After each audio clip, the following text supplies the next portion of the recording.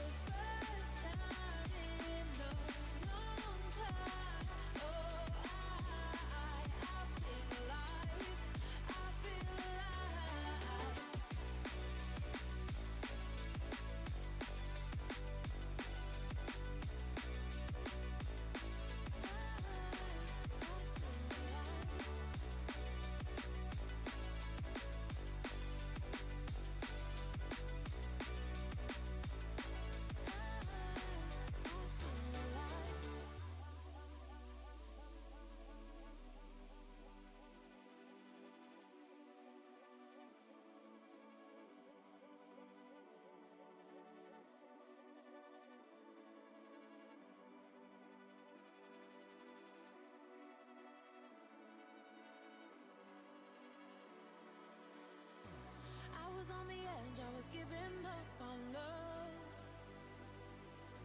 Haunted by mistakes and feeling like there was no way back. Wasted so much time thinking I'm not enough. Wasted so much time thinking love had to be like that. You don't know the beauty you have brought into my life. For the first time in a long time, oh, I feel alive. I feel alive.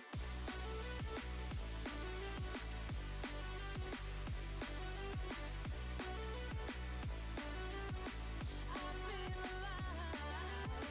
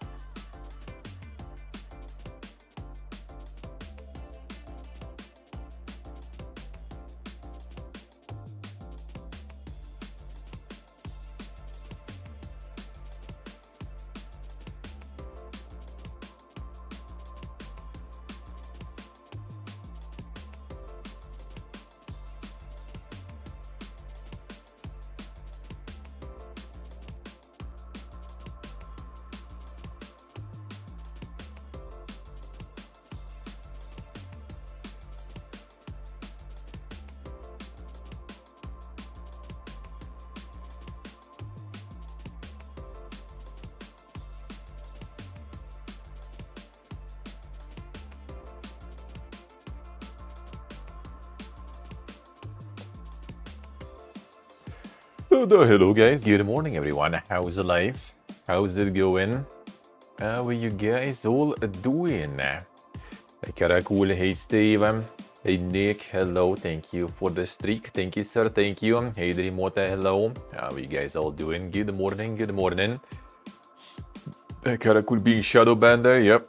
The classic, dude. And the chat win this specific one for some reason doesn't really like him much, yeah. It does not, indeed. Not sure why exactly, not sure why exactly.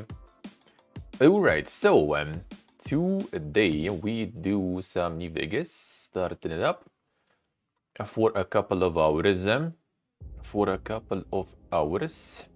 And then it's gonna be a coffee break, and then we hop into a gaming news recap. That's the plan. That's the plan for today. I'm gonna get the gaming news recap, finish around 4 p.m. the usual, then we have friends over.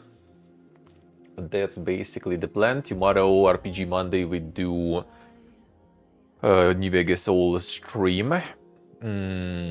There might be a little later start tomorrow. I am not sure. I'm gonna go to the bank in the morning, and depends how long will it take and stuff. They open 9:30 local time. I start stream 11 a.m. So 1.5 hours to deal with everything and return home. I kind of doubt it, even though it should be fast, but usually by the opening time there is a lot of people standing because they open quite late. At least I've seen that before, you know. Like later it kind of like more or less fine, but for the opening there is always people standing, and you know, like the start, the opening is gonna be probably annoying. We'll see though. I will see. I will try to deal with that, probably like an hour or so late. Then, yeah, no evening streams until like Thursday at least, because yeah, we'll be moving, so I'll need to do the packing. I need to get some preparations, to buy some stuff in the store, you know, pack everything. So a couple of days of a little chaos, but I will be streaming though, just like kind of Tuesday. Maybe we'll finish a bit earlier and start a bit later, and Monday gonna start a bit later most likely because of the bank. I need to go. I thought I will manage to do it without it.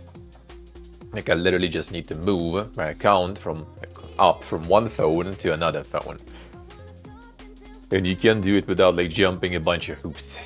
Like there is actually like you can like send the what do you call it, like send them a request sort of through the app, like on the new app on the new phone. You just kind of like log in, your login password, everything, and it's just like, yeah, we can send the request. We need your like passport and everything. Scan your passport. All right, scanning your passport. Scan your like registration stamp. Scanning registration stamp. Well, yeah, you can't go to the office. I don't know, it might be just like not working with non-Armenian passports or something, or I don't know, something else. Maybe just like was camera kind of dog on that phone. It is kind of dog.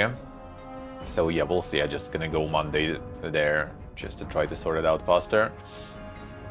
Like I kind of already was planning to do it before I leave, and then I tried to open it on my old phone, and my old phone says update the app. You press update the app. Well, your phone is too old, so we can't update the app. So well, I guess I kind of need to move it now for sure, because otherwise there is only one option, is to go through like the web bank.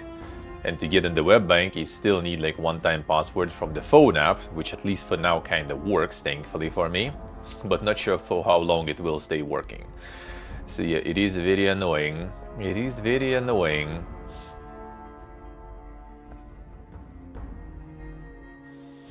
I'm using the food money even on the vending machines there. Let's see. That's good. That's good. 130 to invite family. Should go more. So yeah, gonna be a little bit of a Pepegas the next 2 days, unfortunately. But then day off, and then Thursday we back to hopefully kind of normal, with a lot of new releases, a lot of games coming. So yeah, next like week, second half, and the week after that probably is gonna be like giga loaded. But the week after that I will have like Wednesday, Thursday probably off to go to friends' countryside house. It's gonna be like kind of tricky to like balance everything with some day offs and everything to hang out with friends and family, but we'll figure it out. We will figure it out. Hopefully shouldn't be too bad in June, not that much. Like in July though, second half it's gonna start, yeah, like birthday after birthday after birthday. It's gonna be oof, oof. We're gonna be big oof. Are you gonna be returning even next month? Nice, nice, that's good. Got the vacation going. Hell yeah, man, hell yeah. That sounds nice, that sounds nice. That sounds very good. All right.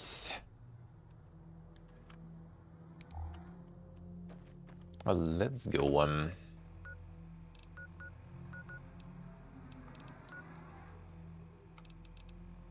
The star searching for shit. Alright, sure.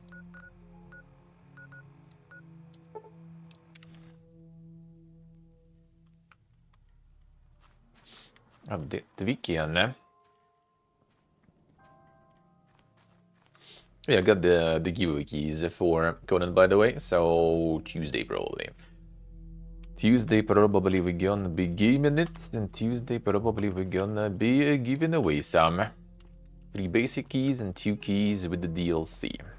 So I'm gonna give away those, and then I'll try already on my own to maybe request the DLC one for myself already. Oh, hopefully. Like the shadow of a ghost.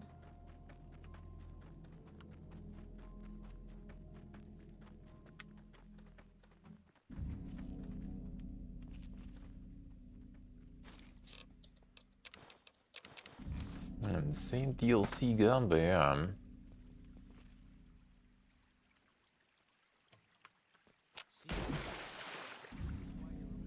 Still throwing the spacecraft? Nope, nothing. Also on, what's the name? I think it's Thieves. Also for now, silence. Shaking my SMH.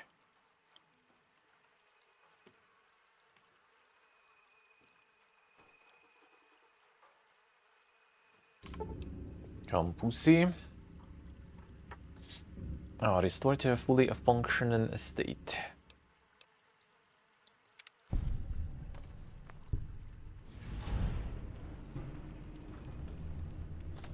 The fastest quest in the West.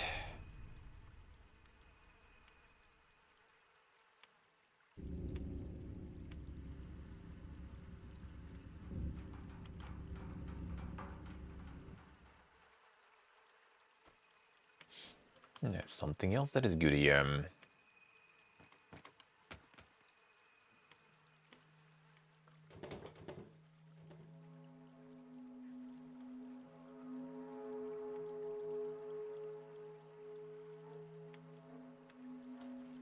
Seems like they don't. Alright, fine, whatever.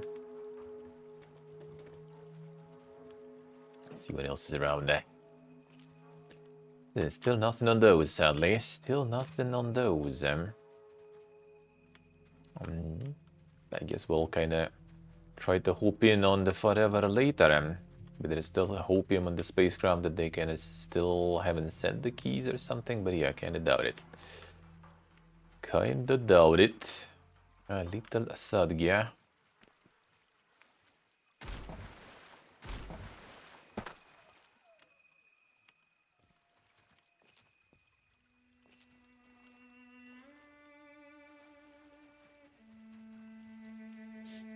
Revelo. A weeping out. Yeah, where it is.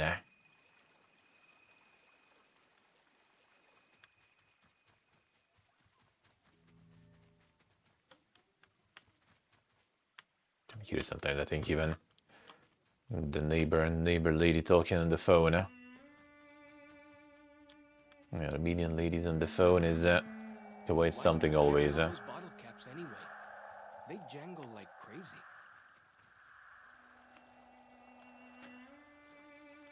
A jingle jingle.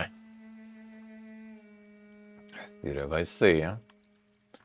Almost always insane weeping out.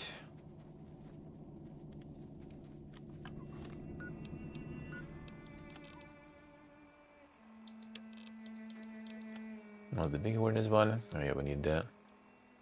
To farm some of that banana yucca.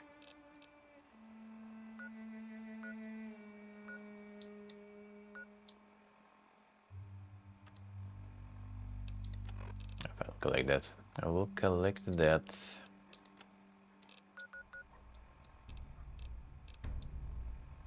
And that one's there. That one's all the way there.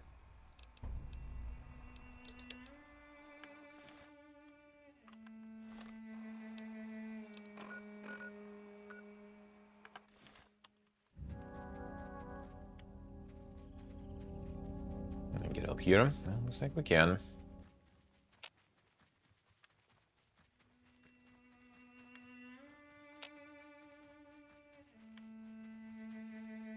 Get the farm at the yucca.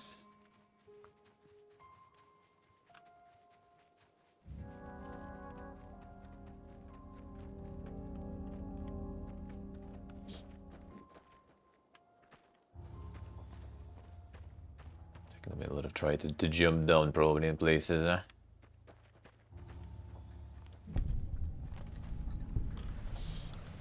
Some station. That's actually really good.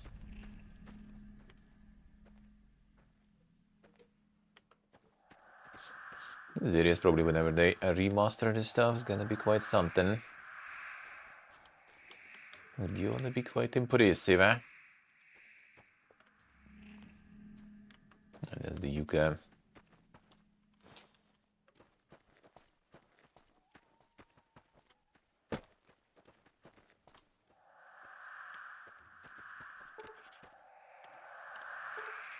Brother getting us new ideas and nice.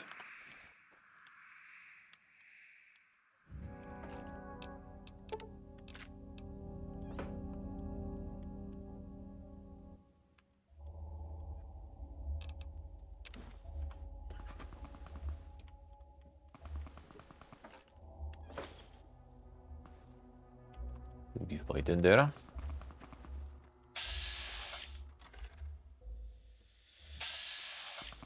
there, what is some disciple? Fighting some white legs. I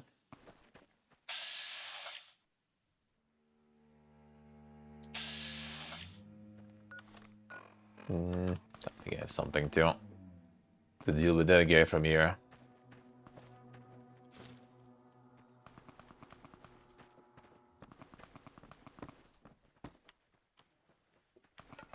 A little too far.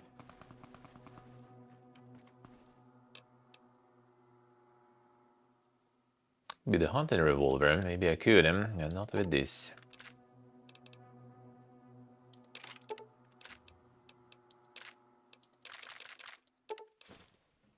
Not with this one.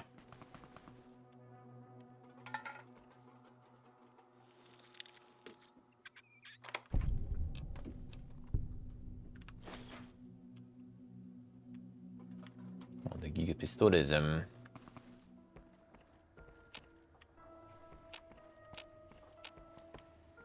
we get them now?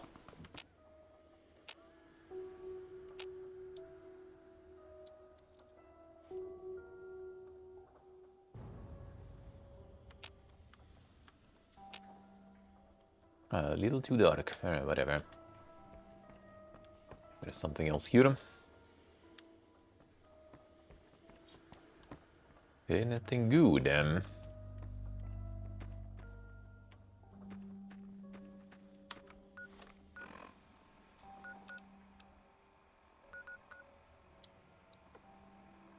didn't know I'd get this one. No, I did,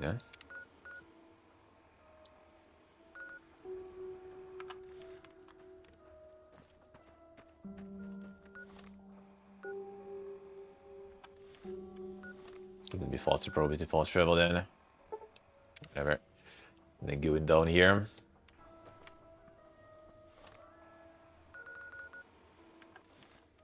Yeah, still kind of going down a bunch now. Jump carefully, bro. It's that simple.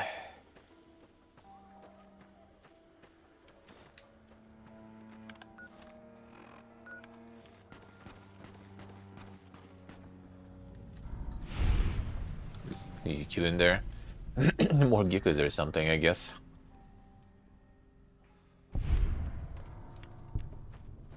Yeah, brother randomly killing shit. Okay. Too close, too close. Get that boy low. I finally get to explore all those There they are. Oh, you got these guys even here. No, you can get them. You can get them. No wasting explosives in that.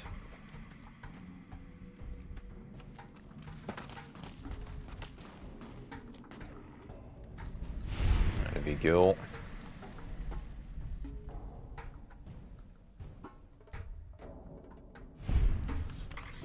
Insane cinematic. Totally seen everything around there. Alright, so we need to get to the road then. Now in case I don't have like, you know, just closing some interface windows with escape. Like, why not? Give me an option.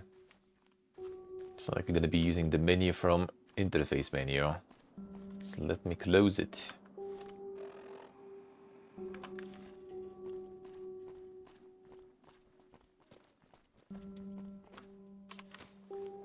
And then you have all the different also the keybinds and stuff compared to Fallout 76. Always confusing.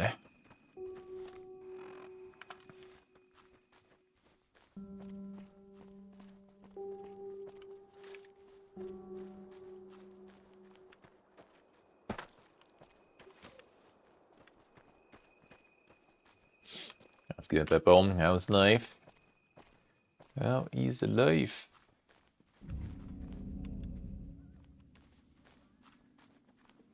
Maybe should be enough already. The banana yucca. And maybe I'll find some more just in case. I started stalkering. Nice, nice. How is it? Did you play and release them? Or you just started now?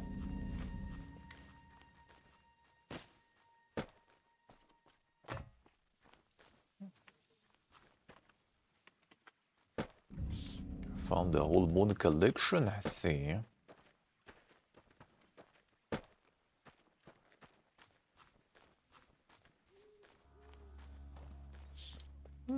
OG should be also kinda nice now. Well, nicer than release at least. Probably not completely nice yet.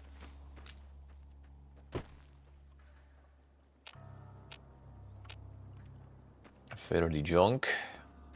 Nice, nice. That's how it should be. That's how it should be, really.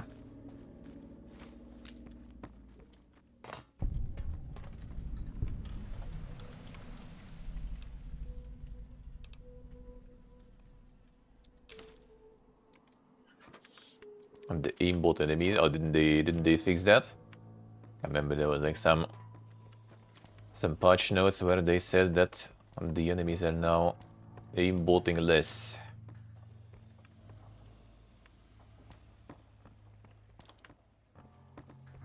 I guess still pretty bad, huh?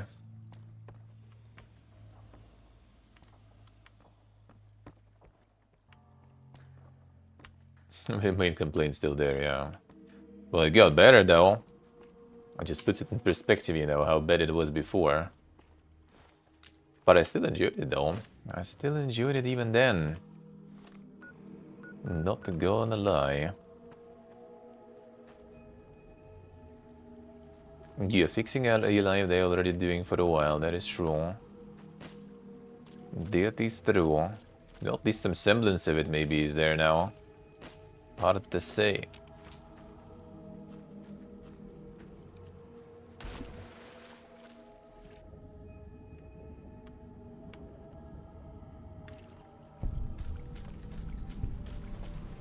And the caves and...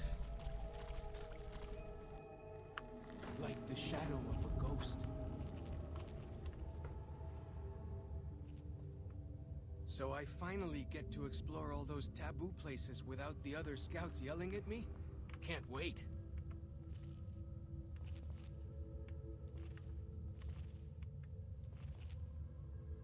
the roadside cinema.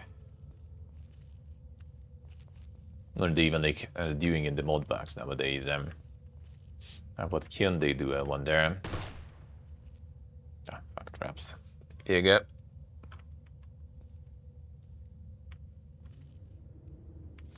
That one wasn't very impactful though.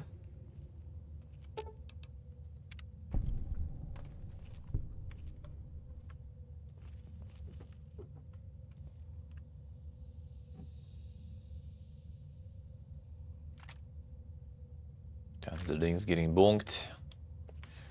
The link got bonked. Nice, nice. Got the connection.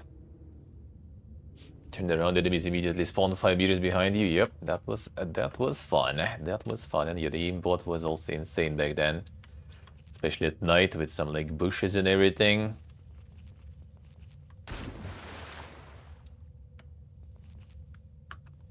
You don't see them, they see you.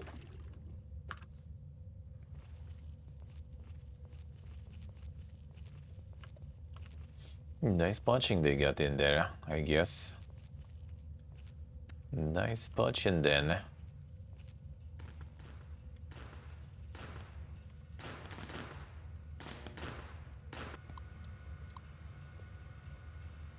How did it even fix the 2 years? Yeah, that's a good question.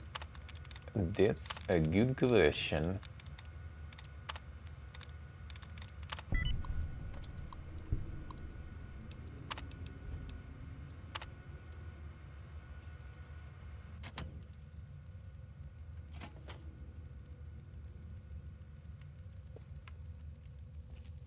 Your budgeting was really bad. Budgeting was really bad. Like buying some of the stuff, fixing some of the stuff, that was always pain.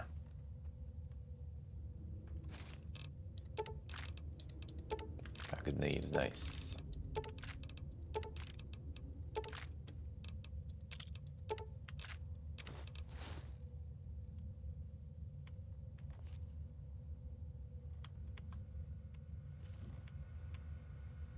Insane logs, the local super story. If the combat goes on, a prickly pear to list the survivors with the honey mesquite. Oh, the prickly pear. And banana you can. Odd nodules mutations, but safe to eat. Harvesting no so careful. Never take more than a fifth. A mouth of waters every time I'm about to eat something that isn't from a can. Clouds of those stinging flies near a fallen tree I call the napper. Little flashes in the cloud, and something dragonfly-sized that zaps them midair, then scoops them up. Something new. A bighorn sheep, family, a ram, Iwi, and a little one. Fucking goddammit. The sheep were different, brawny. Iwi had curved horns just like the ram. Seen some tiny lizards, but this is first time I've seen animals that big. Fingers crossed, 5-10 years breeding. Yeah, fresh meat hides horns, and now it's time to go back, Char, when winter has passed.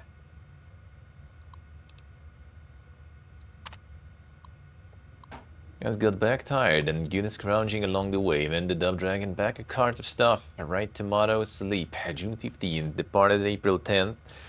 Walk to SLC took 15 days, and it would have been 7-9 back in the old days, but I had to circle pockets of radiation and forged a long way. I don't know what I was thinking. Imagine I find my house, dig through rubble, find something. Your bones, I hoped, and the little nuts would have buried them here in Zion's, maybe. SLC's mostly craters, warped steel girders where high-rises sat, mounds of bricks. Never found our house, didn't even find street. What wasn't a crater was scorched clean. Want to believe it was fast. Flash, both of you vaporized, then lies to make me feel better. I'll never know which part of the city got hit first. Northeast, and you both died in a blink. Farther away, and you burned alive, screaming out of the blast, broken glass and bits of brick and the wood splinters shredding you like hamburger. Look at it, coward, and listen, don't turn away, face it. If you'd been brave, lucky man, you would have found a spot and blown your brains out. But not you. You took your time walking back. Made a shopping trip of it. Scrounger. The truck was still there on the 77 north of Spanish Fork. The Chrysler still, but no sign of the old couple's bones. Outside Nephi, I caught a trail. 3 men tracks heading towards Fountain Green. Thought about following, but didn't. Stupid fantasy of friends, more likely cannibals. Took 2 days to build door and electrify it. No self-deciding assholes. Home sweet fucking home.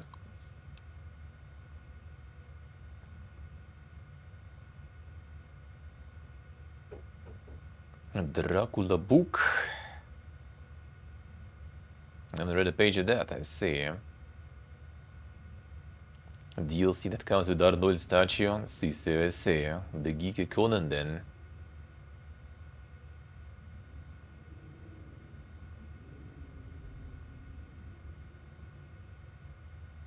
Yeah, the Bram Stoker it was, wasn't it? Bram Stoker Dracula, but wasn't that the movie though?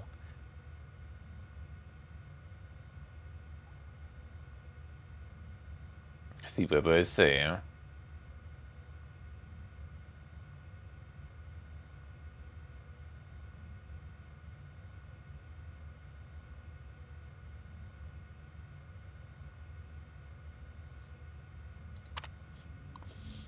Count 28 of them. 11 adult males, 8 females, 9 children, aged 2 to 10. Some rifles and pistols in bed repair. Old war clothes, ready. December 22nd. Got close enough last night to hear them talk Spanish, I think, from Mexico. Heard them say paradiso a bunch. Think that means paradise. Here to stay then. Seem harmless. Seem. The one I call Maria is pregnant. Think the father is Jose, but she spends a lot of time with Pablo too. Pedro ran out to pee in the stream and would have seen me if he looked to his left. Too close, need to give them space. Jose broke his leg chasing a bighorn, too far from camp for them to hear. Told myself to leave it be, but couldn't. 300 yards from their camp, did my best Jose screaming imitation until a bunch of them came. Looking, and then strung them along to the crest where they could hear the real Jose. Probably useless, compound fracture, broke the skin. Infection. So many goddamn words nearly the same. Think I'd be fluent, but anyway, Jose's leg has got it, so he's going to die. Nature for you. Of course, they're giving prayer a try. Left a bottle of antibiotics on the rock outside their camp last night. Thank God. Dios, of course. As though that asshole saw fit to burn the world, but still cared enough to leave some medicine in the rock. Jose will always limp, but otherwise he'll be okay. Good deed for the month. Will they make it through the winter?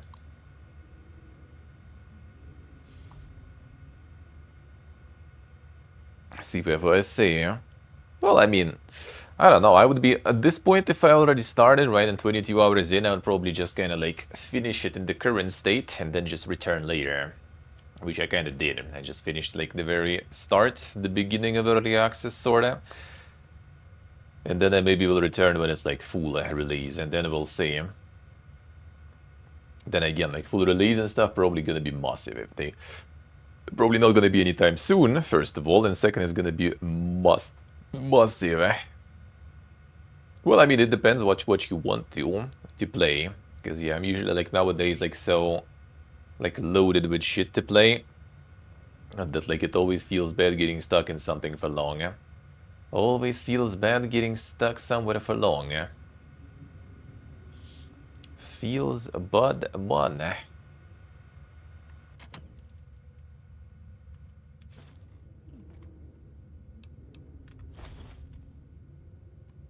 Especially already kind of getting, you know, into replaying some old stuff.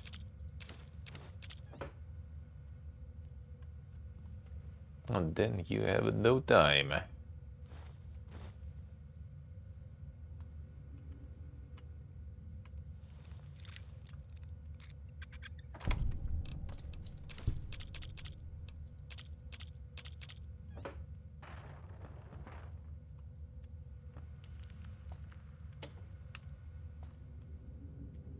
What else is here? 120 hours in Crimson Desert.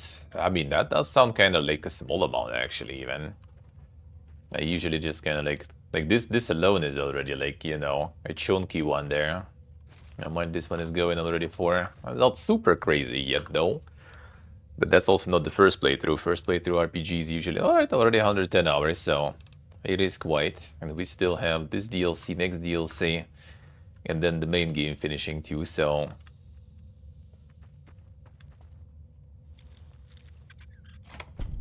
Playthroughs do be getting insane sometimes.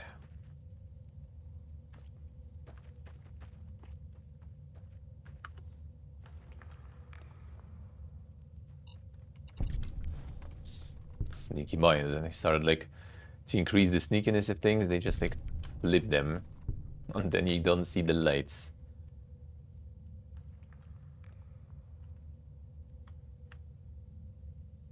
And the plasma mines, what a guy.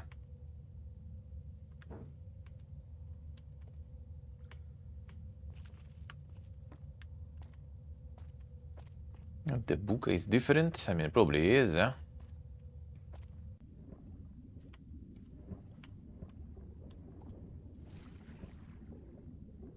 I hear some odd things about the civilized lands outside Zion. Is there really a giant thunder lizard people live inside? That cave, huh?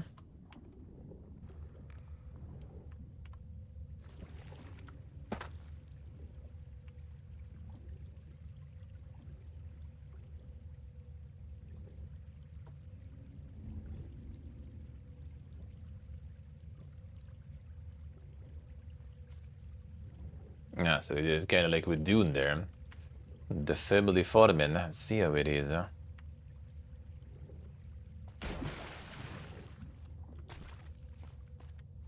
Farm for the whole family.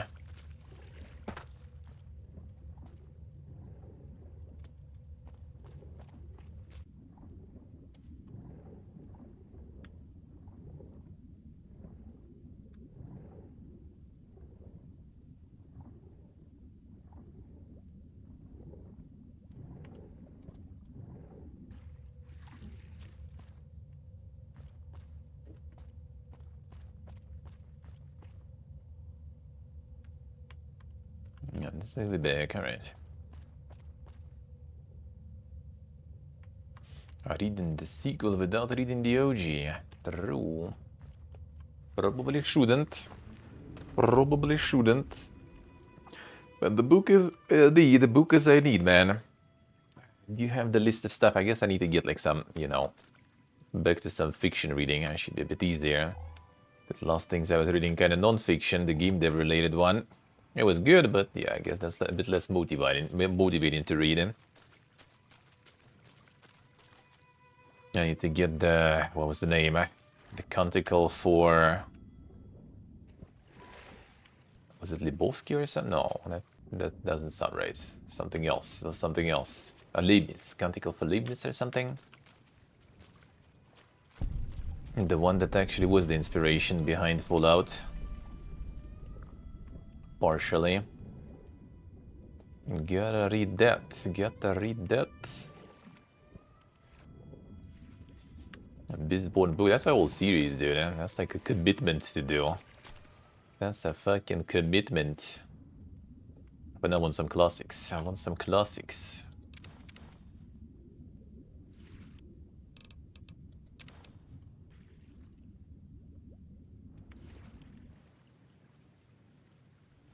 Or maybe return into...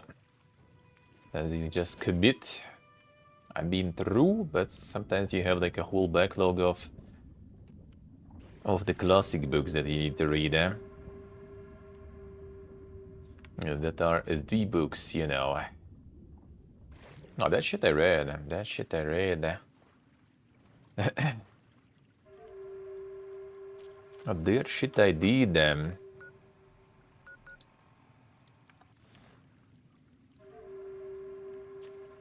See if we can get in some high spots. Okay, you can find us some new areas then.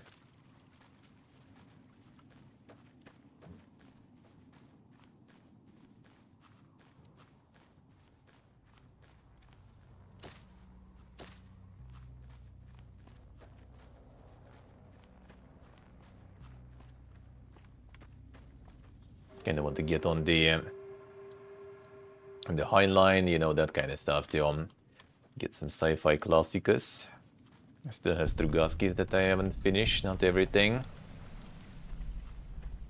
Oh, the most important ones I kind of did, I think, but I like the roadside picnic and all that shit, but yeah, I need more. I'll need more.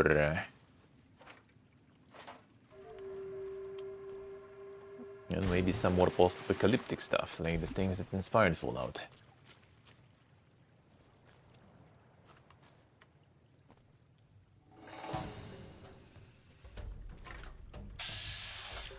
No, no, no, no, don't. Don't. Oh, no, you want to attack there. The yo guys then. Okay, that you can.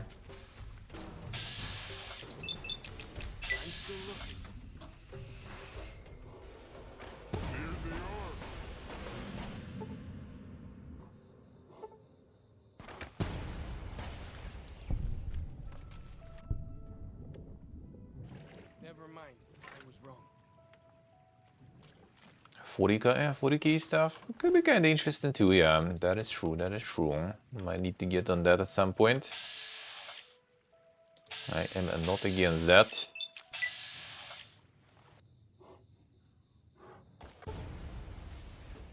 Got him.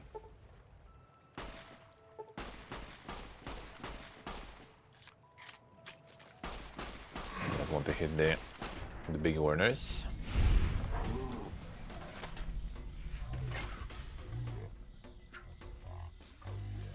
Some actual scouting, not just following. For the train travels, well, I mean, I will have a bunch of kind of like train traveling going when I'm back home. And read more. Have time for that. Gotta have time for that. Gonna have a bunch of train rides also back home too. To hang out with friends then. From where I will leave, it's basically 1 hour one time, so there's gonna be good timing to get some reading.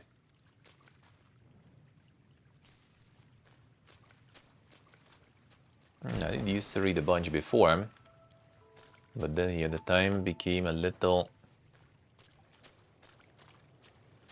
scarce.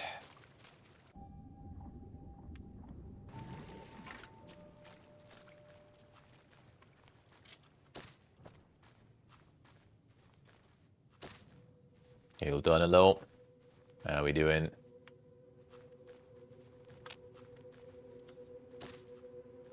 I read some insane doomer books there, bro. That's a different story.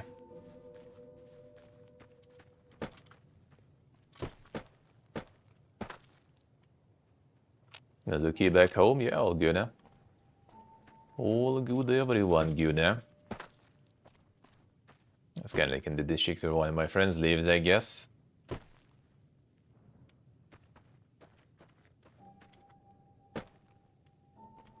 But still far.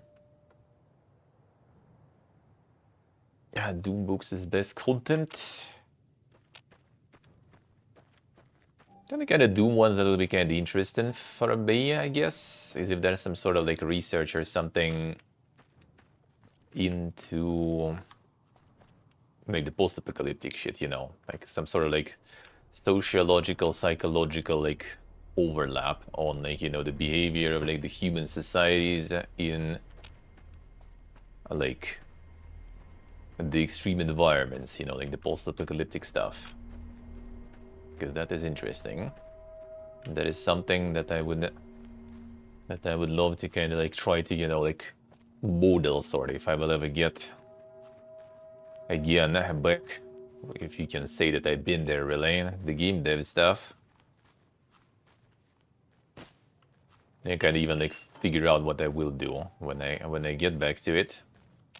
I think I will just do like the sort of modeling, you know, for the world NPC's behaviors and stuff. I probably will do that, and then already after that I will try to figure what I actually want to do with that and like, you know, where to apply that.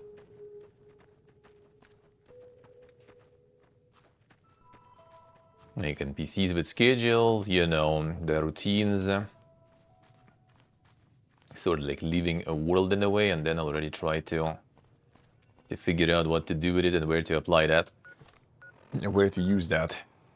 And that's, yeah, kind of Radiant AI in a way, I guess. Yeah, I mean, it would be nice to get something that would do those things sort of automatically. But I wouldn't mind even like kind of manually writing a bunch of that.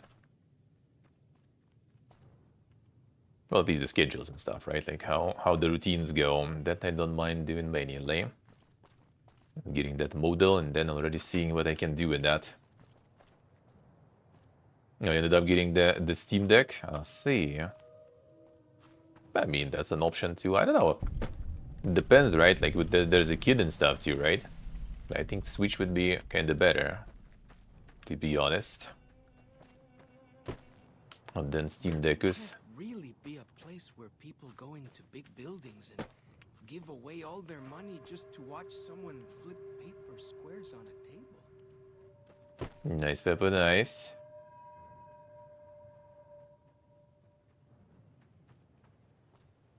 Let's see what I say. Try to just kind of like concrete, solid, write it down. But then there would be for sure some moments when, you just like block the path of the NPC on their pre-made route and they kind of get full Pepegas mode. So you need to kind of work around that too. There's some form of insane AIing, pet finding, and all those things will be needed. But yeah, I would be interested to try that. That's something I'd be interested to read about too, So you can maybe later, improve the model and try to get that. So it's not just sort of like a bunch of schedules and shit, but also like, sort of community and in-game society trying to actually get something. Get something going based on how assumed by a scientist they would need to behave or some shit, And then actually see where this, like, simulation imitation will end up. That'll be interesting, I don't know. I'm a fucking snob, man. I'm obsessed with post-apocalyptic shit. I guess you can say.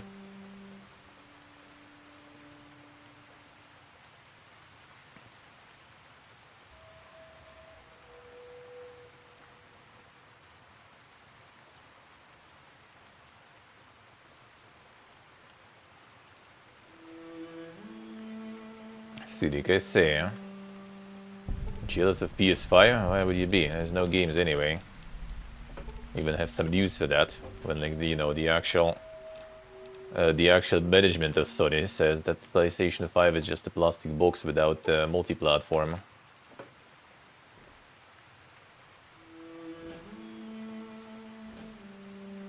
Stalker better than Fallout? I mean, I would say in the way, gameplay-wise, I agree. Story-wise and writing-wise, no. Story-wise and writing-wise, Stalker is like absolute dog shit, really. Well, except of the general picture that is pretty much inspired by the book and the movie, right? Everything else in detail is kind of dog, honestly. It's very bare bones,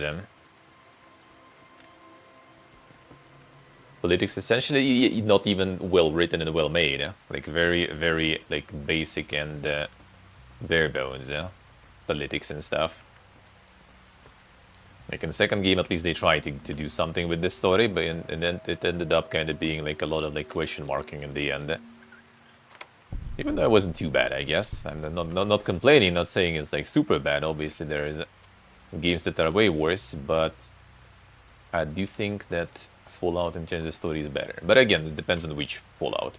Like if it take 4 and 3, then like Stalker gonna like shit on them. Or they gonna be like in the same pile together, really.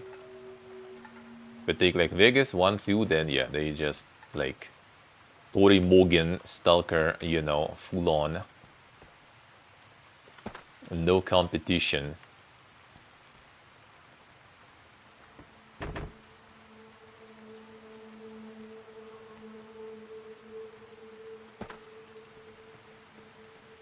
True save, sure. No, I mean the original, right? The book, for example, like Roadside Picnic, that's good stuff. Like the premise in the world is cool. Everything else, not so much. I mean, they got the world, right? But they first all need to take like their own spin on that because, well, I mean, you know, don't want to kind of completely rip the book off and stuff. Not to mention, like, the book is more kind of like, you know, alien stuff, not the post-apocalyptic thing. Like, I think the post-apocalyptic edition stuff that the movie did is really good because it kind of like grounds it a little, you know, makes it something, again, relatable to all the Slavs. I don't know when we became, you know, post-apocalyptic prone. Before or It's after? good to How be did doing that some happen? actual scouting, not just following. Not sure when that happened, but that actually did improve, I think, a lot. Moving it all to the Chernobyl and everything. That was very good.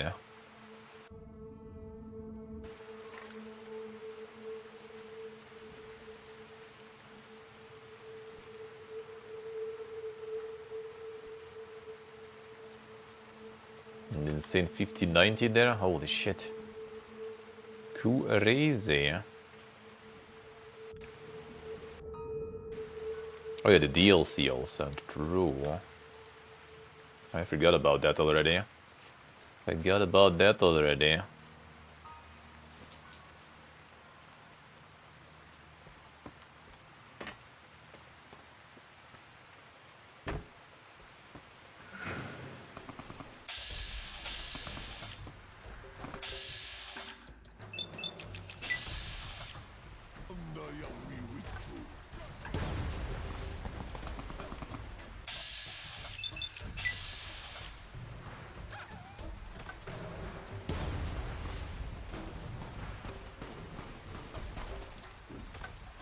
No, thank you guys are kinda taking the explosives, no problems really. You're right, oh you were right.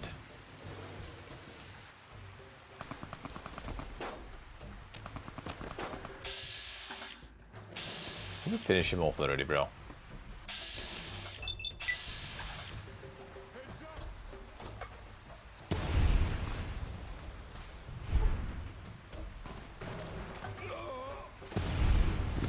He tripped, alright.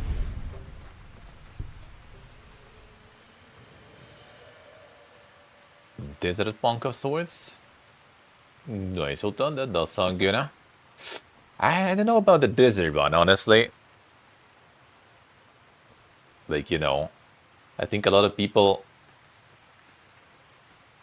like post-apocalyptic stuff, right? But what makes them a little tired of it and dislike it, it's actually kind of all this like desert-looking, you know, terrains, like the color palette and shit like that, you know.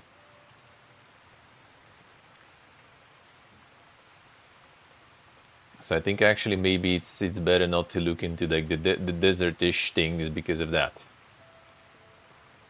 Because people kind of get tired of that shit, honestly. I mean, I've seen those comments too many. Like, I love the post-apocalyptic shit, right? Whenever I play something new, it's like, oh, it's fucking orange post-apocalypse again. Nah, fuck that. Steve is like the main hater too. A mutated overground, sorta, yeah. Like the Top Ram Temple, for example. I've been in Cambodia. Can check the stream, for example. Like overgrown ruins, dude. That shit is so cool. That shit is so cool. Hey, Magic, good morning. How we doing? Well, what I like what that is coming with the deserts and the wastelands and stuff is that it's like naturally, you know, scarcity. Like when it's overgrown and blooming and stuff, right? That means water, no problems. That means food, no problems, right? Wood as material for like building, burning, all that kind of stuff. And having some sort of like wasteland setup and stuff is kind of better and easier to just justify, like, you know, the scarcity of things and people struggling and surviving. Another option is getting like super snowy stuff, right? kind of the same, like super giga cold, giga hot. That's like normal, you know, things to portray scarcity, I guess, in general, and telegraph it. If you have everything like green and nice, and fertile and stuff, then that's kind of not that poga. How's good magic? How's life? As long as it's this because budget. Ah, in that sense. I mean, yeah. I mean, snow desert could be nice.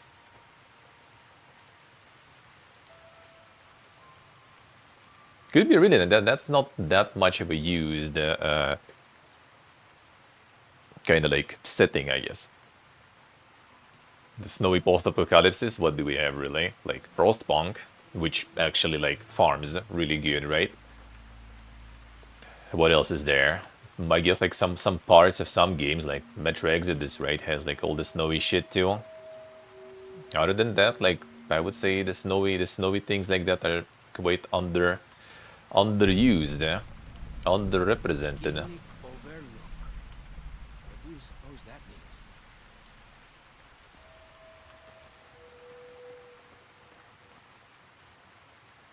Don't know many actual desert.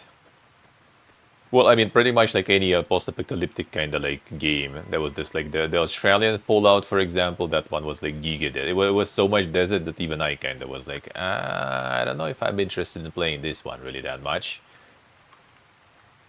Actual desert, not meaning wasteland. What was the name? There's a bunch of survival likes.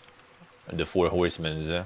They plenty of them. There was one Last Oasis. There was I played. I forgot the name already. There's Dune, right?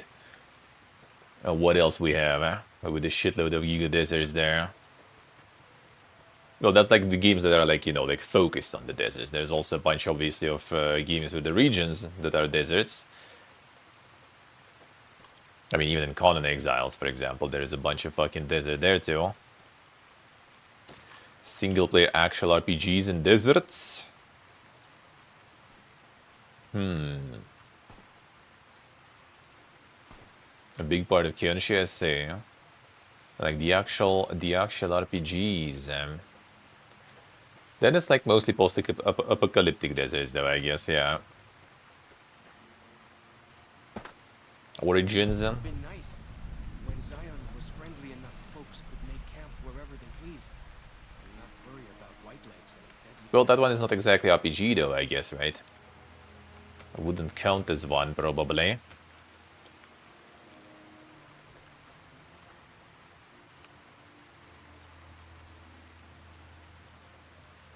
Yeah, I think Snow Desert could be nice in that sense. And then again, you can kind of like, you know, like center it more towards like the familiar regions and cultures of Eastern Europe, you know, where that kind of games is also very popular, and that's gonna be Poga.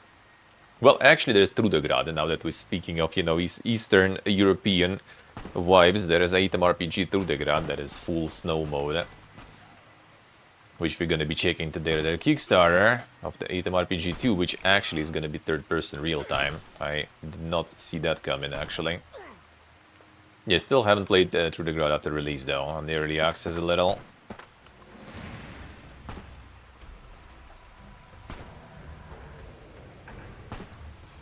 Yeah, Item RPG, no, bro, relax. The fuck, you like Giga Sniper there. Shoot!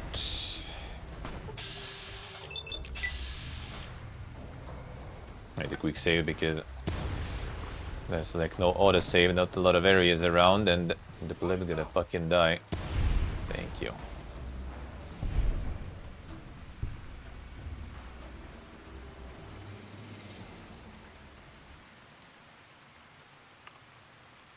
Yeah, you saw it on Kickstarter. Ah, okay. I thought you kind of just like saw, you know, like the trailers and stuff on Kickstarter, and like, and that's soon because it did look like initially like what they showed with UI and everything. It did look like the same, just kind of like, you know, we can move the camera more free. But apparently, yeah, apparently they actually switching it to the third person. Looks like. Yeah, they just like did like a kind of like blog post sort of there, like devloggers of sorts on Atom. Kickstarter, and I saw it today, and I was like, and then they specifically say like, as you know, we are doing this, this, and that. I'm like, oh shit, all right, I didn't know.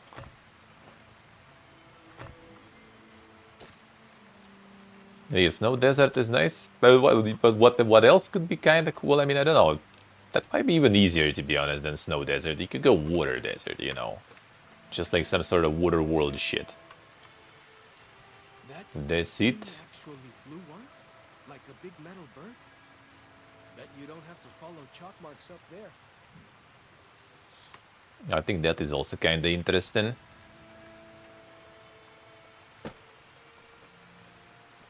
Because yeah, like in the water you don't need much of like even in the snow or something, you still need to kind of like put some, you know, something there, so it's not too empty every once in a while. When it's water, then well, yeah, in the fucking ocean, man. We have like this like island here, you know, which is the area for the game. We have this like, you know, like artificial oil floating fortress or something. That's it. The Sea Dog series for Bakila. Well, something like that, yeah. But RPG wise, yeah, you can do some also like the water world kind of thing. I really love water world when I was a kid, actually. Like only growing up, I realized people are shitting on the movie and everything, and I was like, the fuck? Thought it was kind of cool. Yeah, maybe like the plot and everything is kind of like dog and shit, but like the concept and everything, the premise, that was cool.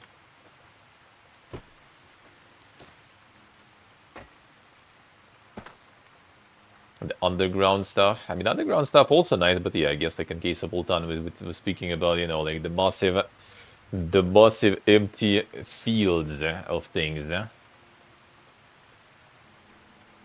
not specifically some tunnels. And I guess tunnels you can also simplify a lot.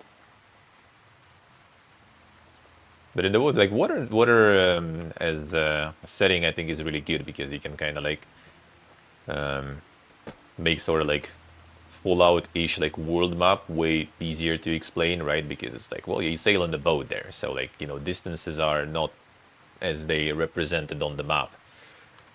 And yeah, like you literally like travel between islands and like this the kind of like fast travel mode. I have some like random encounters with like some other boats on the way, for example, again in the emptiness of the water. And then you feel like super fancy, you can get like some like underwater diving mechanic or something as a fucking DLC later. So you like in some place can just like stop in the middle of nowhere, press the button, and then like boom, teleports you into some already kind of like instance, you know, like map that you created for that, like to explore some underwater shit.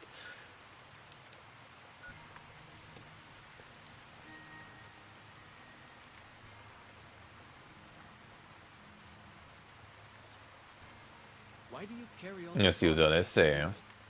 They jangle like crazy. Everything planned.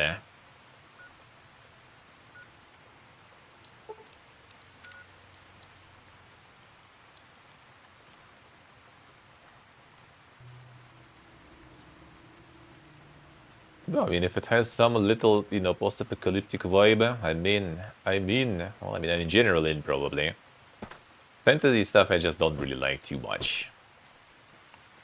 But that should be the gameplay that I like already, because the fantasy on its own kind of like, okay with that, but like, you know, I'm not getting super excited over like fantasy. That's just some like dang fantasy, you know, like something with the cool twists and everything. Then I'm okay with that, I guess.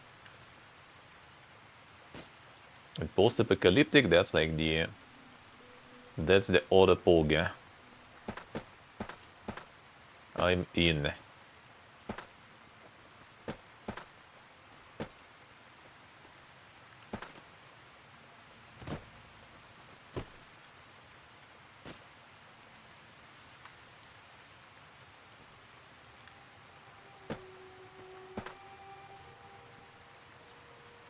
Uberjink Indie Neverwinter. Wait, which one was that?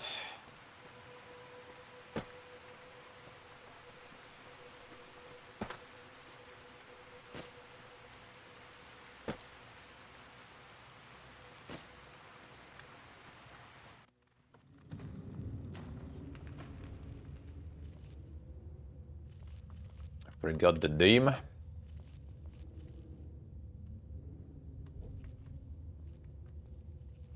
Oh, I streamed it, alright. Was it the one with the insane AI narrated intro? Because I remember you kind of liked how that looked, but maybe there was another one also.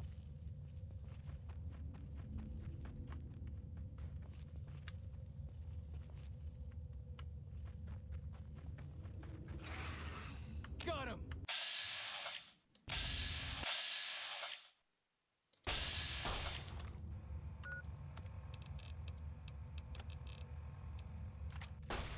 Gotcha. Why can't I dump you? No, I'm gonna die anyway already. Leave me explosives.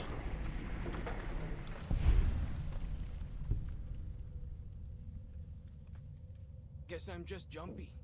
Yeah, that could be the one. That could be the one. That could be the one then. Fighting time.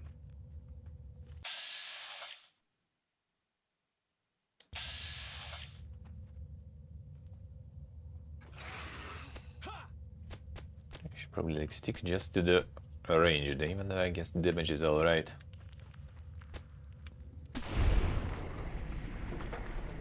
stood a chance, did they?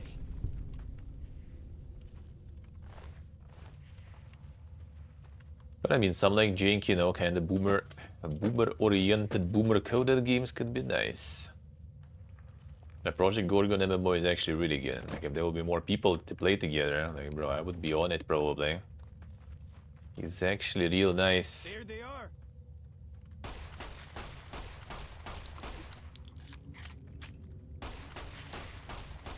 Going full Toad slope, I see.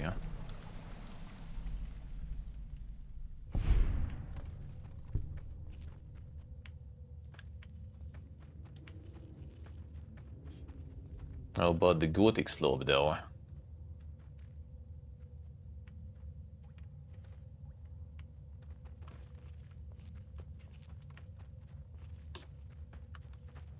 I'm curious to see what they then will do then in third person. Kinda curious. Gonna need to find time to play through the Grade. Shouldn't be big though, at least. And then we wait for that. Have you seen of Ash and Steel? No, that the Gothic slope that even got all the jank on board.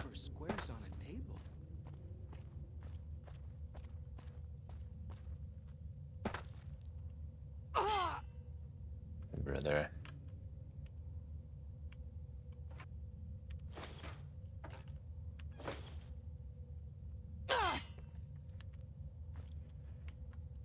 Re.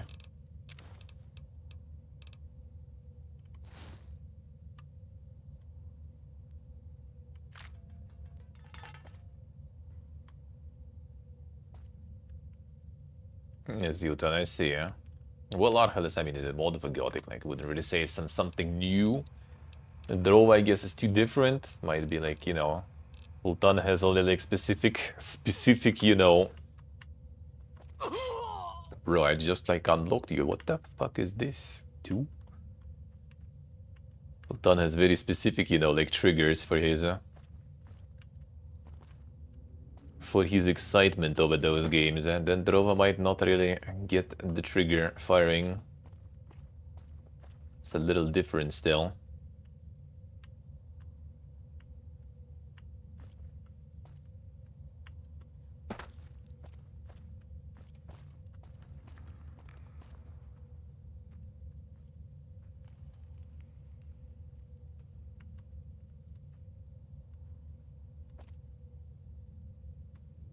And the top down didn't give you the feeling of the yeah, that doesn't fire the same, you know, receptors really. Like you understand that it's like very inspired and yeah, a lot of similarities there in many fields.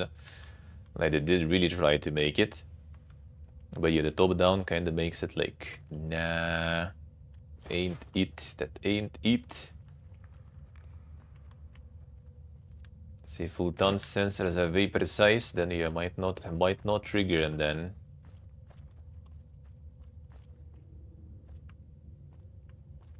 Like the shadow of a ghost. mines them. Huh?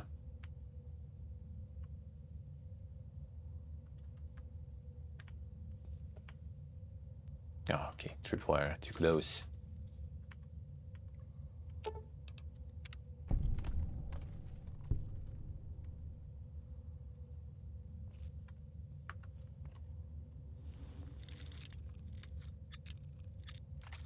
But it's gonna be some top-down stuff, right, Tultan? If you're reusing same kind of engine you're building on top of Unity. Now, giving you the feeling, yeah, it doesn't for sure. Well, it depends. Like, if you can immerse yourself, it might be the similar feeling, I guess, because when you immerse yourself good, you don't really, like, you know, the third or different person just becomes kind of like, well, then just something for your brain to process, but the result is still the same. If you can abstract yourself from the, you know, the actual gameplay. And you think I'm doing all this time? I thought they're still kind of making some more kind of the Mountain Blade stuff, kind of, I guess. Or like Battle Brothers or some shit. Is it not? Ooh, Hughes.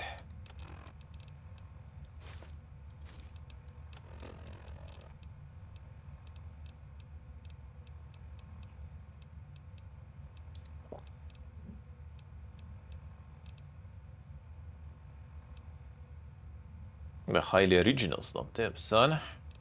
Innovation.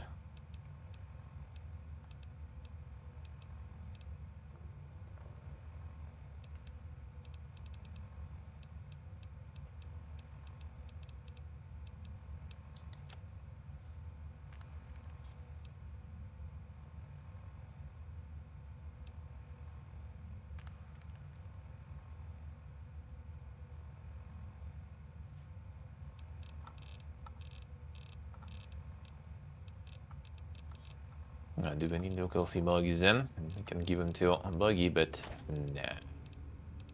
We good them.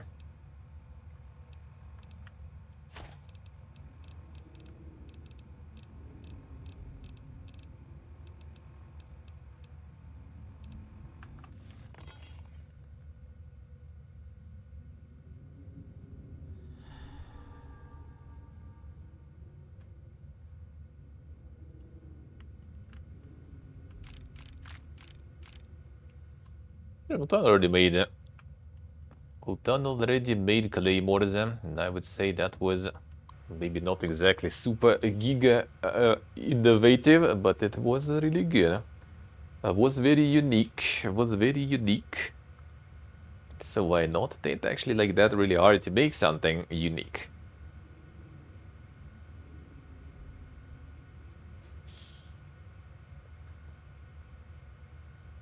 Yeah, like the fact that you just kind of like build the sword with less RNGing in your deck building and everything. That was good. That was good. Didn't go unique enough, you think? But what would you do differently? Just 22nd, 10 sets of tracks, half mile northeast of canyon entrance. Barefoot. Saw them through scope, corpses walking around. Finally gone crazy. Dementia maybe. Not crazy, they're real. God damn it, they're real. Rushed me the moment they saw me, snarling like animals and look like corpses but don't smell rotted.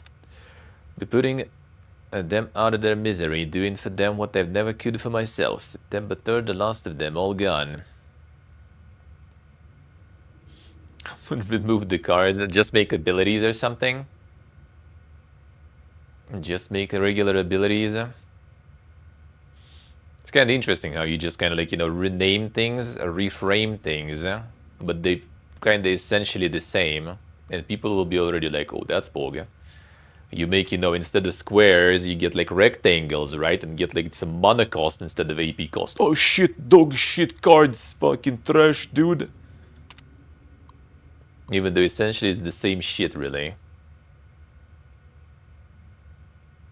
Number 5th, happy birthday to me, happy birthday to me, happy birthday, Eustace old dinosaur, happy birthday to me.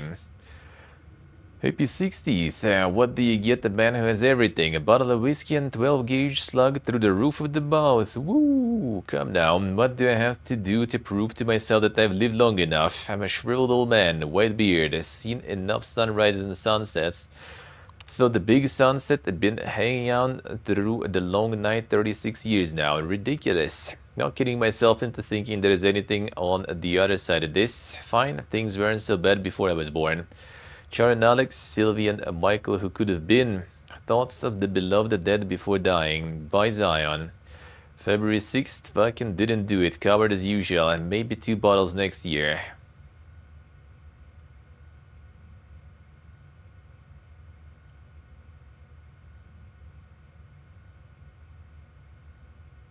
Slimming the cards instead of just being the character. That again is kind of like, you know, a little bit of abstraction and immersion thing. Like for me, it's never a problem. Like I don't see them as like cards, I guess, you know, just abilities sort of. But the only thing I can kind of see, right, is like a bit of a randomness of that, right? You just don't have like exact abilities that you kind of like have always in front of you, but rather you kind of draw the abilities. But that on the other hand also adds like a little bit of a like the variety in the process, because like otherwise you quite often, which is the problem of many JRPGs and stuff, right? For example, you just find some sort of like, you know, like ultimate combo that just like clears every like pretty much encounter, and you just kind of like repeat until you win. Done. This at least like the RNG part actually kind of makes you, you know, consider the different options when, you know, the draw is not perfect. I didn't get what you need for your insane combo. You need to kind of like pivot. You need to kind of change the plans. That part I do like, because it does kind of spice up the ability-centered gameplay, which you can do through other methods too, I guess, right? You can get like some encounters that, for example, will be like resistant to some shit, that will be, you know, just like straight up like blocking some of your attacks, blocking some of your abilities from usage, you know, that kind of stuff.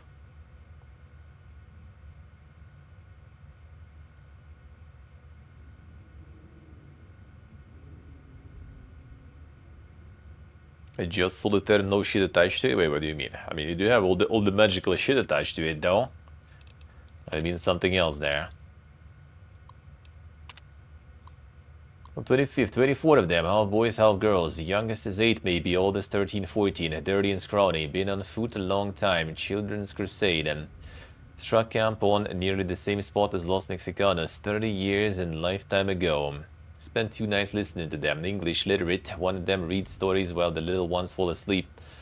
They escaped some place they call the school, but can't figure out where it was. And they want the little one to behave. They tell him to stop or the principal will get you. Principal better not show up or I'll blow his goddamn head off. I can still shoot straight.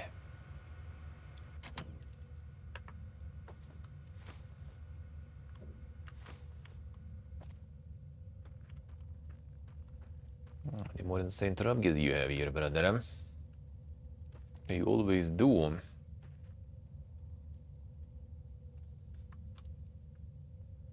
Oh, you mean like the unlocking? Yeah, unlocking I don't like. Unlocking part, I'm not a huge fan.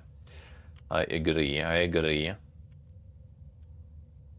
Bet they don't have anything as nasty as Yao Guai out where you come from, huh? Oh, dude, we should do. It's a yellow. How we doing? That'll make the 3D slope than UI slope. Wait, is that much easier actually? Is it? Is it really?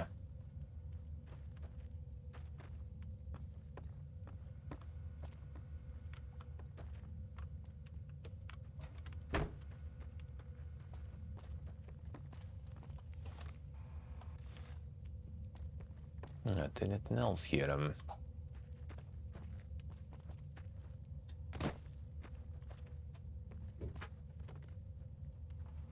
It's easier when you get comfortable, I see, huh?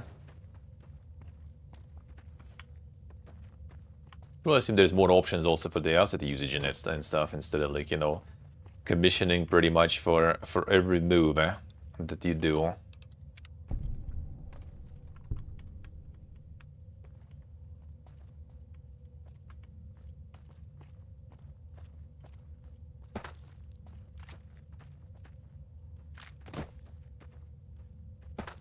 Unless you go in full slope, that's where I guess there's gonna be a lot of that stuff going on.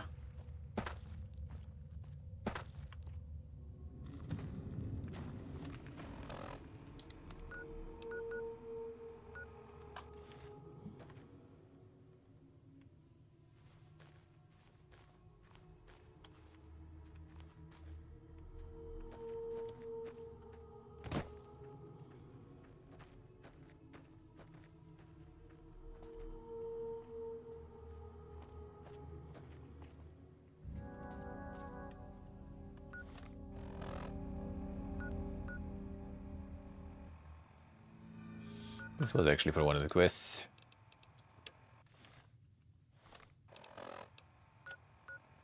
Might as well, since we're here. Okay, let's see some more good observation spots though. Yeah, there's something there probably. In the darkness. Switch the pipeline, I see. And the HDRP doing?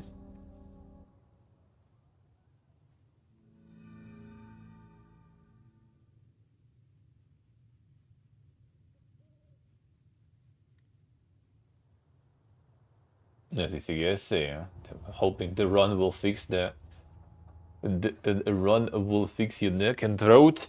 I mean, that's an interesting style of running then. That's an interesting running style.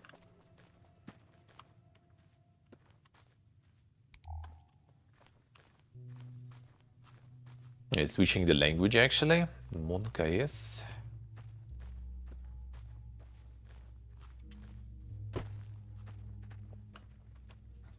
Monka fucking yes.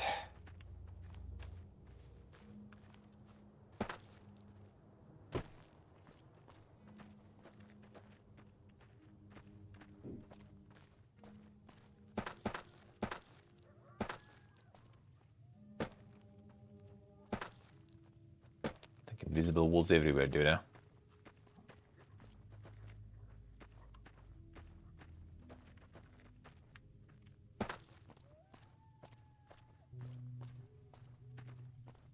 Prevent you from todding too much.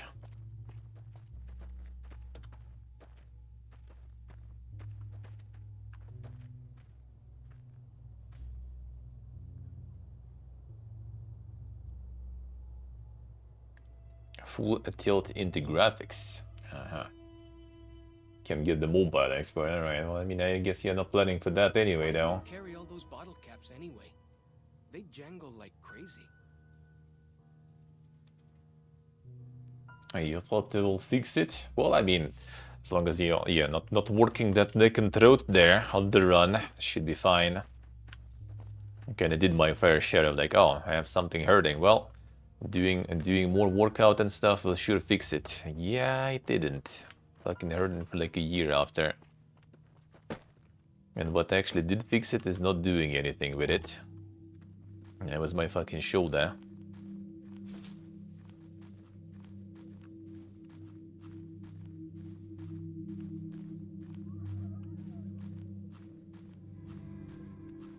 Still done, I say,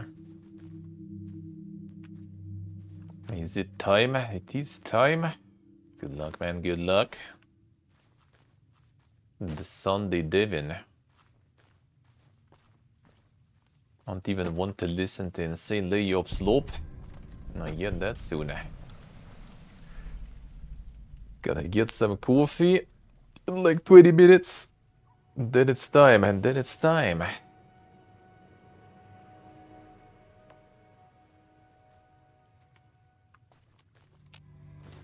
Yeah, some good performances there, I say. Damn, Multan is doing some graphics slope.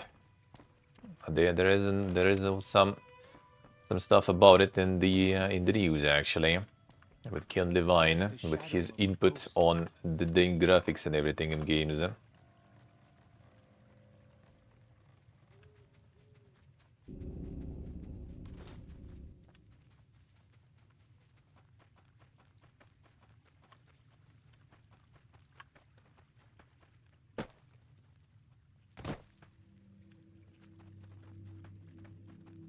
General store it is then.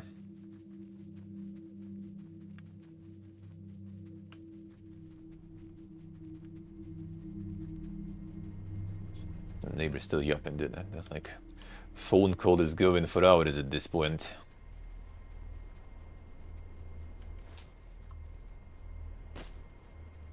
Still even sometimes breaking through the noise filter.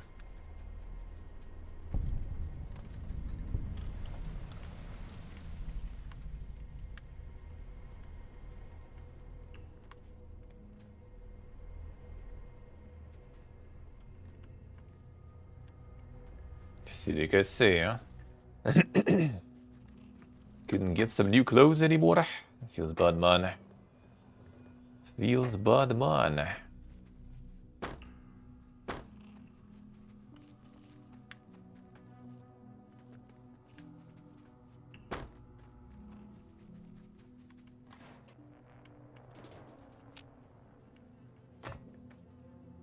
Kinda still kinda. Kinda true.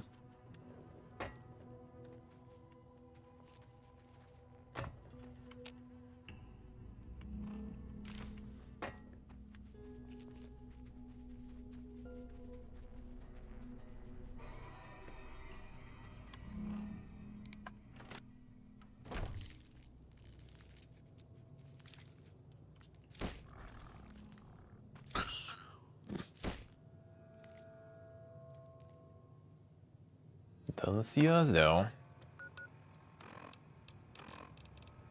Still my XP. Stole my XP.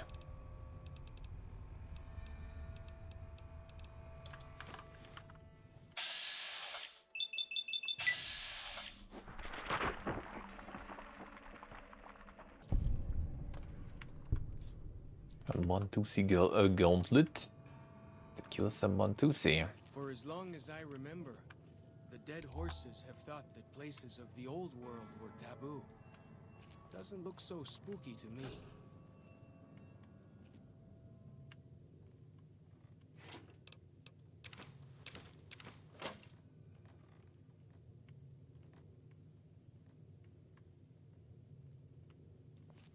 That was the cache key, but didn't actually find that one though.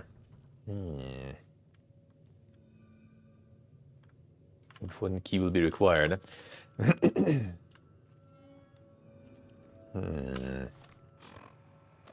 key here, key nearby. I guess I could get that key. I guess why not? While I'm a member. Don't think I will need a lot of XP. I'm gonna get cap probably pretty soon. That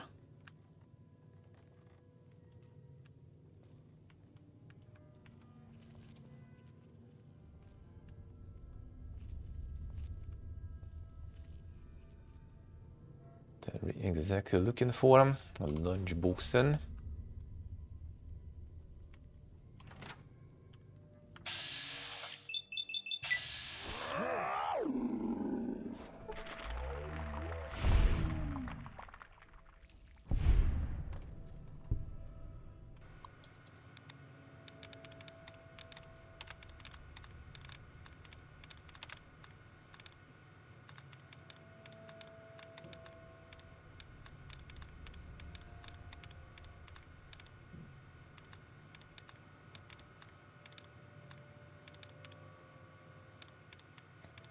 Come on, not enough removal. Not enough removal here. Whatever. Not like we need a lot of options here anyway. Got his apple bomb at this general store. I placed an order 3 weeks ago for the deluxe Mountain Man all-in-one survival kit. See, you know, the ones that come with a compass, a pair of walkie-talkies, and a full first aid kit.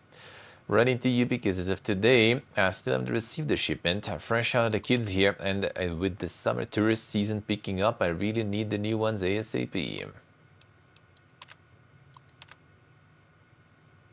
Scoutmaster Beecham, thanks for following up. You'll be happy to know that the little scout lunch boxes you ordered have arrived. Pick them up from the general store when you arrive in Zion. General store is open Monday through Saturday, 7 a.m. till nightfall. Look forward to seeing you and your scouts on Independence Day. All the best.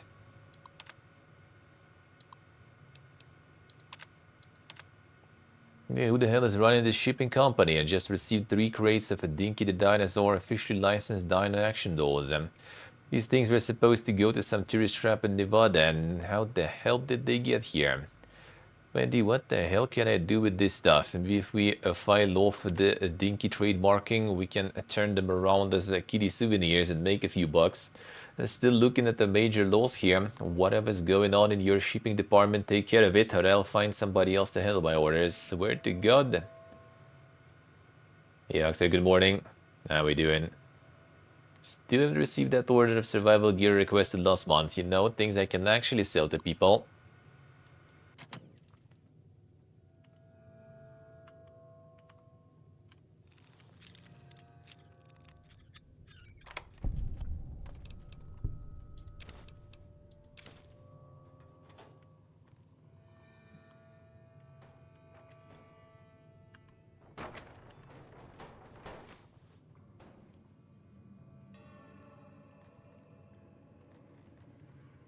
There's some more.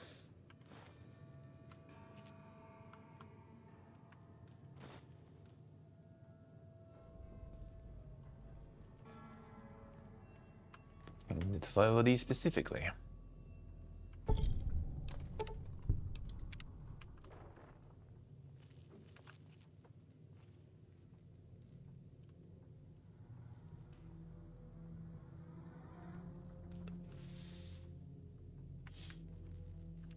Still on train bay was nice. Nice sounds good then. Worth the travel is good heaps.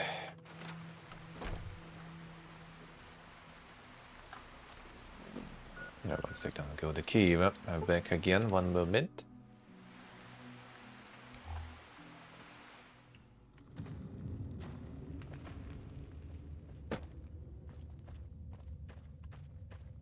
Bet they don't have anything as nasty as Yao Guai out where you come from,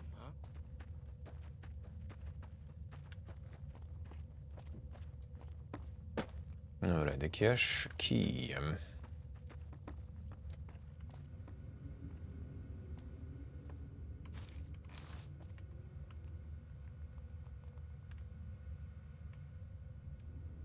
Where did I see that though?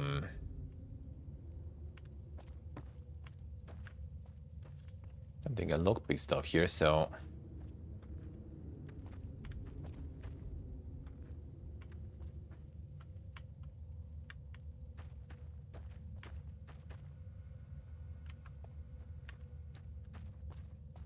that wasn't here.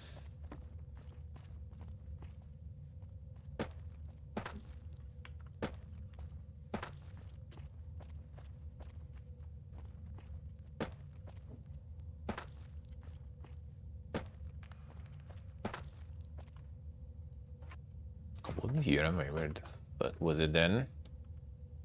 That was around here. Because the previous key.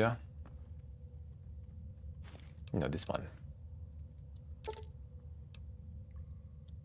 Okay, we needed this. Okay, morning glory K1.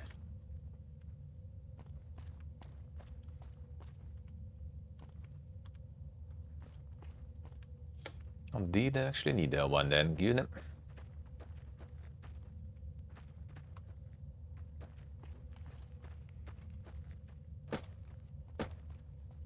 The whole 2 hours there, holy. Do be a lot of yuppie indeed then.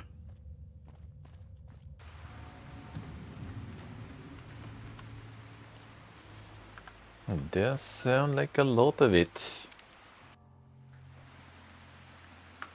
Like the shadow of a ghost.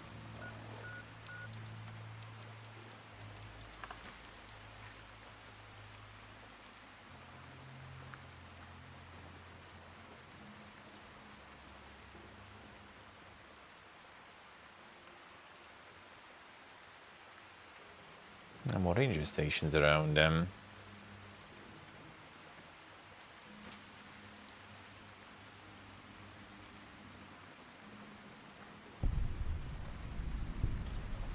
Well, I mean that one, but need the one that is elevated.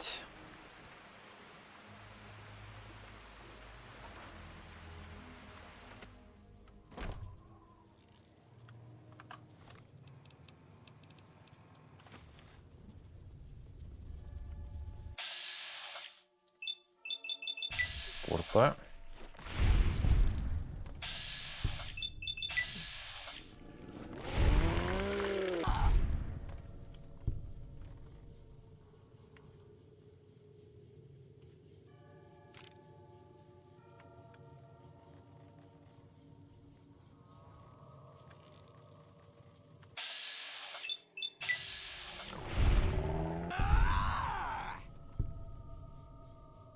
Should be no more score time.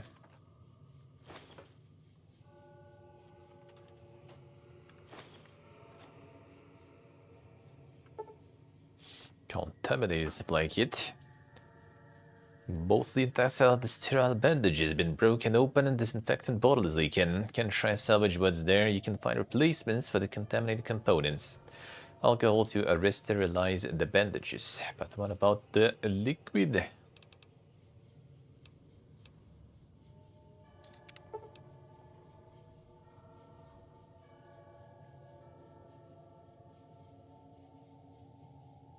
We're gonna get the booze for that.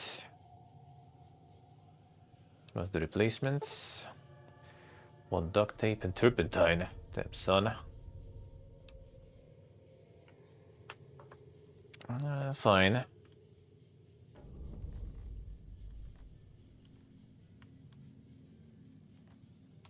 Lady booze around here. There's always around somewhere.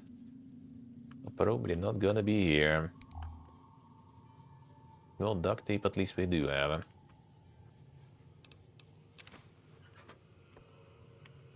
To find some booze. Oh, there we go. All of it.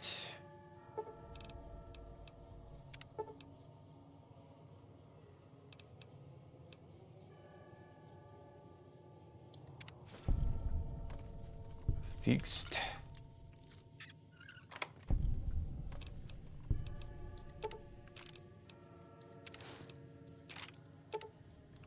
Acquired coffee in game. Time to get some coffee IRL. Nice, real nice. Do it, do it. The sane, responsible approach.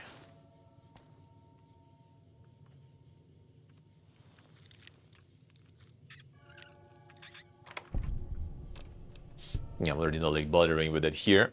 Like leaving soon. When I arrive here, I gotta need to do some massive cleaning. Yeah, when I return here again in the autumn, that's gonna be some massive cleaning.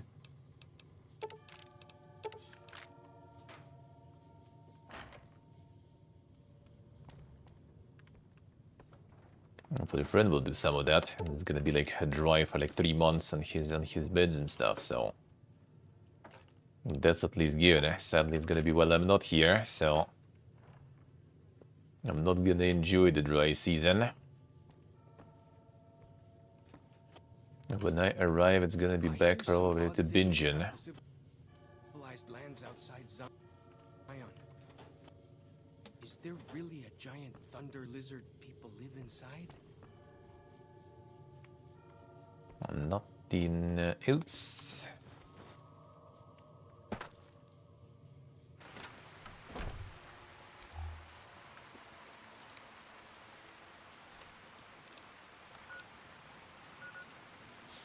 Alright, only this one, but I want to see...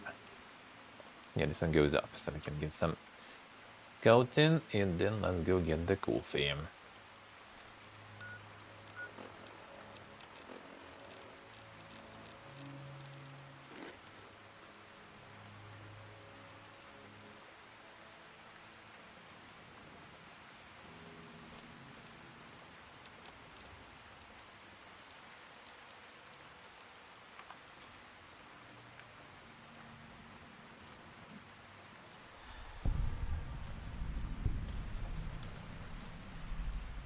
Alright, we did discover a bunch.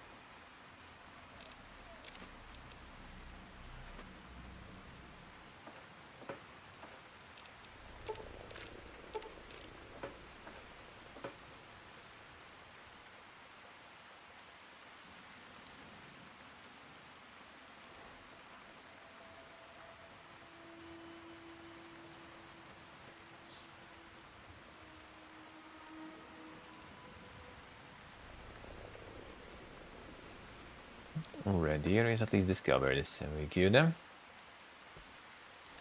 think this part will already ignore though for later. And go towards here.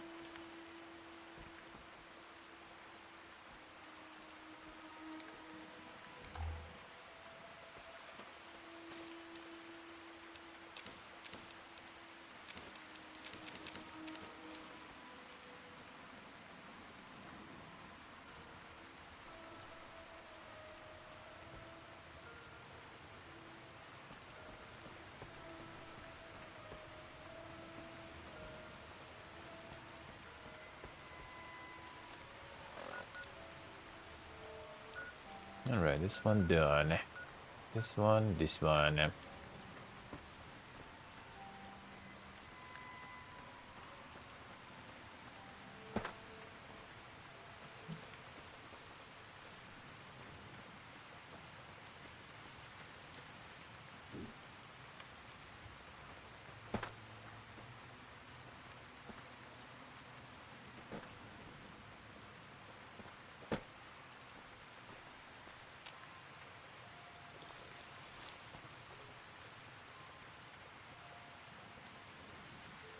It's all the way down here. No, looks like it.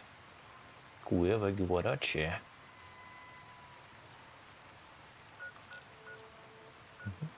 Doubt there's anything else here, so guess we do go down.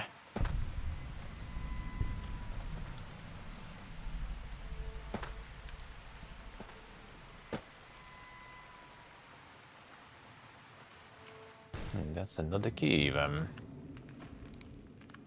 Like the shadow of a ghost. The Kueva surprisingly cave.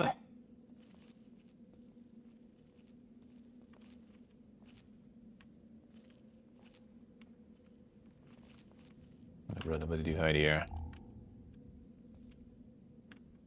Let's see what you did. Can't interact with it though. Can't interact with this. Oh, no, that's the one.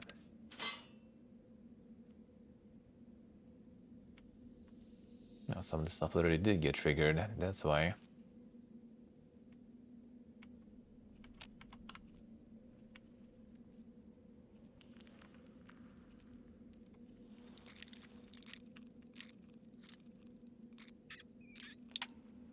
Come on.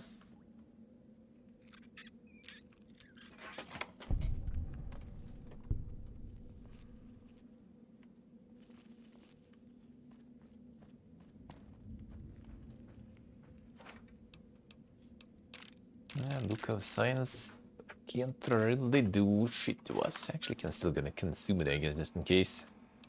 Get some crazy debuffs. The science gonna remain. And the stat debuffs.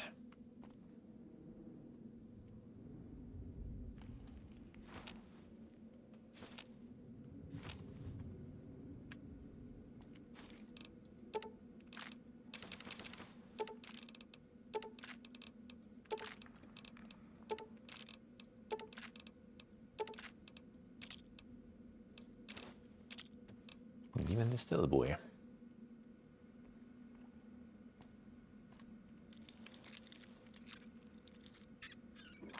That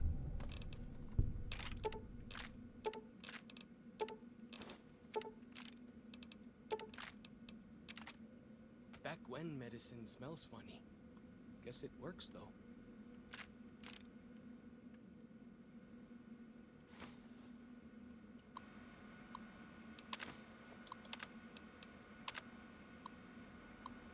And the coffers are gone finally. 34 that still lived. 8 there dead for string, and then struck out as E. Victory, 10 months of killing, and all I feel is cold, and they deserved every goddamn bit of it. Thought I was dreaming, but the screams were real. For a moment thought they'd tricked me and just pretended to leave Zion, then sent a patrol to track me down, but the screams were a woman's. The round corner in passageway to have a look. I want a Volter, ankle deep in bear trap. Leveled my SMG, but the way she was crying stopped me. How she screamed when she saw me. Been there a boogeyman a long time. Named Sylvie, claims she ran away from them. Calls them evil people and children of the devil. Turns out they were sick after all, something they caught in the vault they lived in. Never came down with it yet. So help me, I wound up being her nurse. 18, her story matches what I learned from my interrogations last year, but according to her, let's just say it was bad to be a woman in that group. So when they left, she slipped away. Knows next to nothing about living outside the vault, says she wants to learn. I've been so scared in my life. Canada wasn't scary, just sickening, the criminality of it. The end of the world wasn't scary when I know you and Alex were dead. Didn't have anything left to be scared about, just went on for some reason. I wasn't scared of fighting the Volters, it was like I kept daring them to finish me. I killed them, I think it was the closest I came to feeling happy in years. Sylvie's pregnant and I'm terrified. I'm a ridiculous old man, father again at 47, in this world. I'm so excited and so trusting, says it's God's will that we have this child. Like nothing can go wrong. Char, she doesn't know about you and Alex. Never told her. Almost did sometimes, but what you and I had, it seemed wrong to share it. More like an old man and not wanting his young wife to know how he failed the one who come before her. Hiking into Tuckerville for medical books and supplies. This will be done right. Sorry, Char, I hope you can forgive me. Maybe it was Breach, would have been a son, Michael. Did my best to turn him, failed. Must done a cesarean too late. Caesarean, actually in this case, I guess. At least that's how we pronounce it in Russian.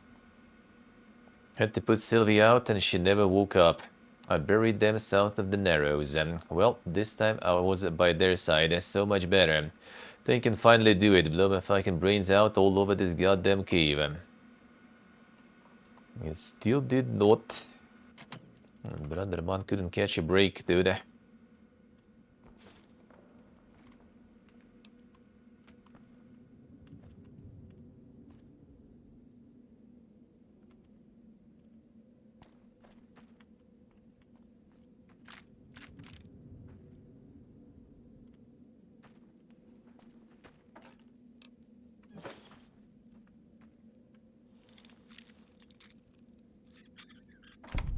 And I find all these caves. It's actually not that many.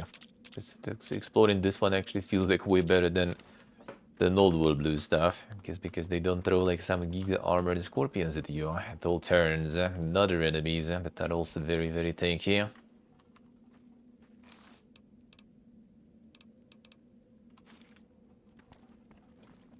So you do explore this one way faster.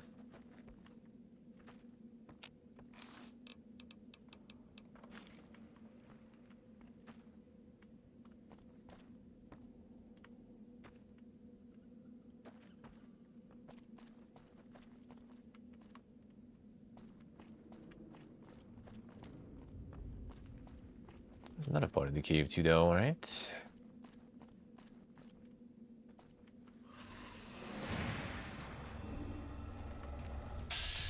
Ah, these guys.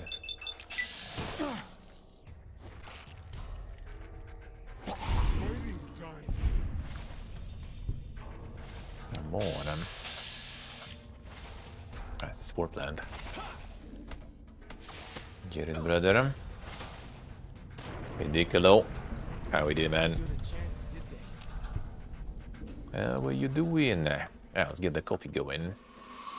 Get the coffee going. About time to get it and then get the gaming news. Ain't nobody got time for this yet. Why don't we do the full stream of New Vegas? RPG Monday, the usual. So we'll return, we'll continue. Let's go get the coffee breaker. A little bit of coffee break.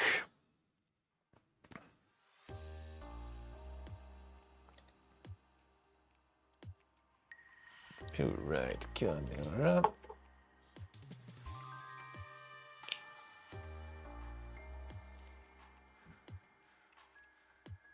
The camera. I'll get this on. Oh, wait, you turn on right now. Didn't ask you yet.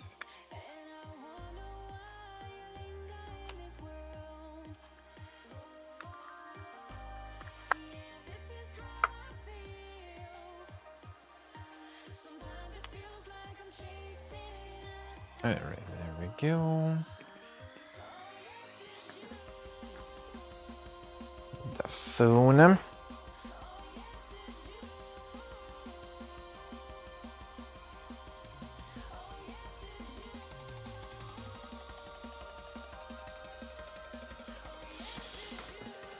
loading some files faster. Tablet like that. Categories for now.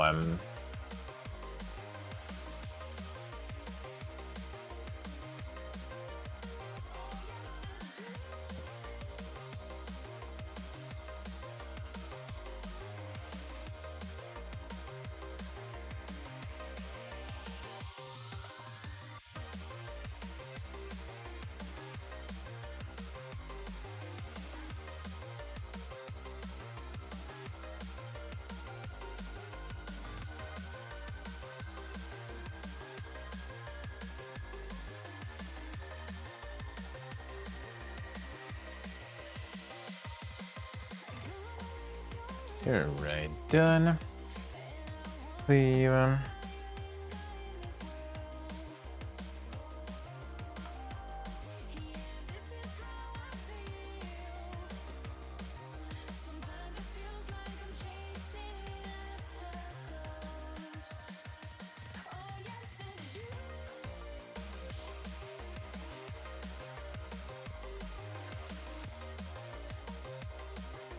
Alright, let's go. Start it up.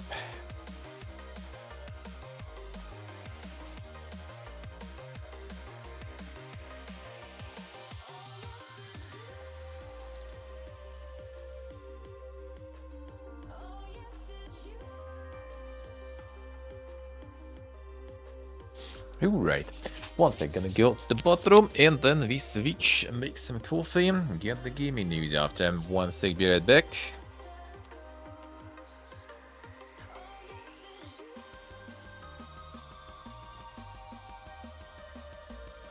Alright, we're good.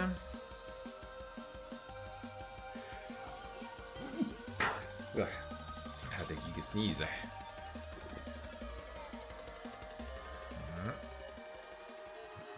Thanks for Todin. Alright, 1 sec, be right back.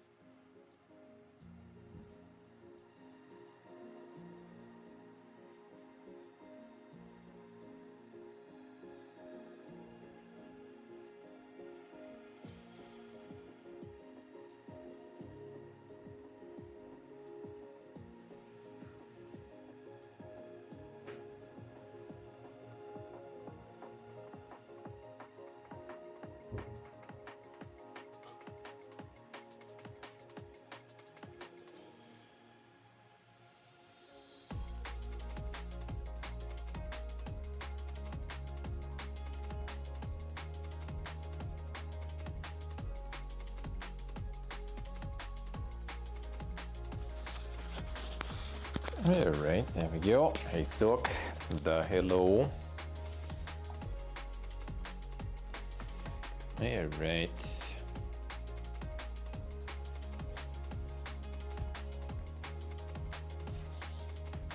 Seat is still empty. Very nice. Hope I'll have it when I'm going back home. I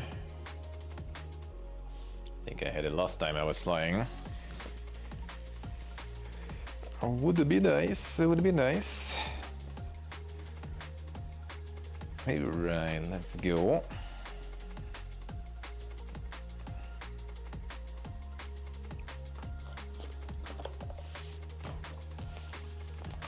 Get that set off.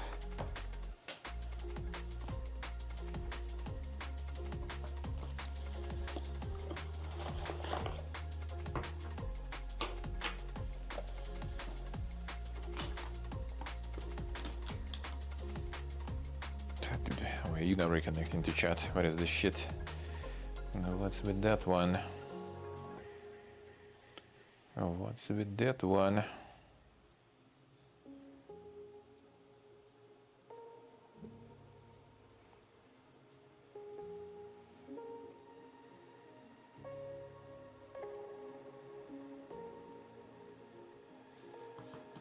Oh, my chat connect misbehaving lately.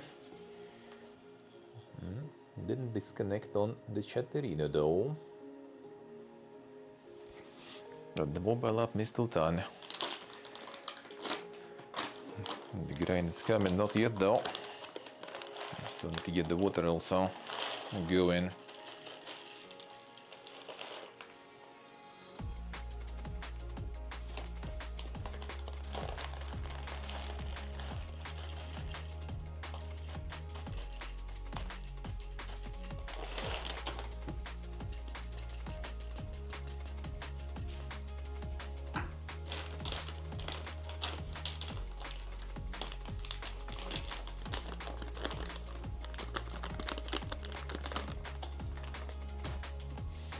Oh, the connection is just the chat for some reason disconnecting sometimes. I don't know. I don't know. Alright, once I'm gonna start the water. I'm gonna start the water first.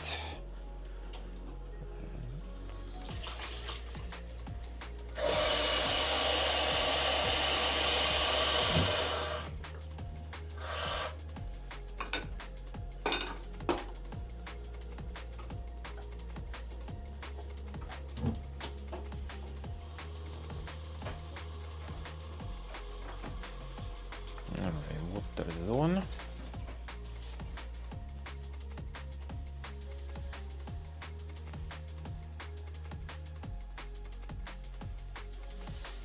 The pre-firing cheaters there.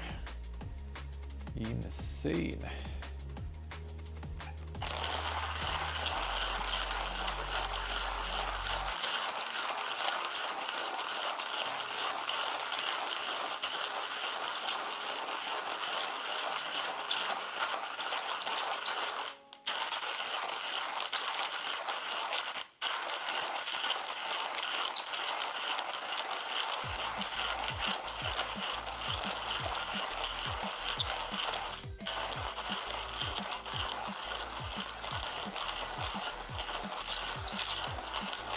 Boss face, a dorsal.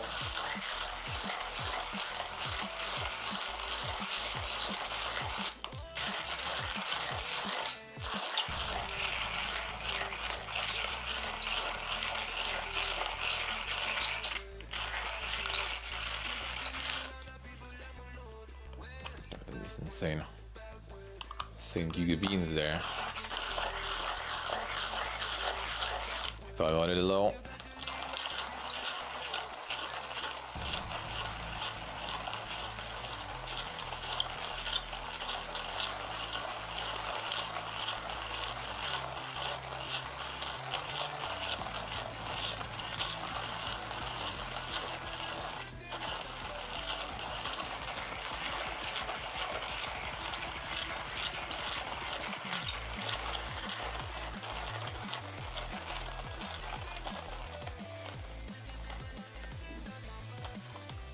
Alright, there we go.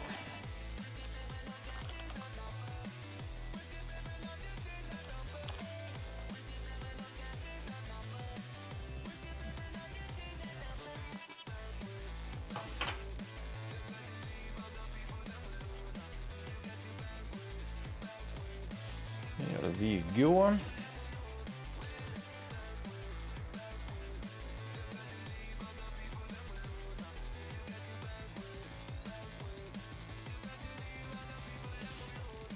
Not bad. Your connection, Nick? I see. Yeah, chat today. Chat last few days, actually. Sometimes goes Pepegas. On extreme, just fine. And the chat just goes Pepegas mode.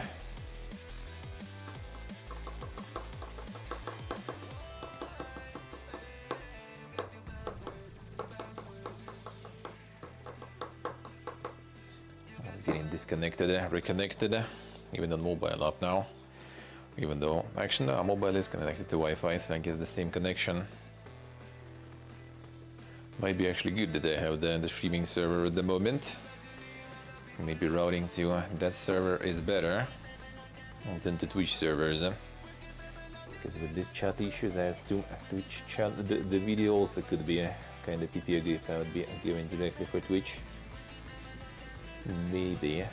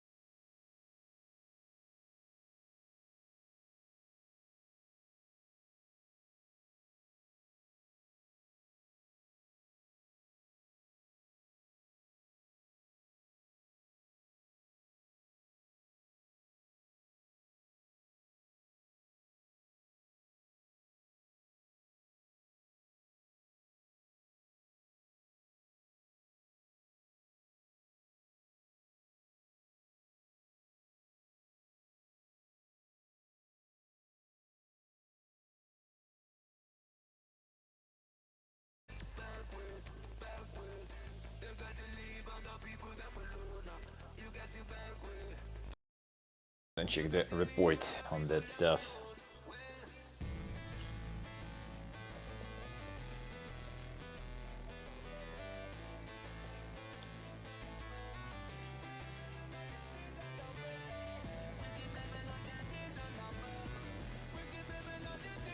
I'm gonna even check out of after this one.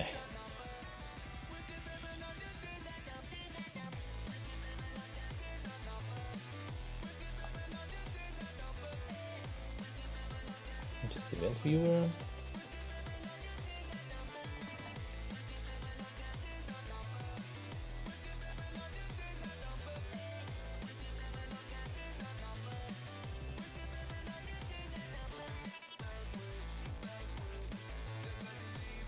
Come on, unload in.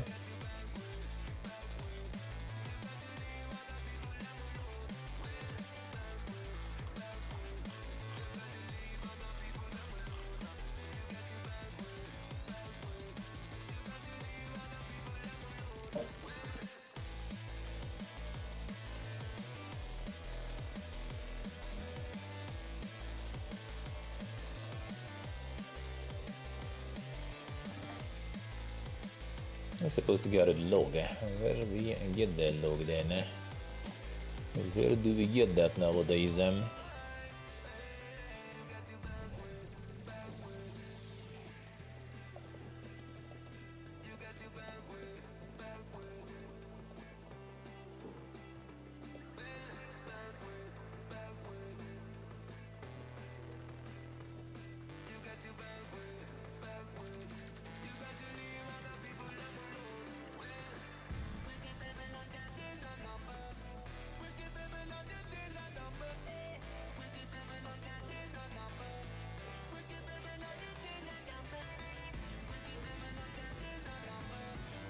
Let me see with this one.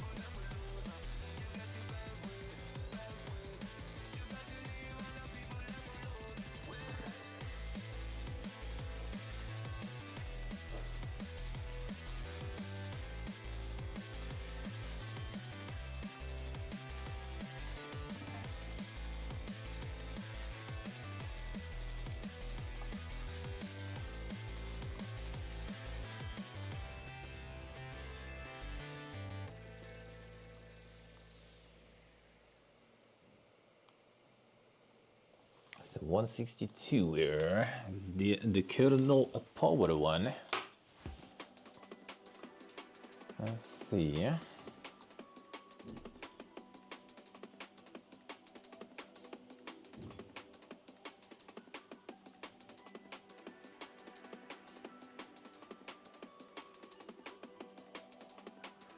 Apparently it could be a lot of different things. Well, I guess we'll see. And that will keep going.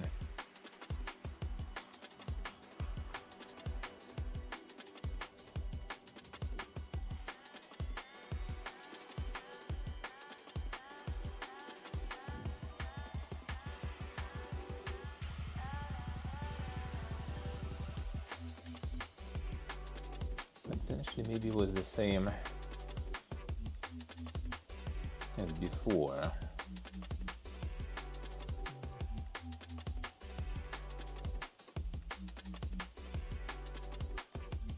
Let's try to check it real quick.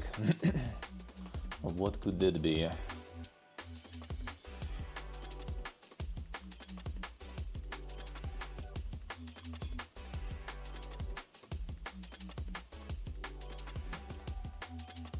But yeah, it was the kernel power there, event ID 41. Lost power unexpectedly. Well, that totally wasn't supposed to happen. Well, we'll see. Hope it's just a random one. Hopefully, but we'll see if this will continue. Alright, are we good there? All works, all fine. Let's see if it will keep repeating the same shit for them, or we'll be fine. Had some errors before. That was actually a disk error before. It was really rare when I was doing like a lot of like heavy load stuff on the laptop. Now it doesn't do anything really outside of streaming, and usually it's fine. But you never know. Maybe not fine anymore. I guess we'll see. Yeah, that's why I bought another SSD actually. I was kind of planning to maybe replace it in the laptop. Maybe that will be... Check the disk health? No, I haven't. I mean, it was kind of all good. It was the fucking driver. That was the issue, I think. And it might still be kind of the same shit.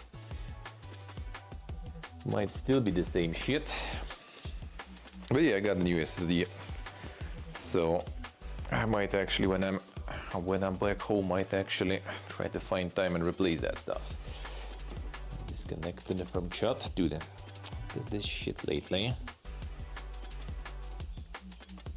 There's like this 10 or something minutes moment, like almost every day already, when the chat gets very weird. The web chat and the chatterino and everything. Just all completely disconnecting all the time. On the phone too. 1 second, gonna go get this coffee dust outside. Out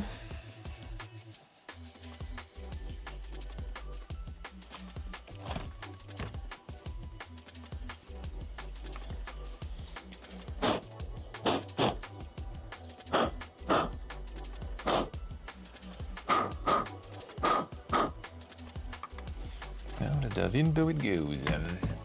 Right.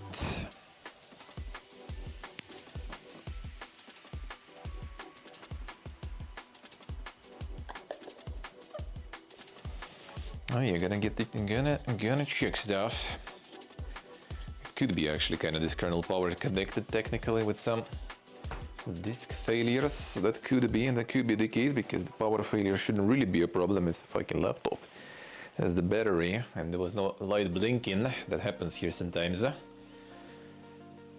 So that shouldn't be it. Quote me hello. Alright, let's see. 1 sec.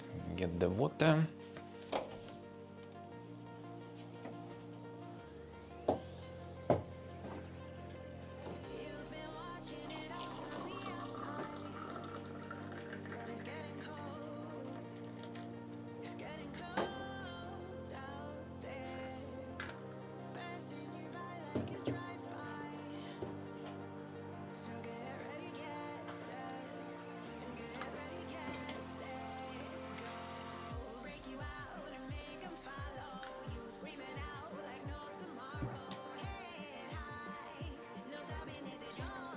I'm gonna call him How's Life?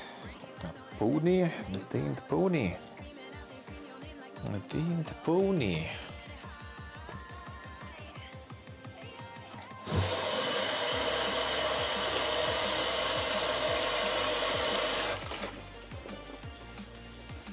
Even though I also do kind of mix them up sometimes.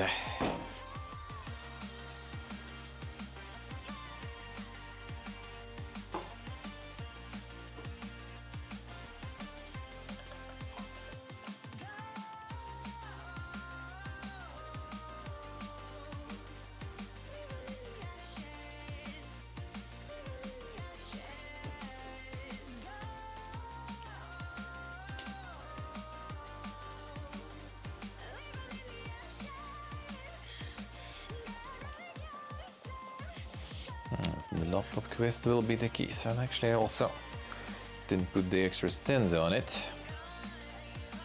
It was the heat. Kind of not really, don't think so.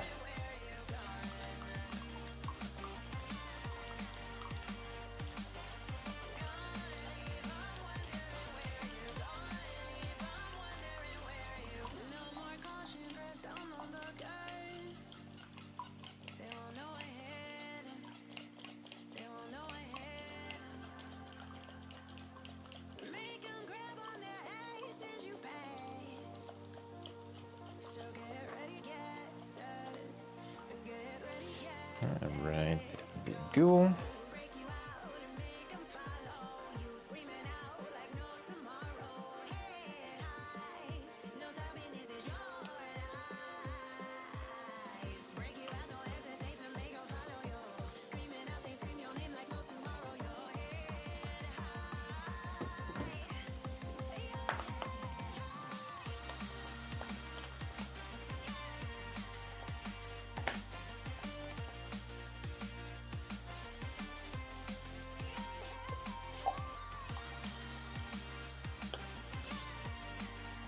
Get some fresh water. Oh, hot water, not so fresh.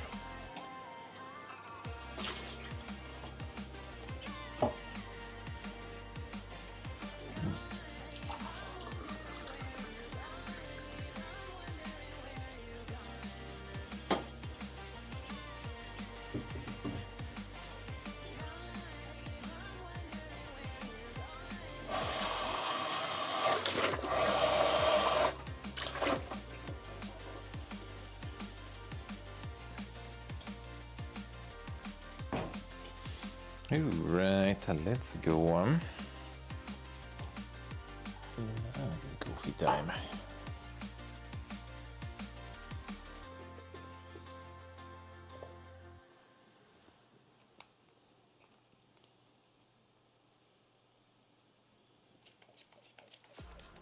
Ten får vi se.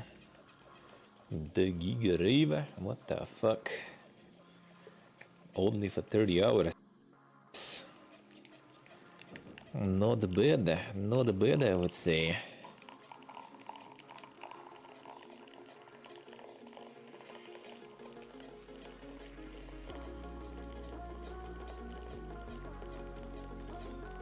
But yeah, doesn't sound like exactly the healthy lifestyle for the senior citizens.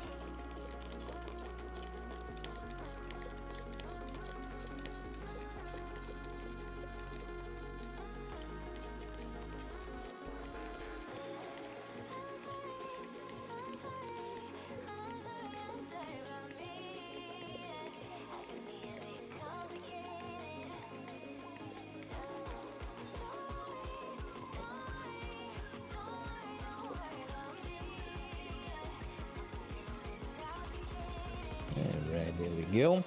What actually kind of partially might be the reason. I just have a lot of shit actually connected to the laptop now that I think about it.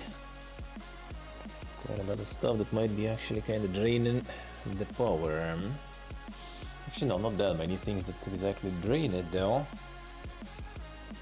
But I have some. Maybe probably remove that some.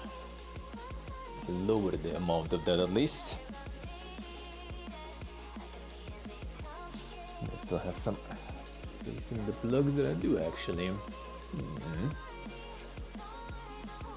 Probably should do that then. Less devices that drain the power would be kinda nice. Would be kinda nice.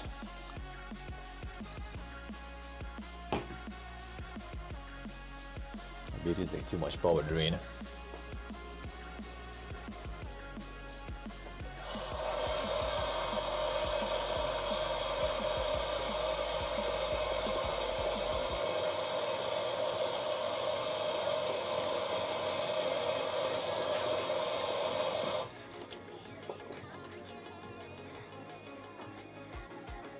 But that's what was actually kind of causing the issues before.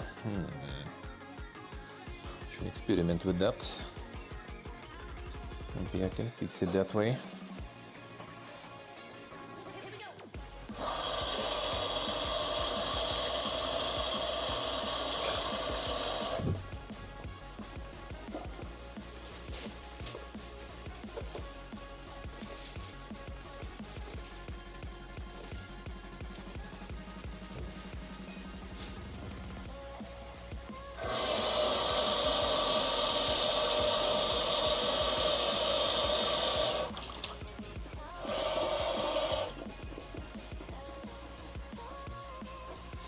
Because a lot of issues with the raid, I remember, were also because of lack of power.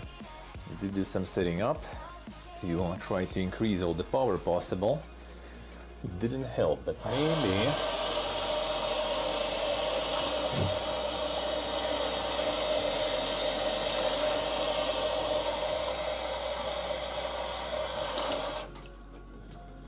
Maybe... it could be actually connected to that, I wonder. Well, another thing to experiment with, I guess. See if the error will continue. Come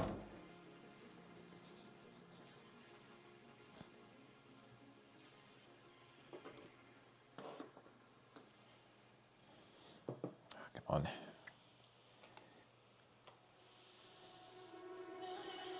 There we go. Oh, right.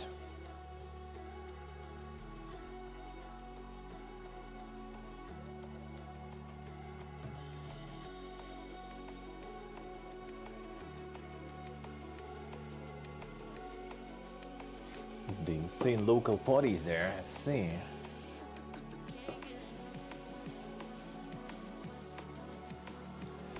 Alright, get back. Get ready for the gaming news. There we go.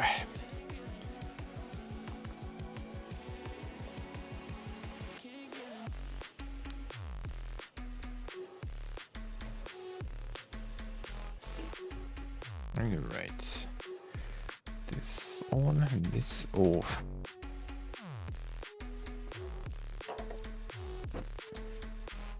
I wonder what exactly causes that shit. Could be that, yeah, I have like the light and stuff on through the laptop also. Some extra hubs and everything. We'll see, we'll see. They'll manage to get it actually to behave better.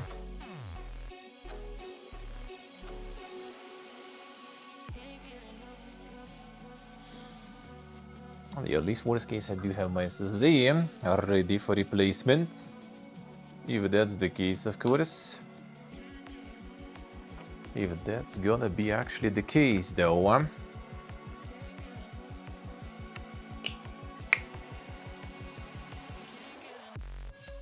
bit some more dink issues there. We'll see.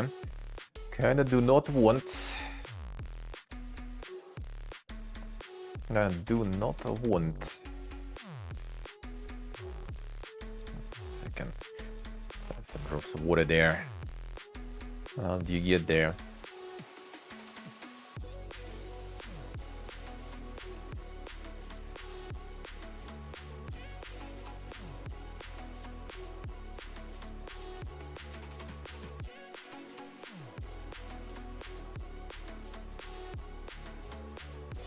Insanely rigged ones, eh? Always rigged, dude. It's always rigged.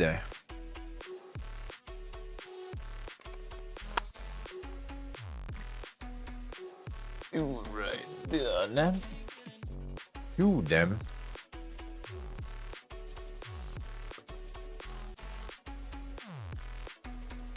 Now let's get all the news and stuff ready there.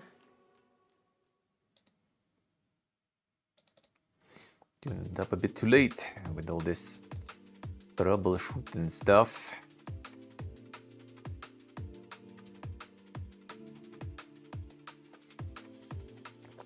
A little too much troubleshooting. Alright, boom. Good.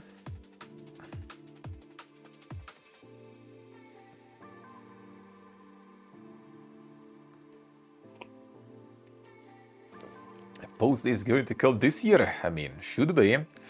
Should be. Apparently might be already even like on Monday starting the pre-orders and stuff. Could be. If the rumors are true and the leaks are true.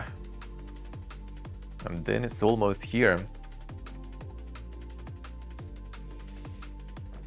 And then it's almost here already. Did I play it? No, not really. I mean, they're not gonna be sending any like the review keys and shit, and it's probably gonna be expensive. And I have plenty of other stuff to play, not to mention like, you know, everyone and their mom gonna be playing it anyway. So I think it will be fine if I'm not gonna join everyone, only their moms, and that I can join. So yeah, don't think so. Don't think so. And we're talking about GTA.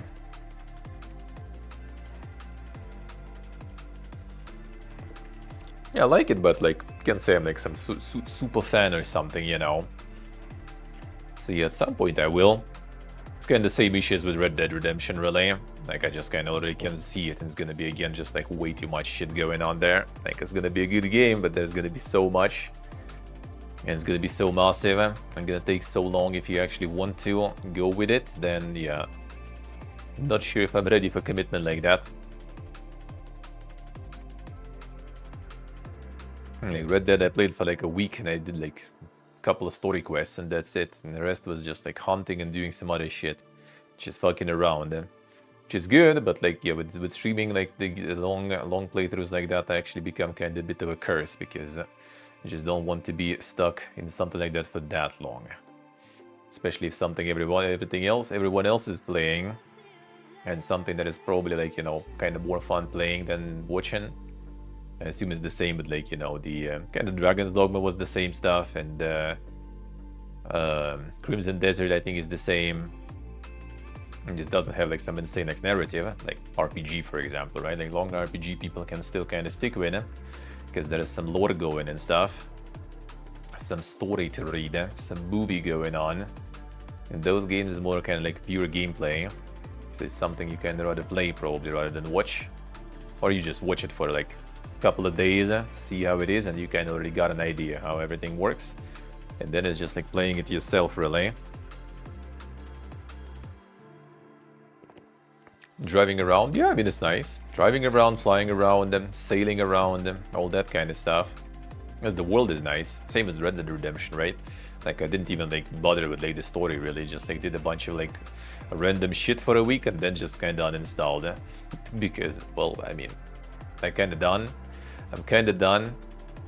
I did have some fun. I could do some more, but yeah, it's already, you know, sort of at the detriment of the stream and stuff. Ready for the commitment there, yeah. Exactly. Exactly. You know it. Yeah, know it.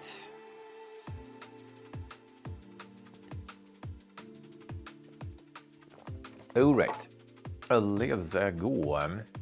Update all the categories and titles. And we start the recap of the gaming news, and let's go. Sorry for a bit of a tech mishap.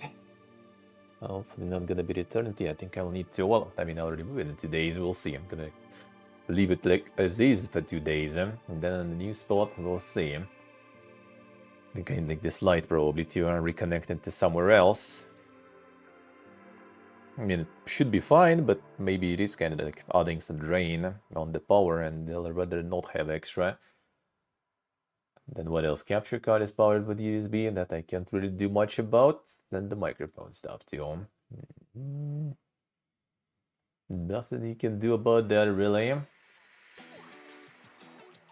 But yeah, I still think it might be connected to the SSD thing though. We'll see, we'll see.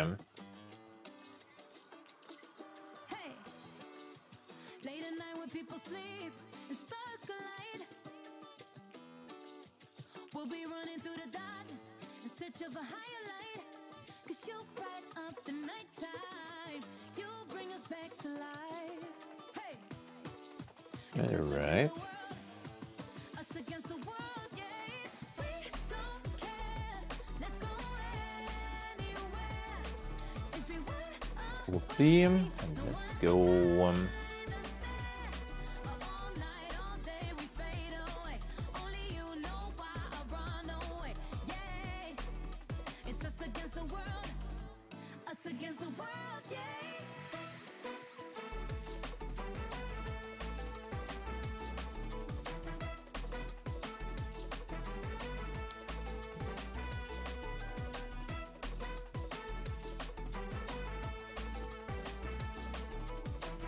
Let's go.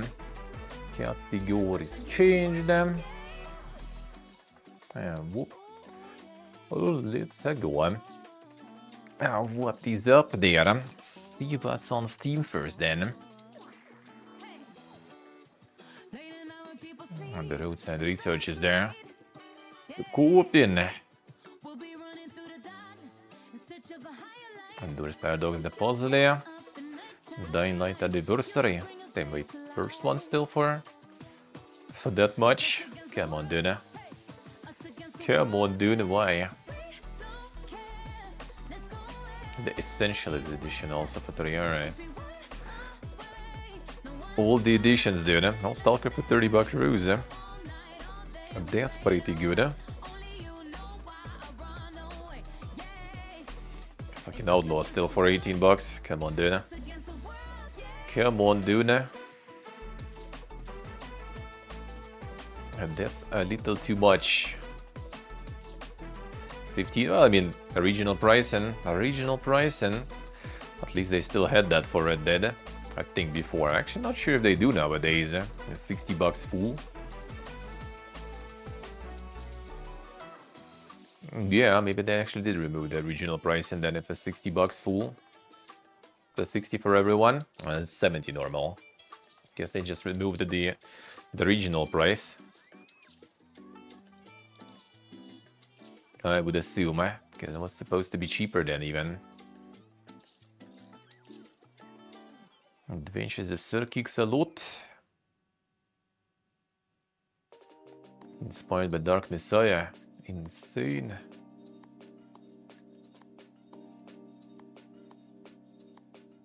A weaponry, a sorcery, stealth, clever tactics. Damn, the classico.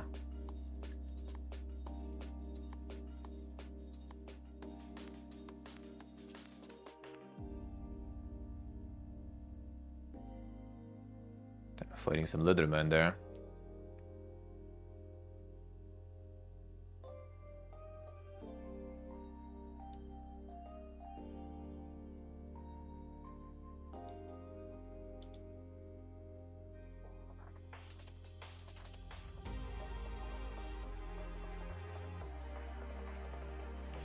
Big gaming, dude.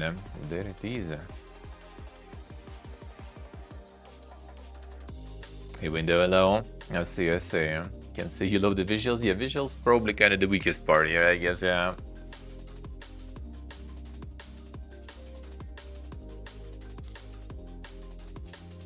And that I can see. And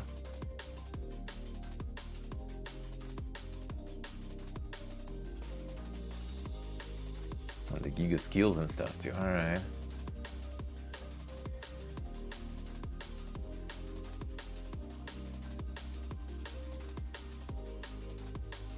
It is inspired and everything, but like what exactly is the, you know, the premise though? Into some sort of story or what is going on there? Fight in brutal combats, alright. Unleash the elements, sure. Hide in the shadows, alright, and that's kinda it. Like it's all cool, and mechanics are also cool, but like, what for?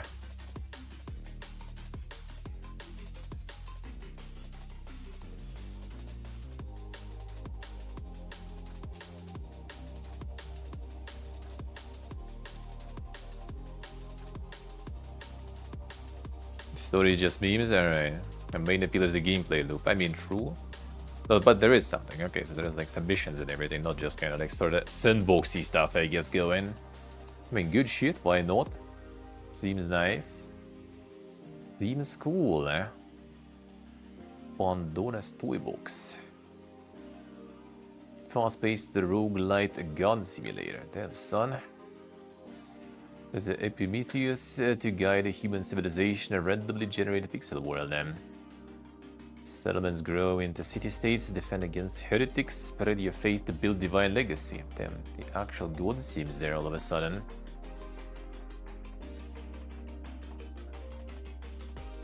Let's see what do I say.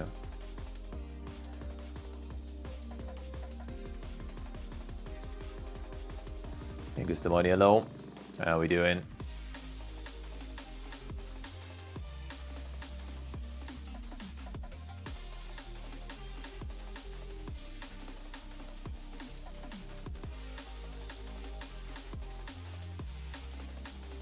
The actual good seems, and that's a rare one.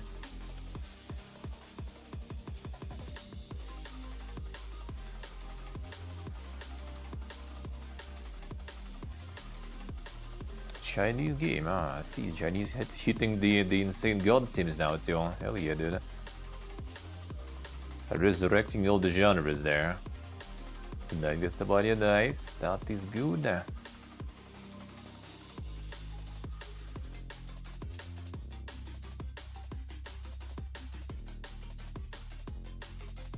Gets stale after an hour. For some reason, voiceovers are in Chinese. Damn, I wonder why. I wonder why.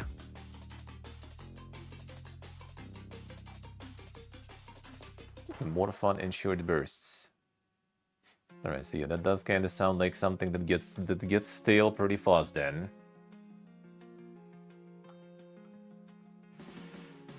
Zero, I see. I did have some nice deck builders, some nice action games. But yeah, like after some time, there's like a lot of repetitive things. After some time, some city management I had that was also kind of nice. But then again, there was like a whole bunch of them that were all kind of like the similar style and everything. They do some things kind of in an interesting way and kind of innovative too. But then at some point, it just kind of becomes like, you know, too much of the same. Zodiac, Kahoy Chinese, yeah, but we're talking like, you know, good games.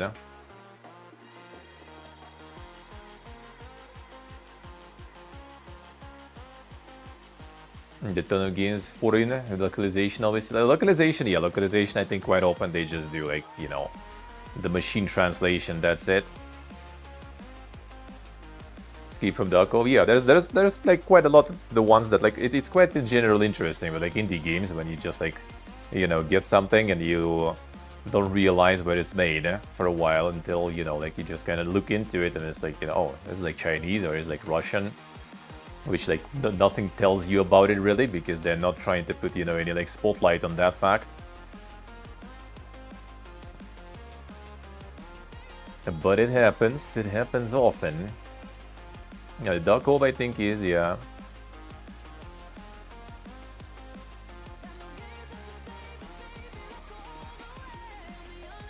The Caribou Trail. This one we saw on one of the shows, I remember.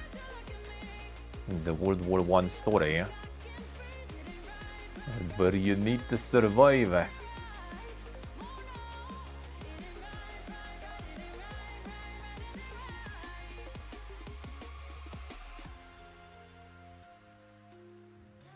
The Gallipoli. Yeah, remember this one? Seems like pretty good actually. 92% positive.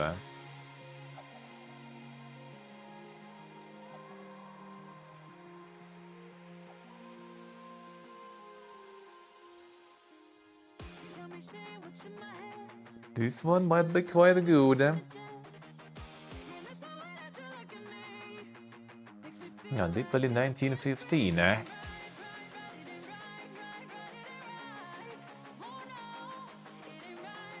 Yeah, during the war effort with friends, eh? And still a while after, some people still think it's that simple. Yeah, the Blade of Fire got the insane remake sorta.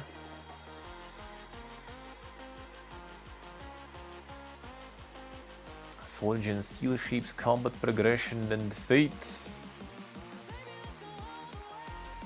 You know, seems like this one doing a bit better though than the original attempt. Well, the original attempt is on Epic. I guess the version 1.0 wasn't that super successful there.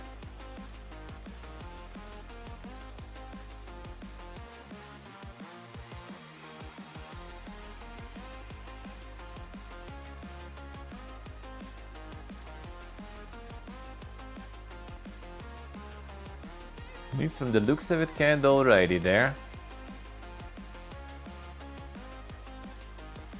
From the looks of it. Oh, the criticism though going. Don't tell me it's performance again. Don't tell me it's the classic one. Cannot turn off motion blur, I see. They can be physically sick.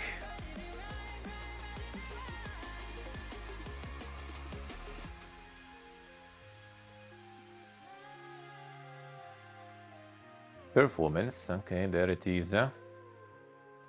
Classic, then X3D and 4080 Super. And writing optimization and forging a roll bed. People like managing to do it in like 30 minutes. Like 30 minutes, you already kinda, yeah, this is dog, man. And this is the, well, I mean, in some situations you can say that, like, okay, I don't like it. It's not, I don't like it, you know, you can say, I think, in 30 minutes. But like going with this, like, insane, you know, we have a verdict here, you know, after 30 minutes, this, and that. And I'm sometimes thinking, like, you know, doing like the first look for like 2 or 3 hours is kind of like not doing a game any judgment. And people manage to do even more in even less time. With full conclusions. Space Haven is out. Dude, I played the demo, I think, of this one like a while ago. Oh, 2020. Okay, yeah, that makes sense. I assume demo was even earlier. I think it was like some of the first years of my streaming and stuff. Oh, 1.0 now released. And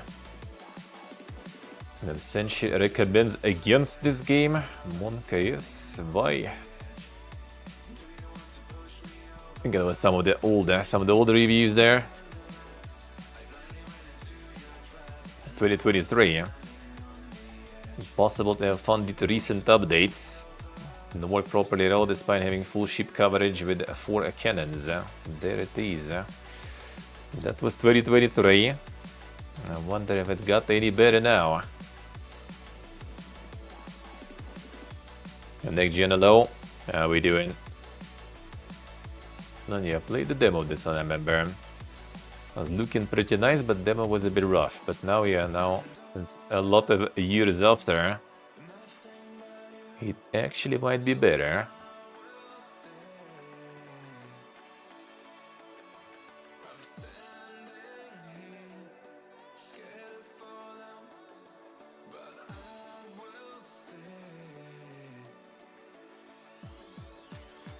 Got the fucking X-Wings like in Babylon 5 there almost.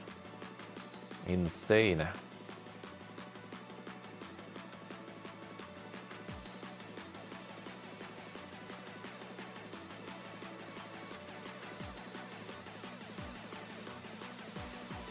This seems nice.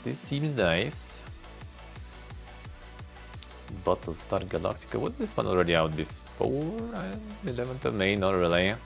Guess it was an upcoming before. I'm mostly positive on this one. Yeah, it was an upcoming then, I remember seeing and reading this kinda.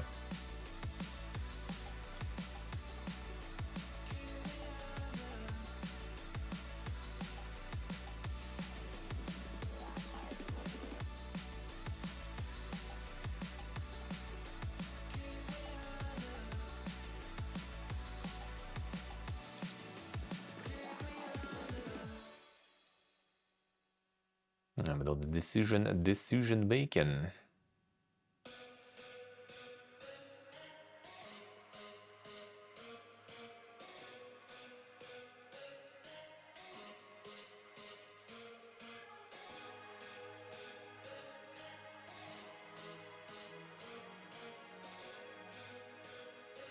I'm mostly positive. That's close to very positive though. And before more performance. Now that the game is made, alright, let's see. Nothing at the Battlestar Galactica is, alright. 12 hours bored with the constant grief between the factions.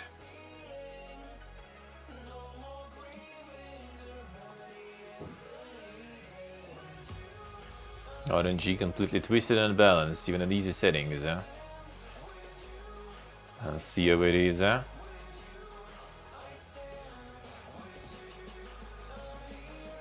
Best FTL since FTL.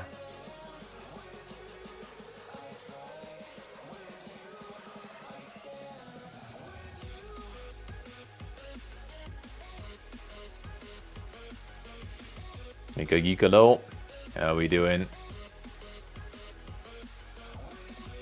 And the 6-7 streak, insane. Thank you, sir, thank you. How we doing, man? How's it going?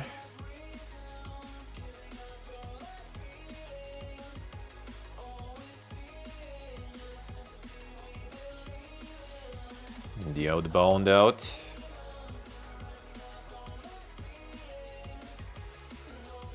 Mostly positive. I heard this one got a little repetitive in the end, which I mean I could kind of see from the demo really.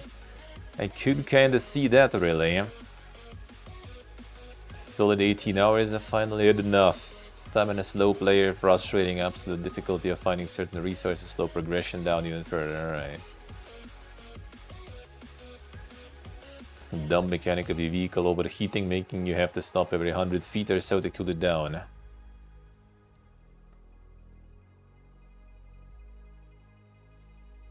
A backer for the game, 50 euros by the way.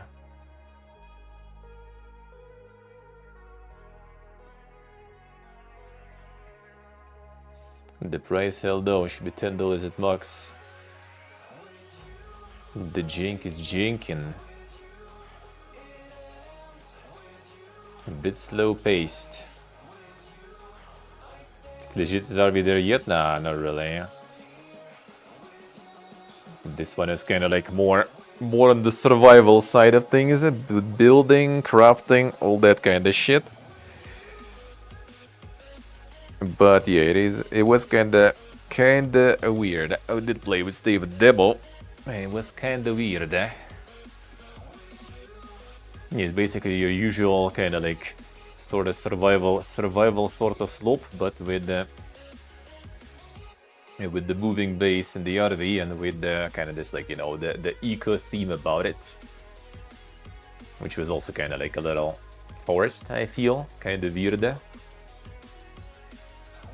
But yeah, the pace was quite something. The pace was quite something actually. You like to collect stuff, get some upgrades, then you can move to other areas, then some more stuff. Look at the usual loop, I guess, for these. You just like unlock some new biome, farm some new stuff in that biome, and continue going, I guess. I would just rather have like the proper, you know, kind of like RV simulation fiesta. But this was kind of not it.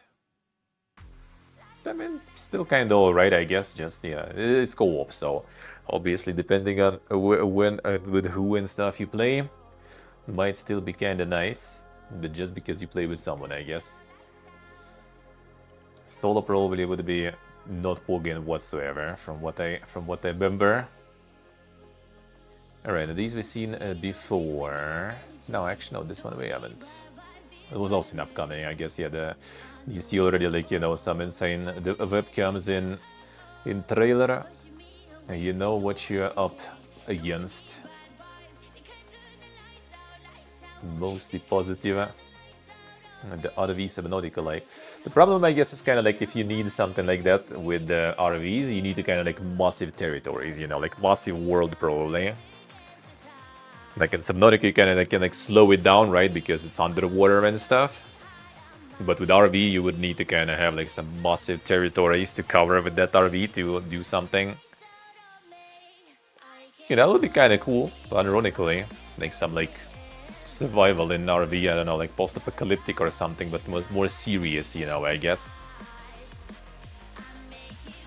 Kind of in a way, like, you know, all those, what was the name? I mentioned even it today, like Lost Oasis or whatever, right? When you have those like moving bases on like on the walkers or whatever. Sort of like that. The walkers, again, walkers are slower, right? So you can kind of like scale down the world a bit, but RV is like somewhat fast.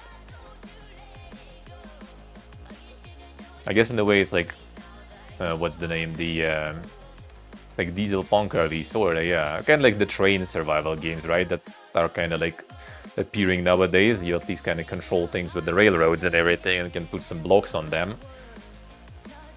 And with RVs, it's a little trickier. But yeah, could be. Some post-apocalyptic, like, little RV. Leaving us on the lost breath, you know, and also, like, overloaded with a bunch of shit you carry on it. Could be interesting.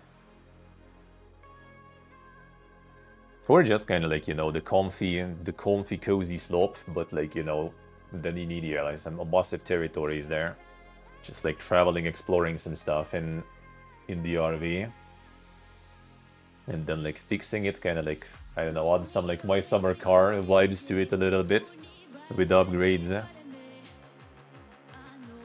Alright, these were already saw last week. Subnautic could be farming. I'm very positive. Huh? Now Windrow is still going. The Gumbo, yeah, the co-op, Slopium. It's kind of interesting how like you can get like some game that is just like, you know, I don't like a lot of these to me look kind of very similar. And then there is also a lot of like kind of clones of these that are like even more similar to some successful ones, and they just like completely flop. Like I don't know, like is it like actually like just the content creator centered thing? Like if something got some of those got picked by some content creators, they kind of succeed. If some got like, you know, like missed, then they just like gone completely flopping. And the previous Subnautica also got like got some farm going because of the new one. Botman pre-orders going ham. Yeah, this one also succeeded. Like I don't know, but when I saw this one, I was kind of like, oh, nah, that doesn't look for me. That doesn't look interesting. Which I mean, kind of happens quite often, right? But this time I was also like, I don't know, looks kind of generic. But then like, boom, going ham. FIFA, even without sale, I guess the sale is over or something, is still kind of lingering in the top. That's the American Truck Simulator now farming also all the DLCs. Huh? That's the gateway drug there, just for $2, and then yeah, and then you farm. Actually, Ultimate Edition for $26, not too bad. Huh? I guess the newest DLC to it is actually it's $7 also, dude. That's kind of like okay, I guess. You get the whole state for $6 basically to like the city and the state, I guess, to travel. Well, 7. I mean, that seems kind of fair to me. That seems kind of fair to me.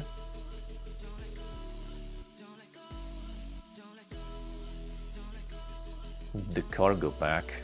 Well, like the cargo pack for like $3, that is maybe a little kind of like why, but at least you have the actual content for 7. I'll take it. Not too bad.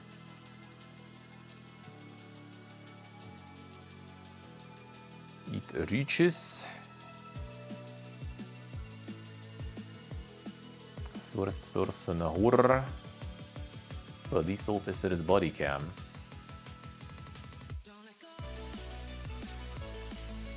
No, they got like this stylized body cam.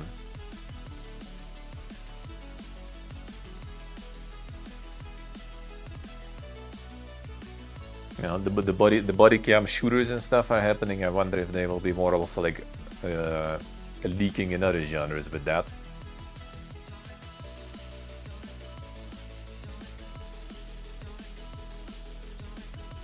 I wonder if this kind of like pixelated body cam is actually kind of good.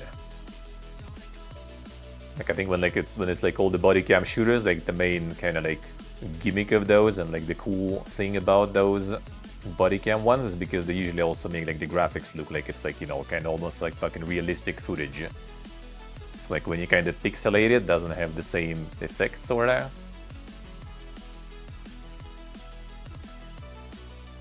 I guess it's still kind of interesting thing, like kind of like was like Blair Witch or whatever, right? When it was sort of like the VHS record.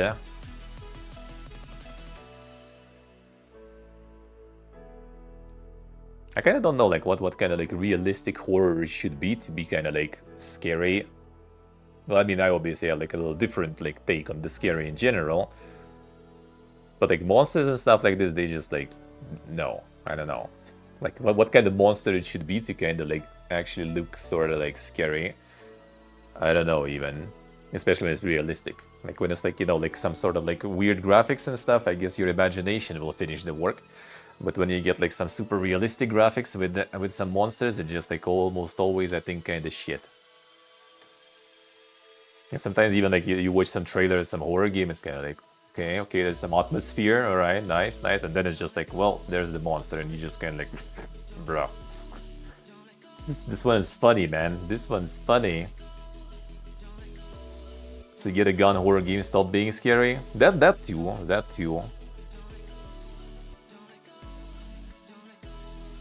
That also.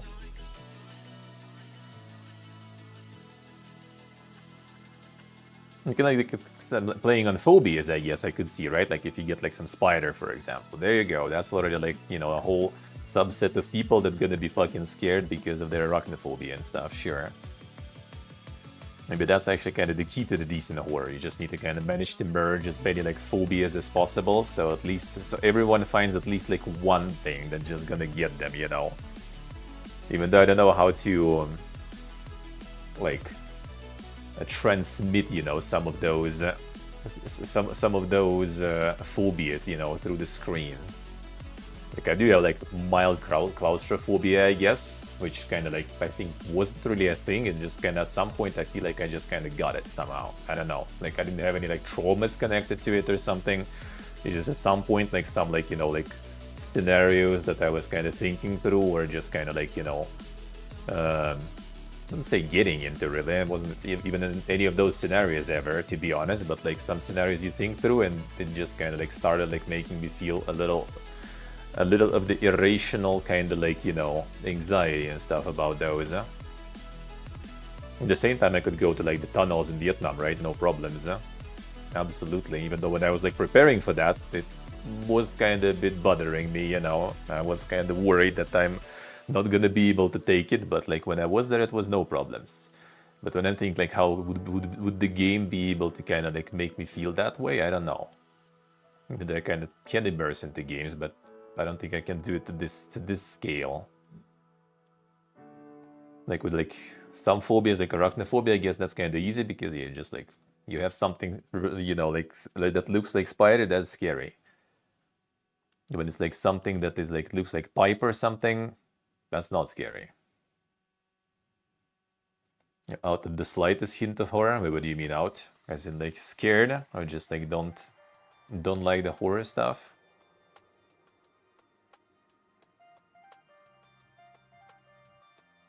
Jump scares can get me, like that does happen. I guess that's just how we work. Like I don't think there is anyone who's probably not being got by any jump scares is probably like someone who's just like either like having like some like slow reaction or something, because like I think you, no matter what, something like, you know, like sudden and random, they still kind of gets at least some reaction out of you. That is just how we work, I feel.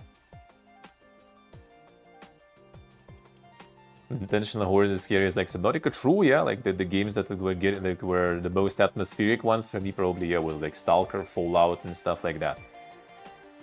Fallout not even like atmospheric, I guess. Fallout just was getting me with actual kind of jump scares, but when you completely don't expect them. Like before I knew about Nightkins, for example, in New Vegas, right, and went to that area, and then like out of nowhere, you know, I just like turned in the corner, and then there is like out of nowhere, just like, you know, like a fucking rebar club or whatever, the nail board just like fucking hitting you. That was like what? Or the Sox favorite vault with the green boys that are spawning behind you and everything out of the flower pots basically. And that one also, when you're just kind of like running around and then suddenly from behind someone attacks you. Those who are getting me, yeah. But it's also kind of like jump scary though. Atmospheric, I think only Stalker was. Like Stalker, I remember in one of those like underground facility. I don't remember which one was that exactly. I think with Poltergeist and with like some dink musicas. That was kind of not even like the bloodsuckers and stuff. It was just kind of atmospheric enough, I guess. Was kind of like, you know, Wouldn't say scary, but was kind of, you know, making you a little worried about what's gonna happen there. Like the unknown, in my opinion, like the fear of the unknown. If you manage to telegraph it good in the game, is like the best way to do it. But it's hard though. I don't know. Like some games when they like, you know, like kind of like the trailer goes and you just kind of, all right, that's kind of good. And like if they show the monster after that, all right, done. Like this dog shit. Gyotan, yeah. Alien Isolation? Could be kinda, yeah. The problem with Alien is also kind of like, in the end, it kind of distills to this, like, you know, hide and seek sort of stuff. Like, I am not a big fan of those, really. Like, I guess the moments when you expect, right? Like, you don't know when, where it will happen, and you kind of just, like, you know, expecting it, but don't know exactly, right? And you just need to react when it happens. That is a good part. Then later when you hide and, like, you know, when they like walk looking for you, that part is like not for me, at least. Like for people who are like insane adrenaline boost, that's probably really good, because for them all this like hiding and stuff is just like also like, you know, like the Monka part. For me it's more like, bro, can you like leave already, please? I want to like continue fucking looting those little every corner and stuff, and reading notes.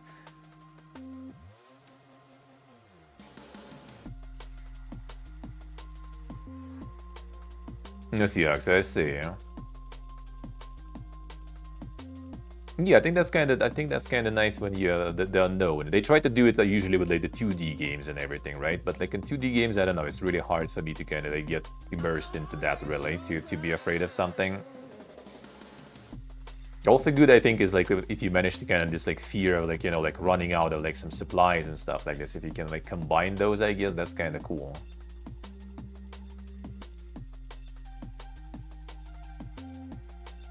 The Thing, I guess.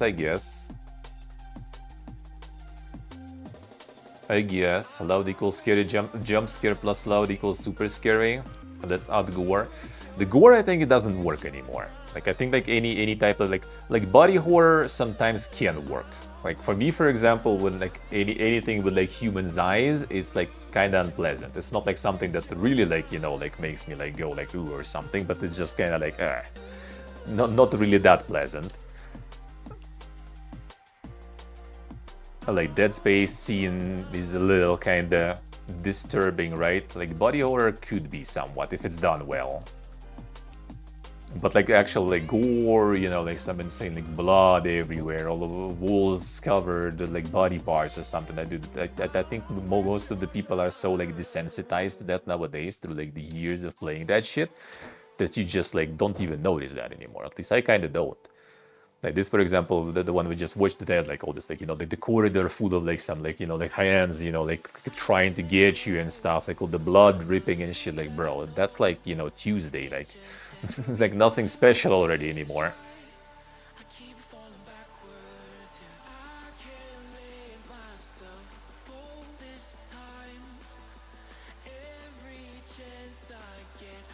Kiosk talk, I see. At least you can admit it. At least you can admit it.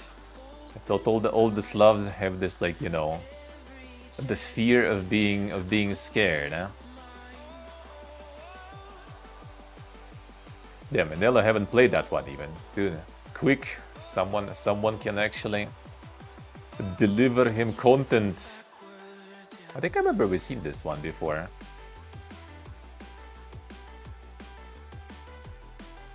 There's actually like multiple ones like this. There's one now in development, I think, also. Well, there's Night Shift also, right? The one that had like really weird presentation before that we watched.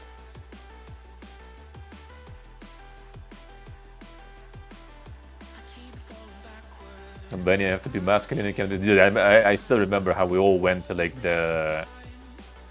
What's I don't know, I don't even like know the English name for this one, like the Horror of the Elm Street or whatever, or like the Freddy Krueger movie, like when they did like a remake or a restart of the series. It was kind of dog shit actually, but I remember that was like one of the last times I actually was in the movies ever. and we went with like a bunch of my friends, all guys, right? Just like, and it was just like everyone was just like, you know, like sitting and watching like a machine. You just like self-focused to not get scared, because like, you know, if someone gets scared, fucking loser, dude, you know. And everyone is just like sitting there like, you know, no, this is dog shit. I mean, it wasn't scary really, but there were jump scares, and you were like constantly expecting those jump scares to not like move a muscle, you know. Like I'm not fazed by that shit.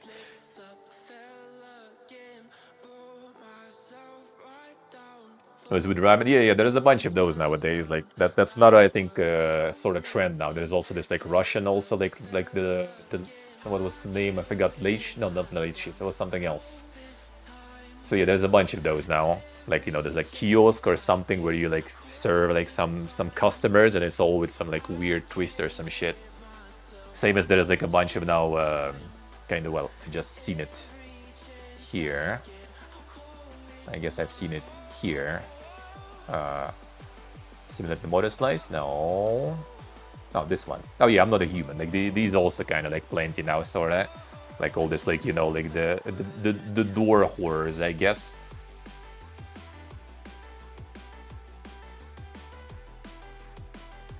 Zero, I say. Yes, yeah, that's what I say. Are you long? Nope, I haven't.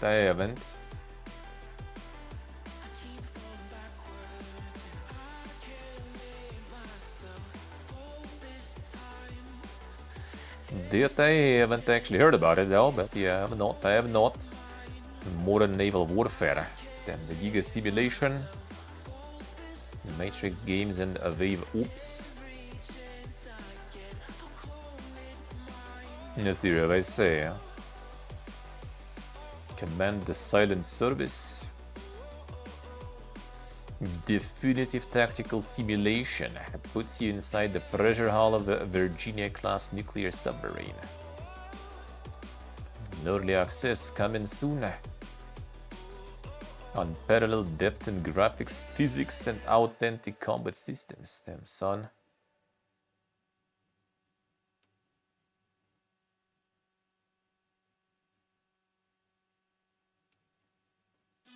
It's like almost like the Dinkus simulations about the submarines and stuff. I noticed, kinda.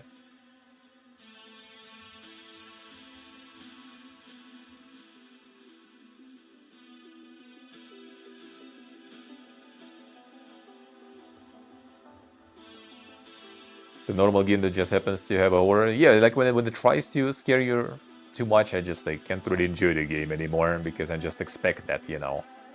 Even with jump scares. And jump scares are the worst, actually. Because they still get you, like, no matter what. No matter if you phased or not phased by the horror stuff, jump scare, like, dude, I can, like, my usual ones is, like, you're leaving, like, you know, like, your apartment block, or you're leaving, like, elevator or something. It's just, like, you sometimes kind of, like, so, like, you know, like, focus on thinking about something, and then, like, you know, you're ready to leave the elevator, like, door open, there's someone standing there, and you just kind of, like, you know, oh, shit, like, that happens to me, like, quite often, actually. So, like, the jump scared even, like, IRL by something, no problems.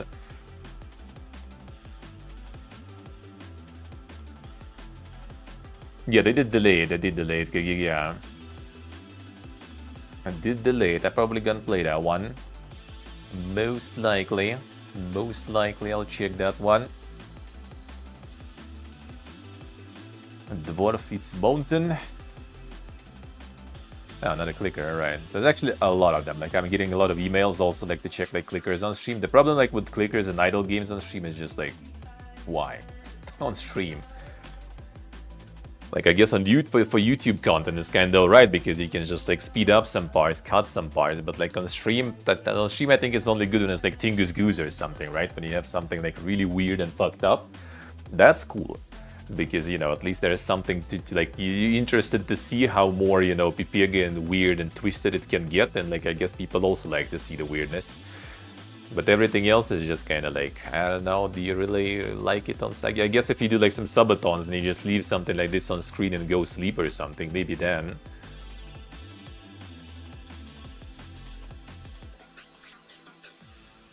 See what I say, yeah?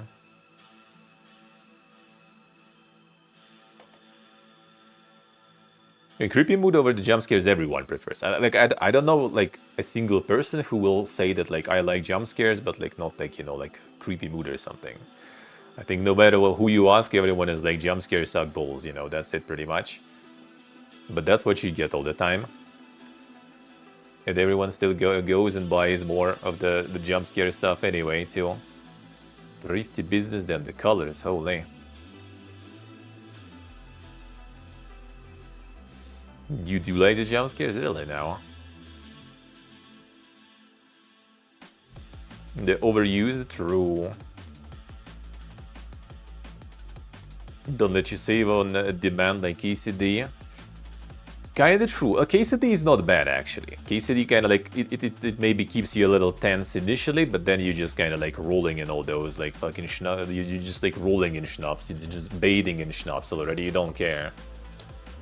The ones that limited like hard, like I mean Resident Evil, for example, right? And like some similar games. Nowadays I think it's only on some difficulties, right? When they have like limited cassettes to save. But that shit I just don't play, actually. So like, I like if that's a setting, I will have it off. If that's not a setting, it's mandatory, I'm just not gonna play that game probably, because like I'm such a fucking min-maxer Pepega that I will just end up sitting and saving those like cassettes until like, you know, the very last moment when I actually fucking die. And lose all the progress and then uninstall probably. So for me, those games are not good, huh? Like they still didn't find a single save point, yeah, this kind of stuff. The saves come and endure. I mean, I try not to on stream usually, most of the time. Depends on the game, it depends on what happened, right? I try not to, I try to roll with it. But it's more like about, yeah, like I'm just kind of like trying to min-max. Like when you don't know how often you will get those and stuff, right? You just kind of like sitting on them, waiting until like the very last moment, and then like one little mistake and poof, everything's gone. Like it doesn't really make me like scared or something. It just kind of like makes me like, oh man, maybe I shouldn't use it yet. Let's wait until the next save point, until the next one. I'm gonna use it there, or let's wait until I find another one and then I'm gonna use the first one, right? Or like, what if I save now and then I get like some like mandatory save, you know, like right after. That I really dislike. Heroes and min-maxing, that's a different story. No. Heroes and min-maxing is how you play though. Except the difficulties. But like if you play on high difficulties, that's just how you play the game. Like you legit just cannot like randomly like lightly, you know, just like get into on hard difficulty and just like finish first try. It's just impossible, literally. Like you don't need to get like some super lucky shit, or yeah, you just kind of like trial and error always, because a lot, especially like harder later campaigns like Horn of the Abyss and stuff, they just like have things where you need to be like precise. Like you need to know what's gonna happen to be prepared for it. It's just impossible.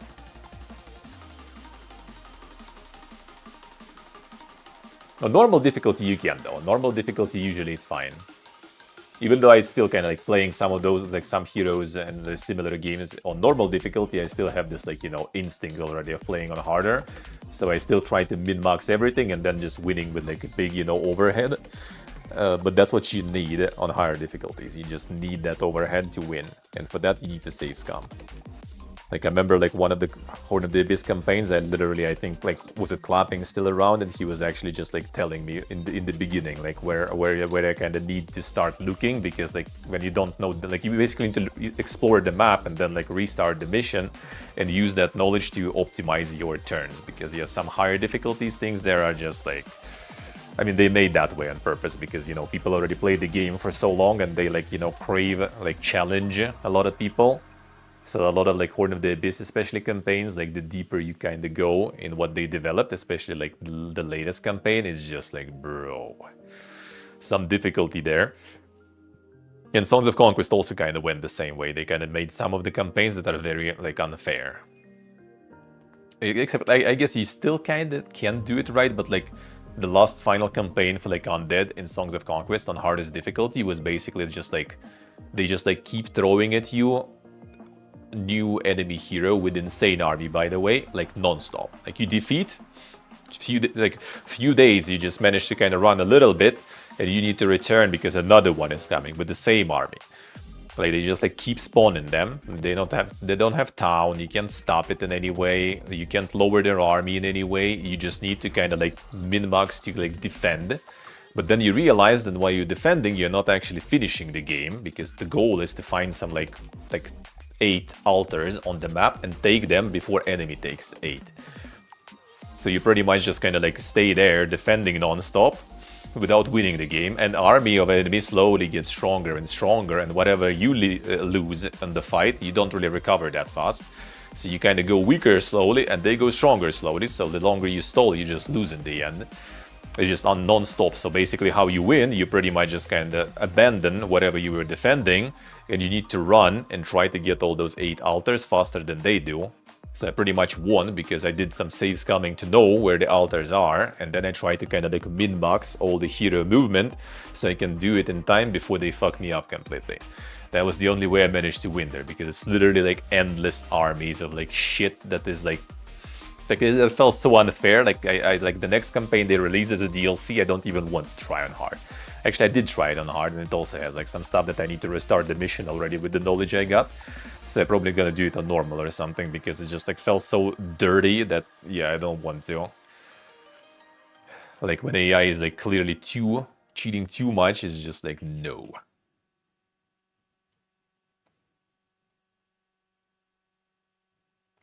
People play insane challenge, let's make game for them. It's nice when it's optional. Like I like it in many games when it's just kind of like drop the difficulty, you get it, good. That's why I also kind of in like, you know, the Souls like difficulty sliders camp of like, you know, why not? If it's optional, then so be it. I don't care. There should be some like intended one, just like make me know like this one is intended. You want intended experience? Pick it. I will. If it's like, you know, harder, make it optional. If it's easier, make it optional. Yeah, but it's hard to not make it that way, I guess. Hey, Grey Feather, hello. Like new heroes, for example, right now also getting a shitload of flag because of cheating AI. And it cheats like so blatantly, dude. Like when I was playing, you know, like it also took me some restarts and everything. And I basically kind of like managed to cut the AI from his mass of towns, like 3 or 4 towns. I managed to run past him because my army was strong enough to fight him outside of the castle, but I couldn't siege his castle. So I passed his castle, took the next one, and it was sitting there. So he has option to go towards my part of the map, and then I can town portal there and fuck him up, right? Or he needs to go back to reinforce his army, but then he's passing me, I catch him, I kill him. And he can't attack me because he's not strong enough, right? But I, in the end, will get stronger and go siege him. But then, all of a sudden, without him having any access to his like base sorta, right? He just gets like a whole massive fucking army that he remotely pretty much recruited from his castles and just comes and sieges me and destroys me completely. Like, bro, what? Like, you can't do that. That is like, it's not just like even like, I don't know, like drawing like army. It's literally just kind of like using some mechanic that is not in the game even, like that is not available for you. It's just to get reinforcements remotely and then fuck you up, like in the middle of nowhere. Because it also opens like you constantly need to return to reinforce your shit, and he just can like push, and then suddenly he's already at your doorstep then with a bunch of you know, troops, because he captured a bunch of castles on the way. And he can just reinforce from all of them remotely and just like, well, hello, I'm here. That was mainly the negative reviews for the latest heroes.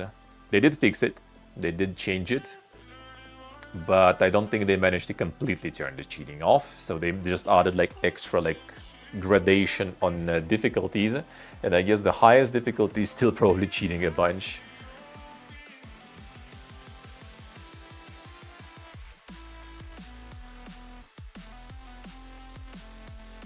But yeah, that was actually kind of painful. You just kind of like you know that AI is cheating in many of those games, but here you just kind of like saw it right there. You know, like this is the guy.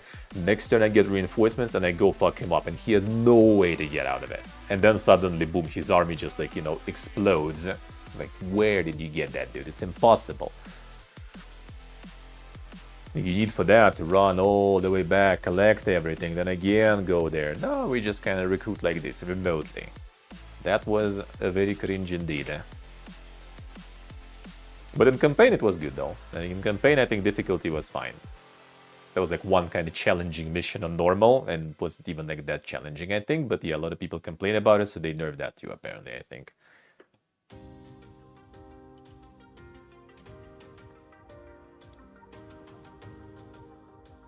No, there it is, Corsairs. Battle of the Caribbean. Insane. But this, I guess, this is not really, this one I think is not connected to on the Corsairs of the past, though.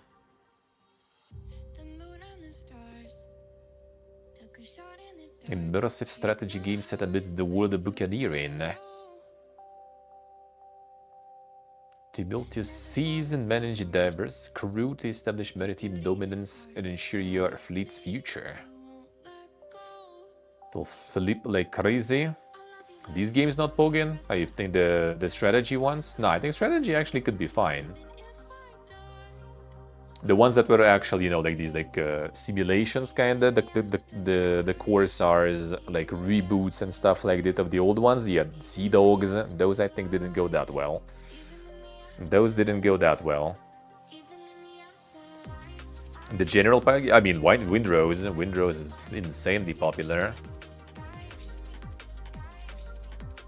Strategies, I think in general, if they like made somewhat okay, not complete dog, then they kind of find their audience usually. Might still be not what they expect though.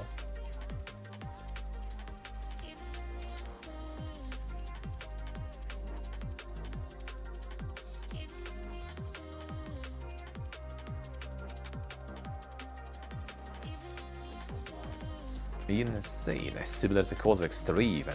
Damn son. Guess we'll see. R-type dimensions. And I don't regret that my heart's beating for you.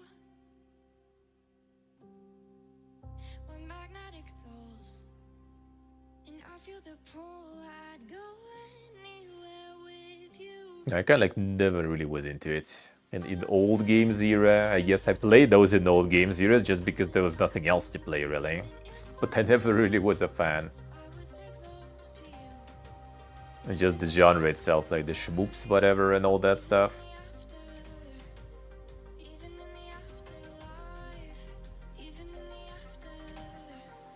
You know, a lot of them are pretty cool though. A lot of them are pretty cool though.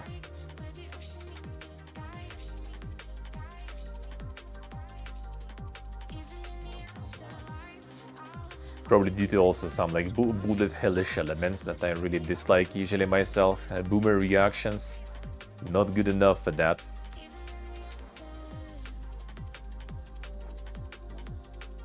For the insane bullet hell in. And the legacy of R-type dimensions and R-type dimensions EX. So this one continues the old series even. Insane. Modern edition of R-Type's classic era. It does look kinda nice though. On my GM, but looks nice. Oh yeah, the rune dice. I remember watching that on the showcase. It's 19th of May, it's 19th of May and I think it's in the evening, so I'm not gonna be able to until my move basically, so on Thursday. But I might. I still didn't really answer, but yeah, I do have the key there. I might, but like, yeah, the showcase looked kinda. God, they did get even like some content creators there. I see. All right.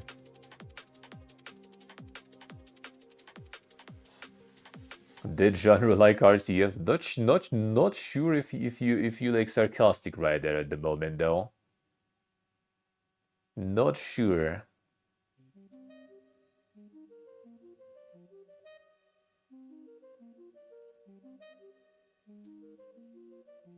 Because the RTS is totally very far from dead, eh?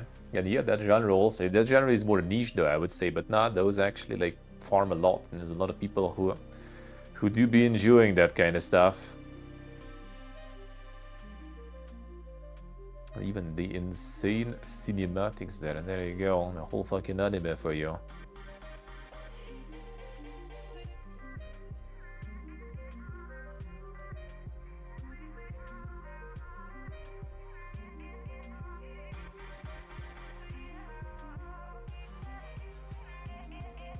all this, but the RTS being the dead genre, yeah, I think it's kind of the same as like people were like going about like, you know, turn-based, all dead RTS, RPG, single player games, it's all dead, and then they never write about that shit. Know like how it was 20 years ago. I mean, we don't really have the numbers, you know, to say like it. Like RTS is maybe a little less like visible now because, you know, like this the StarCraft Pro scene is kind of like not as prominent and big as it was, or like Warcraft 3, for example. But I mean, it still exists, it's still there. It's just that kind of like visibility of RTS maybe kind of dropped a little because like there's not that many good RTS to get the esports scene around. Those who try to make RTS that will be esports aimed, they fail mostly.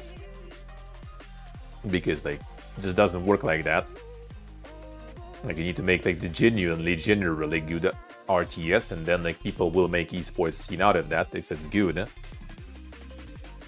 Age of Empires 2 stronger than ever? Yeah, I mean there is the scenes around the Age of Empires still. Yeah, I mean StarCraft's still alive. Warcraft recently, well, right now actually, I think Warcraft 3 is getting the championship on Twitch with like Tyler One and a bunch of other pretty massive content creators. So yeah, I wouldn't say they dead. Wouldn't say they ever really been. It's just like one of those things. Is like, you know, publishers and developers just decided so because it's like, you know, not something that farms you millions. So I guess it's dead, and then they stop making them, and then people are like, well, yeah, I guess genre is dead because we have no games, you know, to play right now. And whatever is releasing is kind of like some indie stuff, and that might be like hit or miss. And probably because also a lot of like AAA big publishers, they just kind of like try to make AAA like strategies into some like weird shit, you know, that they can farm. Like what happened with like Command and Conquer, right? For example, with like the recent games being like last games that they made being like some kind of mobile-ish dog shit, you know, or them trying to make all the RTSs in this kind of like this like squad-based stuff, kind of like what was the name? Kind of like what they tried to make with the Warhammer RTS with the Warhammer Fantasy Battles, when you have this like, instead of base building and proper base building and unit building, you have this kind of like squad summoning, and you need to like control those like, you know, points of interest on the map. And then kind of being like, oh yeah, why is everyone not liking this? We thought this is Pog, eh? Who did the horses avoiding RTS? Well, I mean, they kind of like go in with like their own sort of like, you know, vibe there with games. They rarely kind of like stray from that, honestly. They could probably. They could also like get like some other types of games really in their portfolio, but they just kind of like stay true to what they have. Like, you know, like city builders, management, you know, like the colony sims and this kind of stuff. Economy stuff, pretty much. 4X.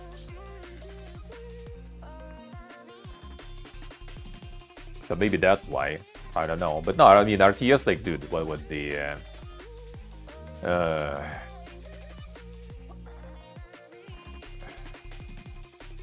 Man, I like even like remember like all the like the wannabe Red Alert recently. Stormgate shutting down online temporarily. I think they kind of made like an excuse that it was like something with the like servers. Yeah, the Tempest Rising. Yeah, that one. I think they said it was like some temporary stuff. The thing is like the Stormgate was like pretty much kind of failing from the very beginning, because again they tried to make like whenever they tried to make some sort of like, oh, we're gonna be like the next, you know, like biggest esports strategy and stuff, that just doesn't work. Same as like if you try to make like the next esports shooter or something, it just doesn't work unless you like, you know, like some like mega company, some Activision or someone who's just gonna be like, you know, throwing the millions at the scene until it actually kind of works maybe. And even then it might not, like with Overwatch and stuff, for example, esports, right? which is kind of like still alive, but like close, not as close to the peak it ever was when they were like throwing a lot of money at that shit. The same with RTS also, and Stormgate didn't have millions to throw around, so people just never really cared about it. And then when they realized that, oh man, maybe we actually should have some single player, you know, some campaign and stuff, so people have something to play instead of like insane esports. And that's, I think, when they kind of failed, when they like scrambled to like make some sort of campaign quickly, and campaign I think was like sold for some amount or something. There was like a bunch of shit with that, I remember, when it released. And that was when you already knew that they probably kind of flopped completely there. Already dead gear? I think it's not completely dead gear. They had like some server like outages. I'm not sure if they returned that back. Mostly negative recent. I guess they didn't return that back.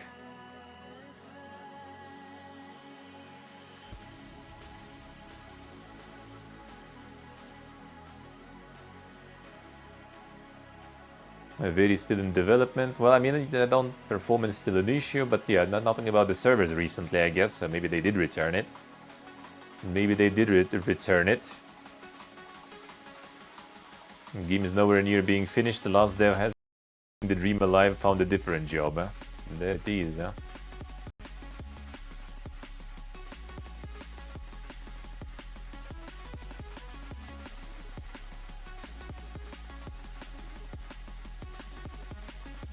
So yeah, I think it might not be very alive. Might be. Yeah, transitioning offline with quality of life and performance improvements. There it is. Yeah, Steam P2P support. They basically moved. So yeah, like the servers are gone. Now it's just like custom games, basically. The custom games, basically.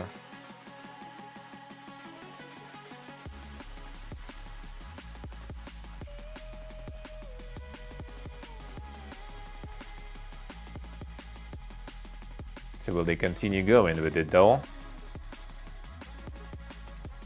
Decoupling from Stormgate's existing server infrastructure. Okay, I see. That's how it goes.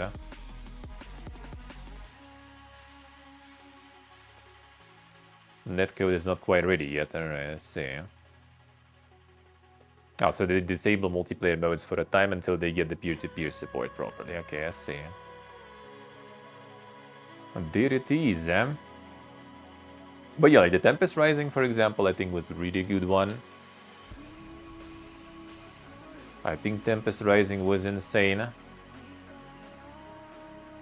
Tempest Rising was really good. Still some recent reviews and stuff going too.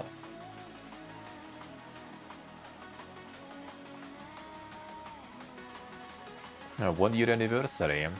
The future.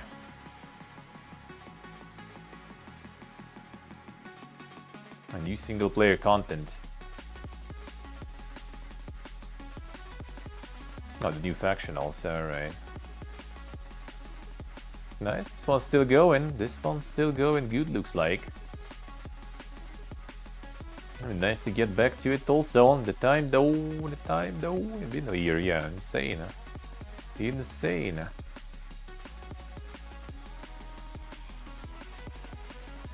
So yeah, I don't think the genre is exactly that dead. But we basically have either like some AAA that tries to make some weird shit, or we have some indie ones that might be kind of hit or miss because they don't have really budgets for that stuff to kind of like, you know, get something really good out there.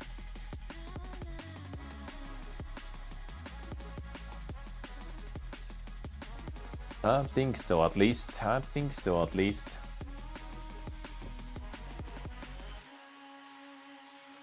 Yondol Reason? Maybe which one was that? Which one was that?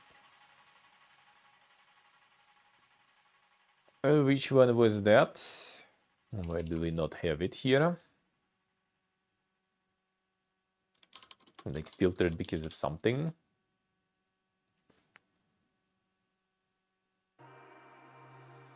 Ah, that one isn't on Steam, I see, alright.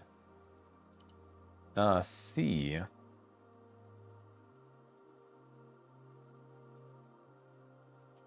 The Gunsworn, I think I even played the demo or something.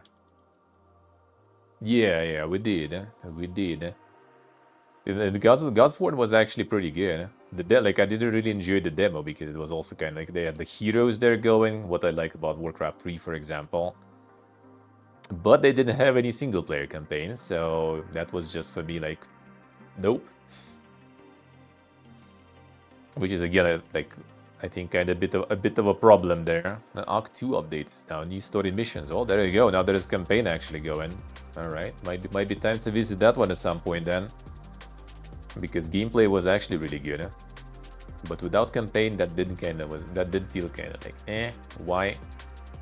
All about the campaign now. That's the thing. I think like a lot of like like especially indie like RTS devs, they need to realize that no one wants your fucking skirmishes, multiplayer and stuff like that. Like that's gonna be like very minuscule part of your player base. Like you need like to get the campaign missions to get like the average regular player to just buy your game so they can finish it and move on. But and maybe then among those people there will be those who will decide to also not move on but stay and play your skirmishes and get like the multiplayer scene going. I see you done, I see, yeah. Because yeah, like I think Stave also said skip this one basically because there was no campaign. And I also like would play the release version if there would be campaign, but there was none, so yeah, I played the demo and was like, well, I'll wait, see when campaign's gonna be there. Which one is that? Beyond All Reason? Play for free even? The fuck is that?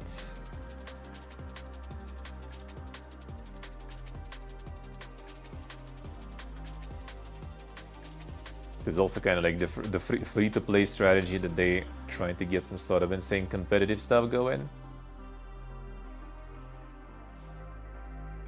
The Alpha Cup Series 2026, damn, they do have some insane esports that are even going.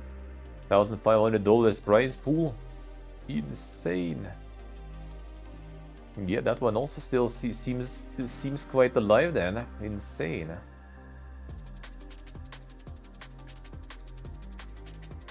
True, untrue. Yeah, it was really good. Like it was really good. Demo was really nice. That did give me like this like Warcraft 3 feel. With the heroes and everything, I did really like it. So when the campaign is there, I'm on. I'm in. I would love to. True, Gestemania, true. Alright, what else is there? Project to Mist. Remote Island Solo Multiplayer Co-op. Open World Survival Horror.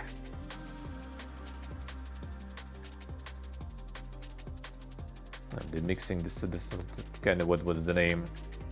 The forest attempt, sorta.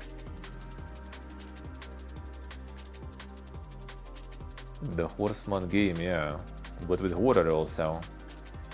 But with the horror.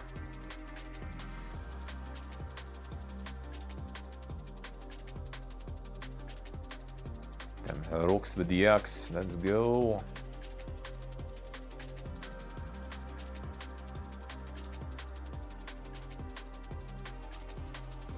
Some gliders and stuff too. Holy, got a little bit of everything there.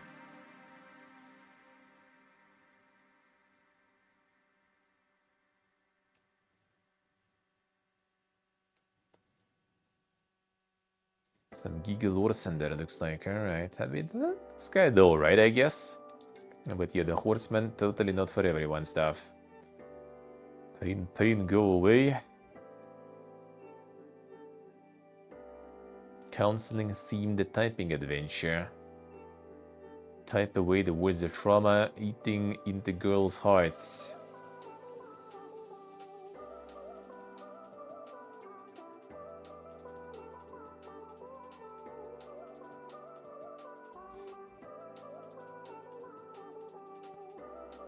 There's like has like like who is the voice actor there? This shit is like weeb as fuck. That is the indicator. When there is that much accent on the voice actor, there it is. Insane typing game, man.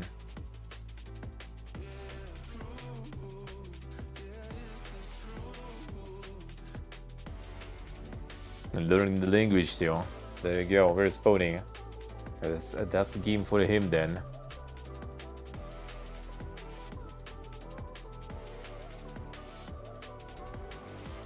Yeah, that's quite the typing there though, holy.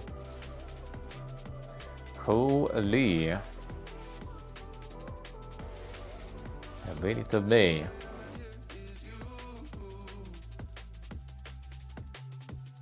Dice have no wise. Surreal a dice rolling roguelike. Luck and greed feed your dice dumplings. Collect game bending trinkets. Roll too much and lose it all. And get lucky unlocking fetus. Beat God and you might just wake up. The description does seem indeed very surreal.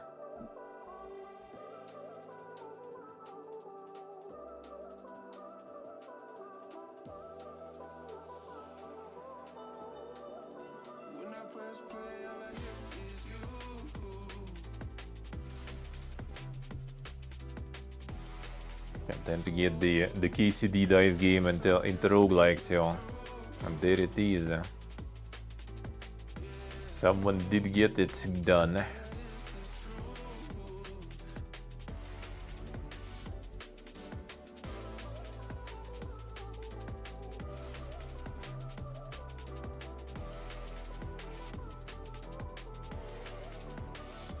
The early access though. We'll see. It's also 20th of May, dude. Like past 20th, after the move, it's gonna be just like insane amount of gaming, dude. Mechanicus 2. We fucking playing that. We playing that shit. All the good stuff.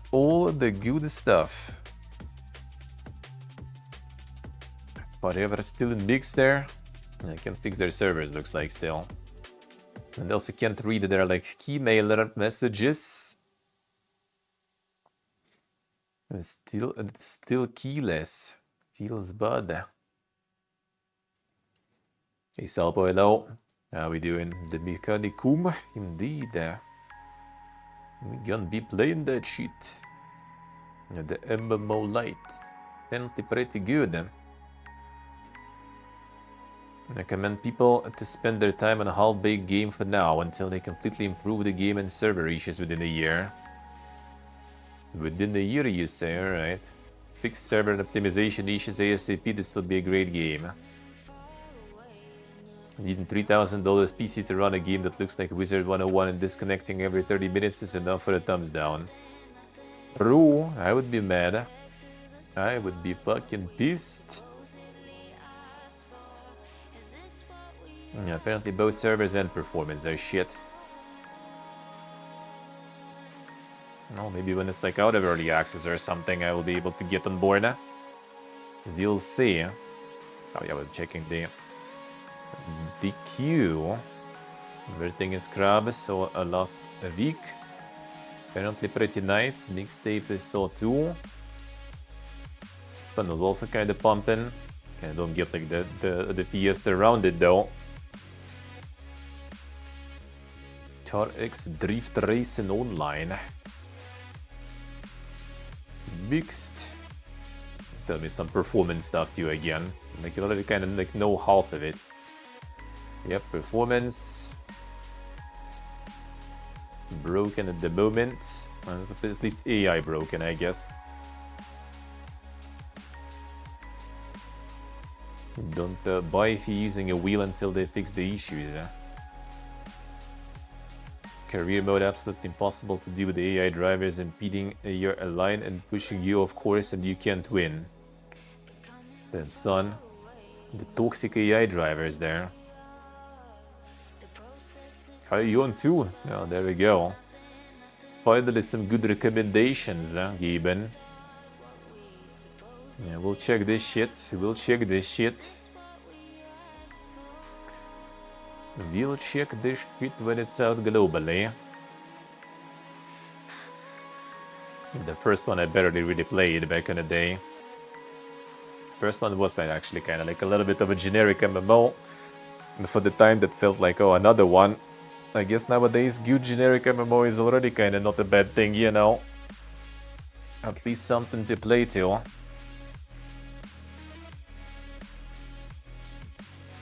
So we'll see. Yeah, the Korean version apparently was also like Omega pay to win. The Western edition usually comes a little kind of more mild with that, and they nerfed the Korean version too in terms of pay to win is. So apparently it's better now. Hope we get already the better version, kinda. That one looks like another one too. True. But now it's like another one with like a good budget, you know, good action and stuff. So it might be like like it's not gonna be something you're gonna stay and play for a while. At least for me. Played it on the bunch, never got literally anywhere. I say. I mean, NC Soft, dude. NC Soft is like the peak grind, the peak definition of Korean grind in games. That's Lineage for you. That is still around.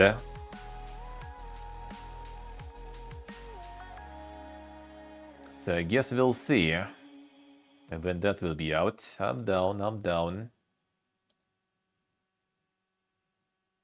No backup. Another horror, intense co-op body cam horror. Yeah, another body cam. There we go. Just as I was talking before about that becoming better soon. Another one.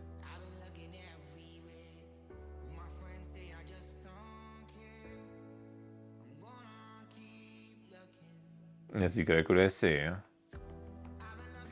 With the co-op and even.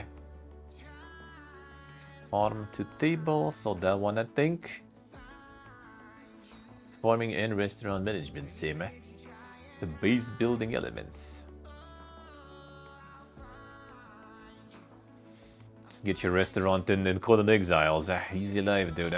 Easy life.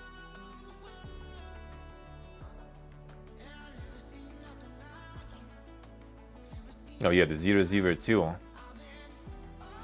Breaking news for Hello. Though I think he flushed the first game. There is the second coming now.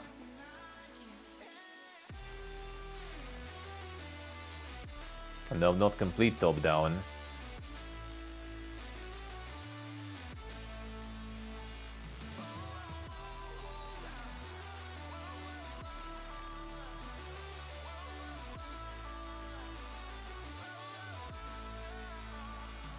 Yeah, the first one is kinda nice. I played only the demo though. But I think it was kinda alrighty, the top-down stalker sorta. Now they got a bit more isometric with that, looks like. We'll see. Get all the anomalies and stuff too. Harugi hates snow, saw that one last week. Farming's still pretty good, looks like. Space Aces for January.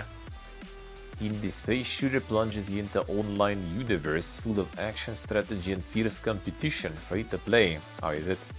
Is it microtransactions? Aha, there it is.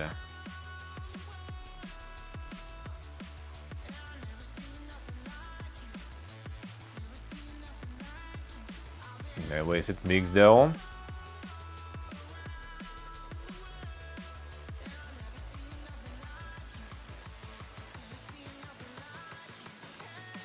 Devs out of touch players want, alright.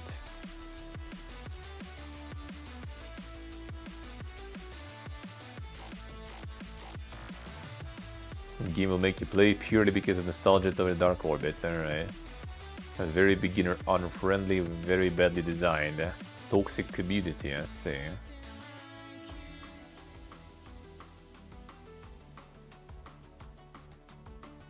It's fun if you're not playing on the MMO site, huh?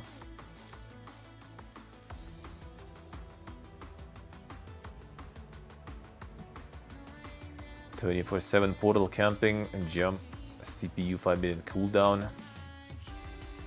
Get ported straight into a VRU group and die and spawn base again." I see. A dog water clone at Dark Orbit. I see. Game is a clone, nothing more than the caps lock to add the, you know, the emotion to it. This one is fun and good, looks like. It's also one of those showcases. The hunt down. Not sure Karakul actually, not sure. Hey, Kiranelo. It really looks like Dark Orbit, alright. Yeah, don't think I even, well, I mean, maybe probably seen, but yeah, don't remember even. What was that? It's usual Kagik as usual, of course, of course. Myth of Empire's Throne. Another MMO. Free seasonal multiplayer warfare sandbox. Enough purchases, I see. With mixed reviews. Sus. This game is not free, I see. Before you invest time in this game, I want to warn you, and this game is not free at all. Pay to progress wall behind everything. We'll only have fun from level 1 to 30, and then everyone has bad gear and are kind of on equal grounds. And after that, it's just pay to win grind fest. Sometimes when you log in, won't even get to actually play because you need to hit a field with the farming tool 1,000,000 times to get your planting skill up. It contributes to your entire physique. So at level 60, if you are not pay to win, you will get one shot by Shadis players who are spending thousands on gold tokens in the game. I see. The weapons they use are super hard to get from free to play. Alright. Classic, classic.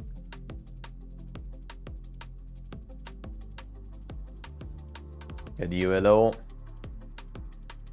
I played that shit as gift so much, alright. Before it became the norm, I see. All the pay to win weapons and ammo, I see, I see. So these guys decided even to yoink all their commercial model there. Alright, let's get into them news then. Subnautica on the farm then. 372,000 24-hour peak was the record in general. How much did they hit? 467, holy shit. Hey, boss are low. They be farming. Honestly, the Spire is still just sitting there. Not giving a shit. The Crimson Desert already disappeared. Crimson Desert already disappeared. The Ark actually kind of gone too. Damn. What is happening? Even the Ark. Yeah, Master, yeah. About that one. Not knowing every single game has that. Yeah, no one really usually reads that stuff anyway, so... The Misery got a bunch of people. Yeah, they got update now with that. Like even more people you can have on the server and stuff. When we return into Misery. Hey, Katsubaki, hello. Damn, Spirit Whale playtest got damn many people. What the fuck is going on with that one? Yeah, this is like the Giga wannabe Ragnarok Online, just like made by one person out of like the free assets basically on Unity. I did play the test quite a while ago actually.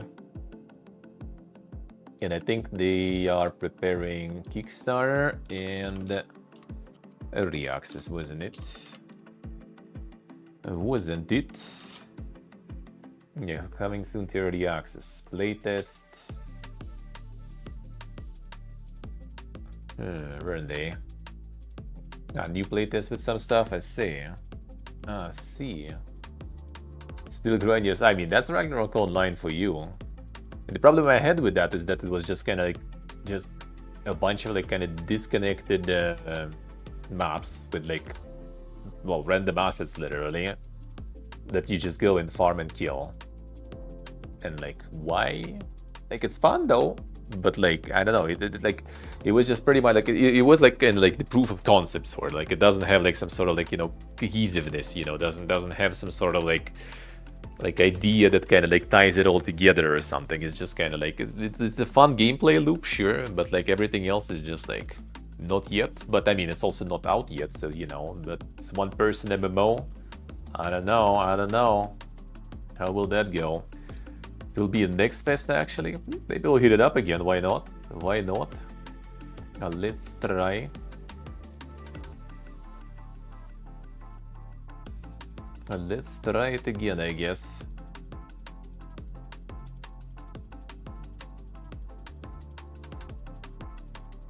Like, the loop is fun though. The loop is really good. Plus 5-6 rates for Gabo. Yep, Ragnarok Online again. Strikes back. Let's see how it is. And the Game of Thrones again.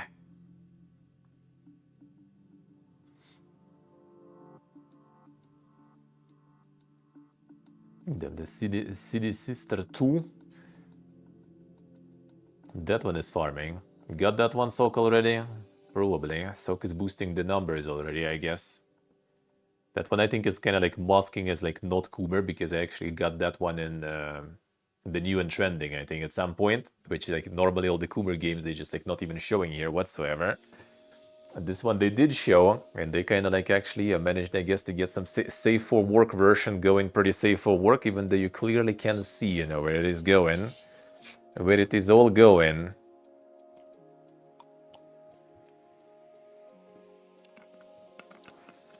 City Sister Sok, City Sister. That one with 2000. This one. Yeah, it doesn't even like, you know, like blur or anything, because it's like, it's actually like safe for work completely. But yeah, you can see where the animations continue later with the proper version, I guess. But yes, I knew it. I know you too well.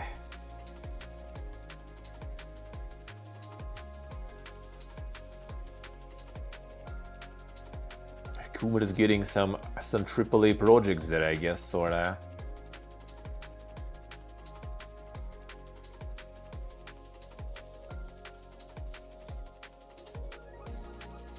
Degenerate titles with Gordon stuff. Yeah, what was the Riona or whatever?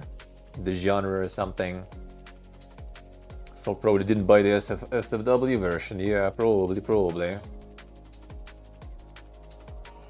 Yeah, exactly. Yeah, since it wasn't popular, like new and trending or something, for some time. I was like, the fuck?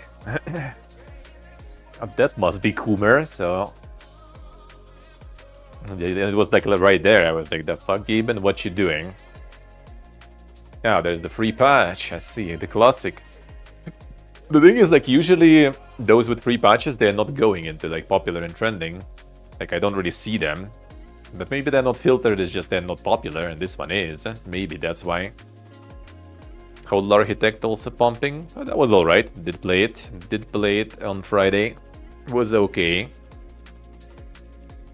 I'm alright with that. Alright, let's go. His voice and delivery was human. Darkest Dungeon developers will never ever use Gen AI to replace narrator Wayne June. True. Although June himself apparently gave permission before his death. 9 Solid Straight is on sale, yeah, that's why probably.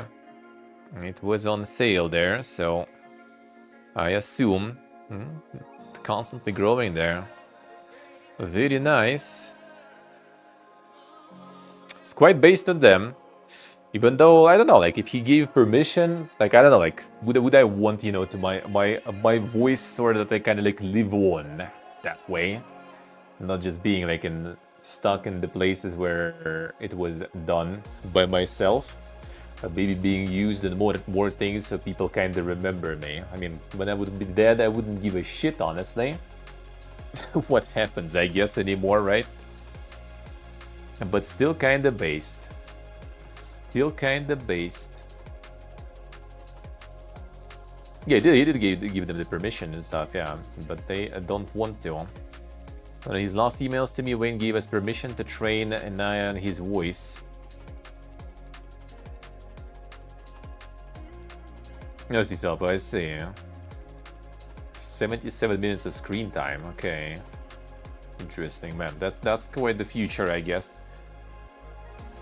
Problem is, I don't know if like AI would be able to like deliver it on the same level. Like some like maybe kind of generic voice acting, someone generically yapping, like I don't know, me or someone else, for example, you could. But like, yeah, the performance of Wayne June there was kind of like very dank and emotional. I think it would be kind of hard to like replicate that, no matter how much you're gonna like teach that model. True, Rev, true. Something he would staunchly oppose prior to the end. We've never asked to do it. I think he was trying to put the game team fans first, offer us a way forward. I declined and we donated to his family anyway. Never ever erode his incredible and timeless performances by teaching machine to sound like him. His voice and delivery, the delivery and stuff. Like the voice, sure, you can replicate, but delivery, like that's what I think what made it good. I think the delivery was the good part. And that would be really hard to replicate, in my opinion.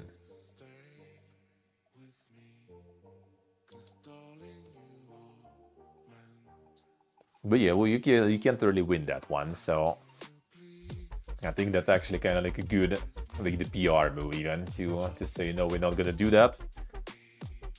And who knows, maybe somewhere down the line they will, you know, revisit that decision already. California bill pushing to keep games playable after server shutdowns doesn't reflect how games actually work, ESA assert. The Entertainment Software Association and Stop Killing Games campaign have been busy lobbying over the pending legislation. They keep going Pepegas there. Require publishers to offer players one or more of the following options upon shutting an online game servers down. A version of the game that can work independently of the publisher's online services, an update or patch that delivers the same thing, or the option of a full refund. Oh, that's why they got all super mad there. In the same vein, to arguments against getting similar measures put into law outside of US, ESA argue passing Californian bill in this form would have negative consequences for developers and players. Many games depend on evolving technology, licensed content, and online systems that change over time.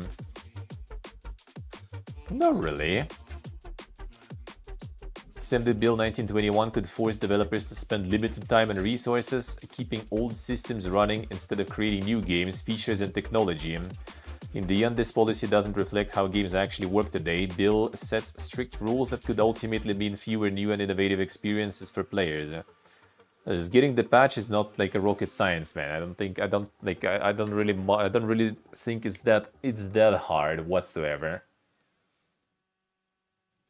Is Irelo just bullshit? Yeah, it is. It is. The end of life framework. You just need to let people, like, you know, even like make the patch themselves, really, and they would probably, or like make it once and people will keep it updating for whatever next changes happen and stuff.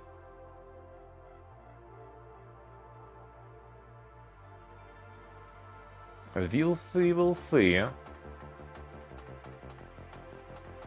think I had some more on that.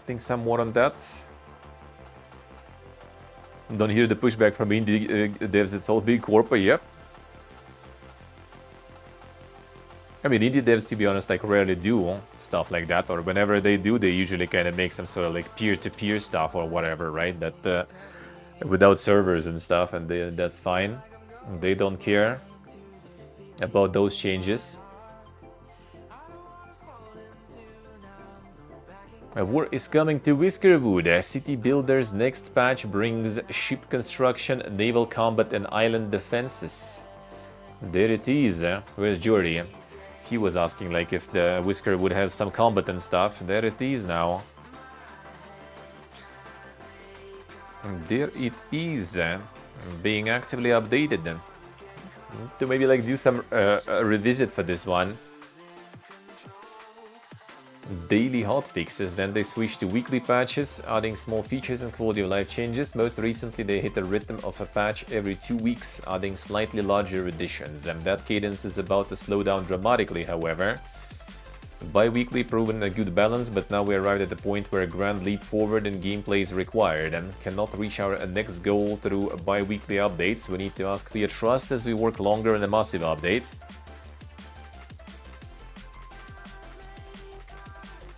full ship construction, trading between other colonies, naval battles, and island defenses, towers and fortresses. A large chunk of work, and we need to destabilize the code base. We are in effect going back into production mode. Monka, yes. And build bridges, little ferries between them, but you've no access to the outside world beyond vessels that arrive at your island unbidden. That might be the cats coming to collect their tithe, a galley bringing fresh mouse laborers, or a pirate ship demanding a ransom. It sounds like next update will let you wield some force in the world yourself. That is good. Reworks construction. Island building work is now handled by construction crew. You hire the construction yard. The building you can pick up and move around your island freely. Yeah, before it was the free mice building. Now we have the actual builders.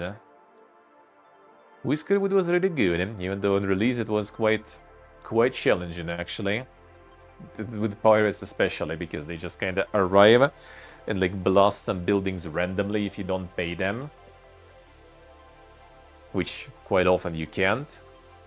And there's also penalties sort of for doing so. So you just kind of take the RNG. Like if it just destroys like the warehouse with all the like food and stuff you have, then you fuck.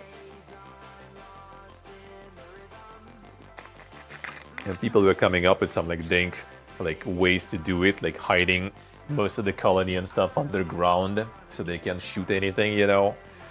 A bunch of all those things they were on the release, I remember.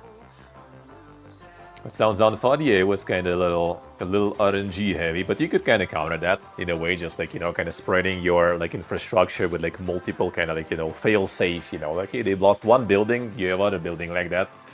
Or yeah, like moving a bunch of warehouses and stuff underground, so like important things are just unreachable for pirates to blast. And that was the cool part that I really liked about the game, though. You can go like underground completely. Like you can just like build stuff there, you can move everything down there, build like mega tunnels, get like some underwater tunnel to like another, well, I didn't make it that far to another island, but I tested it when it was just out that you could actually go like underwater tunnel sorta, not just under your island, but like go underwater also. That was really cool. That was really cool. It implored them. No bunker busters, yeah. Yeah, I'm not sure how they did it with that. I just know that they, I think, kind of made like the pirates a little less dank. Forza Horizon 6 leaking early was not the result of a preload issue, developers Playground say, while threatening franchise-wide and hardware bans. SteamDB also put out a statement distancing themselves from any leakage. What would SteamDB do with this?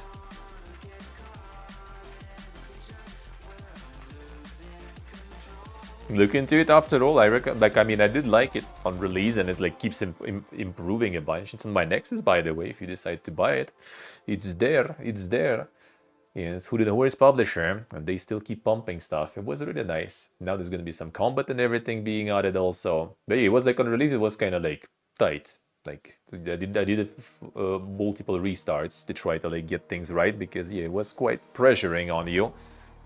You kind of need to pay the tax and stuff regularly, so you need to keep, you know, keep the proper like pace. But I think they kind of made difficulty a little like more manageable that way, not too pressuring, because yeah, people were just like trying to figure out the most optimal things to get like the best, you know, income and everything to pay the taxes and stuff, and then like starting out of there, save themselves from pirates, this kind of shit. But it still was good though. It still was really nice.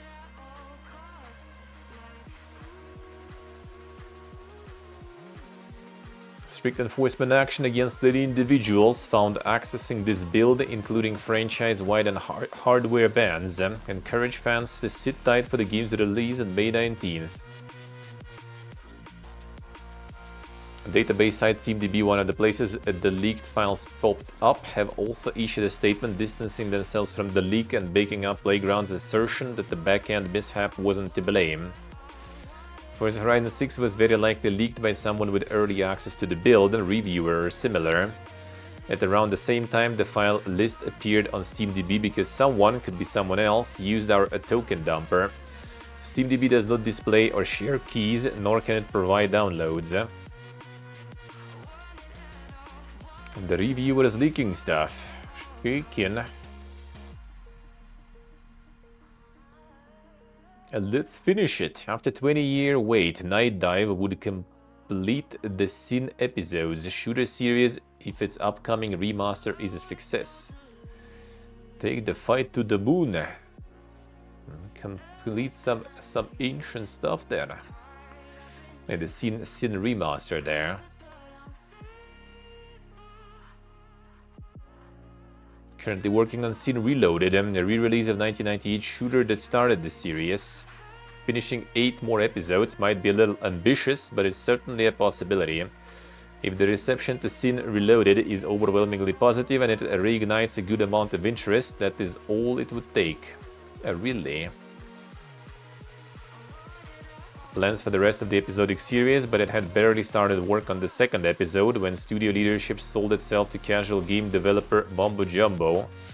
So I clarify, a message from Night Dive is that if enough people buy Sin Reloaded, the studio will produce all new Sin episodes. Yeah, he loves in a roundabout way, yeah.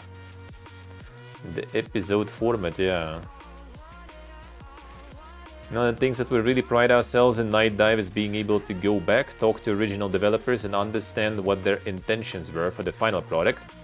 And then hopefully make up that ground that they weren't able to achieve with the time or budget that they originally had. They might return it all then.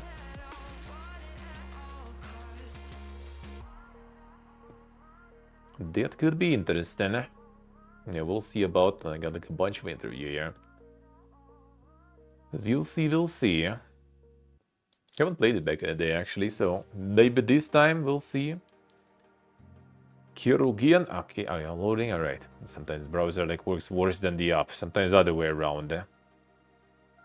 Dreadgear up corpses from an oil-drenched nightmare. A lost at sea, small crew of the Atlas calls for aid.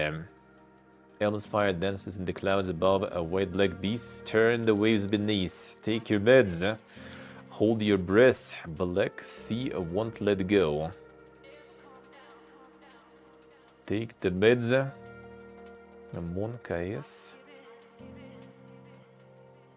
Seems kinda like some way to think likes. I like that. I like that. It might be good stuff.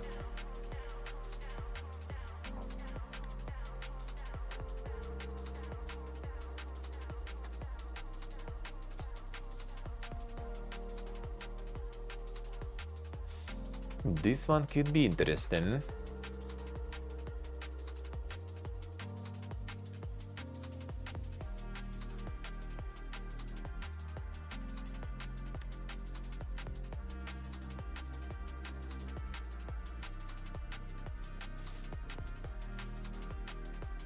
And no demos, nothing. Alright.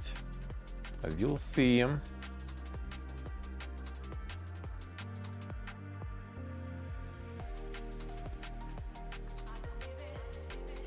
Alright, we'll check with this one out, maybe. It's kinda dank. I just find AI to be creatively soulless. Casey Hudson on the controversial tech and Star Wars Fate of the Old Republic. There it is. Hard to imagine where it's actually helpful in the process. Hoping to keep the team small, I really want to avoid having hundreds and hundreds of people, and nothing but how difficult it could be to work at BioWare due to how much stuff it had. To make up for that, contractors will be brought in to co-develop the game, a tactic I still find to be a tad iffy, as it's just benefiting from the labor without necessarily providing the benefits that a salaried position would. It's kind of interesting when you go like, yeah, we don't want to have like a lot of people, but we gotta get a bunch of stuff, like, you know, like the contractors on top of that. Not sure about that. So you're still gonna have a lot of people to work with, and I feel like in general, like having a lot of contractors is probably like harder to manage than people working on site, for example, you know, like staffers, because you already kind of like have some communications with them, and contractors you also need to, you know, explain everything, correct them all the time and all that stuff. So I think it's actually kind of like in the long run that might be even worse than just having a bunch of stuff in the end. At the very least, Hudson won't be relying on AI and just find it too creatively soulless, he said. It's hard to imagine where it's actually helpful in the process, just really unimpressed with it. Aren't we all? Well, should be. Unfortunately, there are a few out there like throwing rocks at monkeys in the zoo and acting surprised when the monkeys fight back. It will be a slog to get through either. Bigger isn't necessarily better. If I'm excited about the game and then I found out that it's 200 hours long, even if I have no ambition to actually finish it, I wonder if I put 20 hours in, will I even be out of Act 1? A lot of players just want to play something and finish it. I mean, I do agree. True, correctly true, huh? Double down on RPG coming out before 2030, saying making games that take 5 or 7 years, and none of us want to do that. But you'll see. I mean, I do kinda agree with that.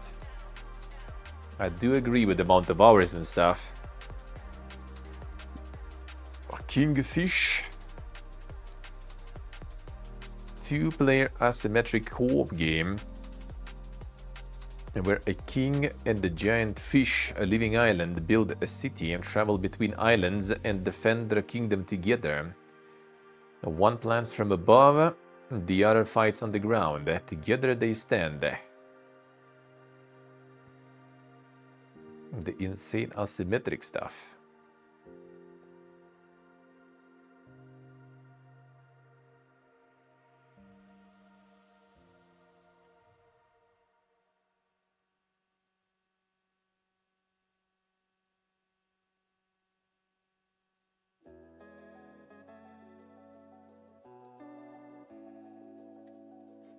That could be kinda interesting. This could be kinda interesting.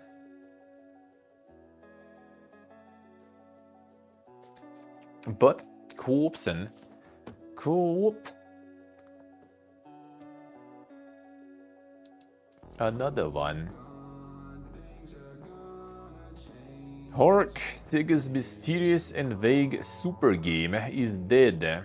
Though its Jet Set Radio and Crazy Taxi reboots live on. Not very super, is it? So that one is gone now. That was a while ago since they kind of like announced that one, the super game that no one knew what that exactly is gonna be even.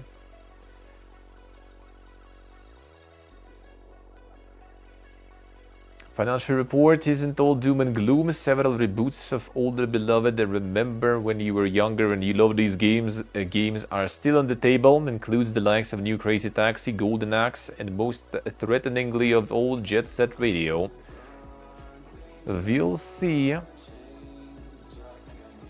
Continue to wonder if any of these are necessary though, particularly on the lattermost game. In a world where we have Bomb Rush Cyberpunk and its more online social focused upcoming sequel Hyperpunk, I'm not sure if I need to look backwards.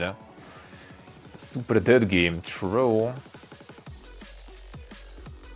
Entirely possible we'll see any of these games or even new Virtua Fighter and recently teased Alien Isolation sequel within the next fiscal year, as the report also states they plan to launch 4 new titles based on mainstay IPs in its Q3 2027 fiscal year forecast.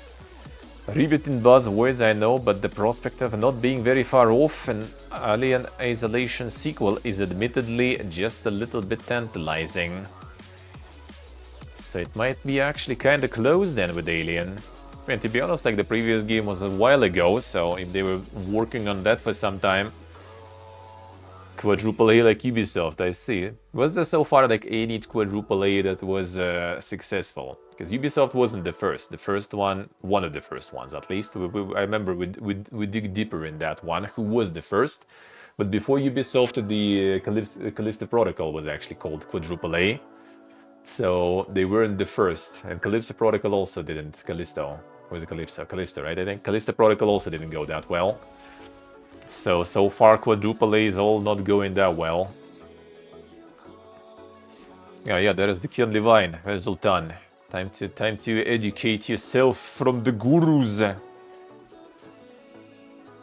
It is expensive and it doesn't age.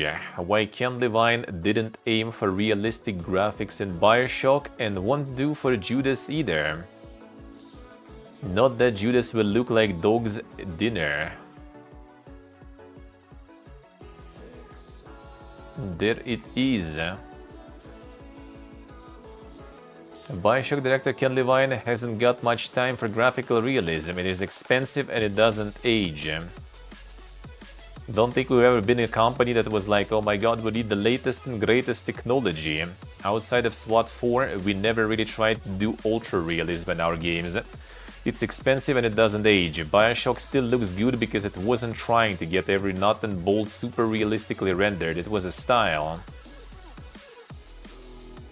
Levine says that new gaming technology coming out actually reflects this thinking. Previous console generations were all about leaping ahead on what could be rendered graphically, but there is a rising number that are more interested in form factor. If you look at, say, Switch 2 and the new Steam machine coming out, those are not massive technological upgrades. That wasn't their strategy, and people are realizing that we've hit a bit of a diminishing returns with that. If you have the right art director and the right approach, you don't need to be on the cutting edge of technology all the time.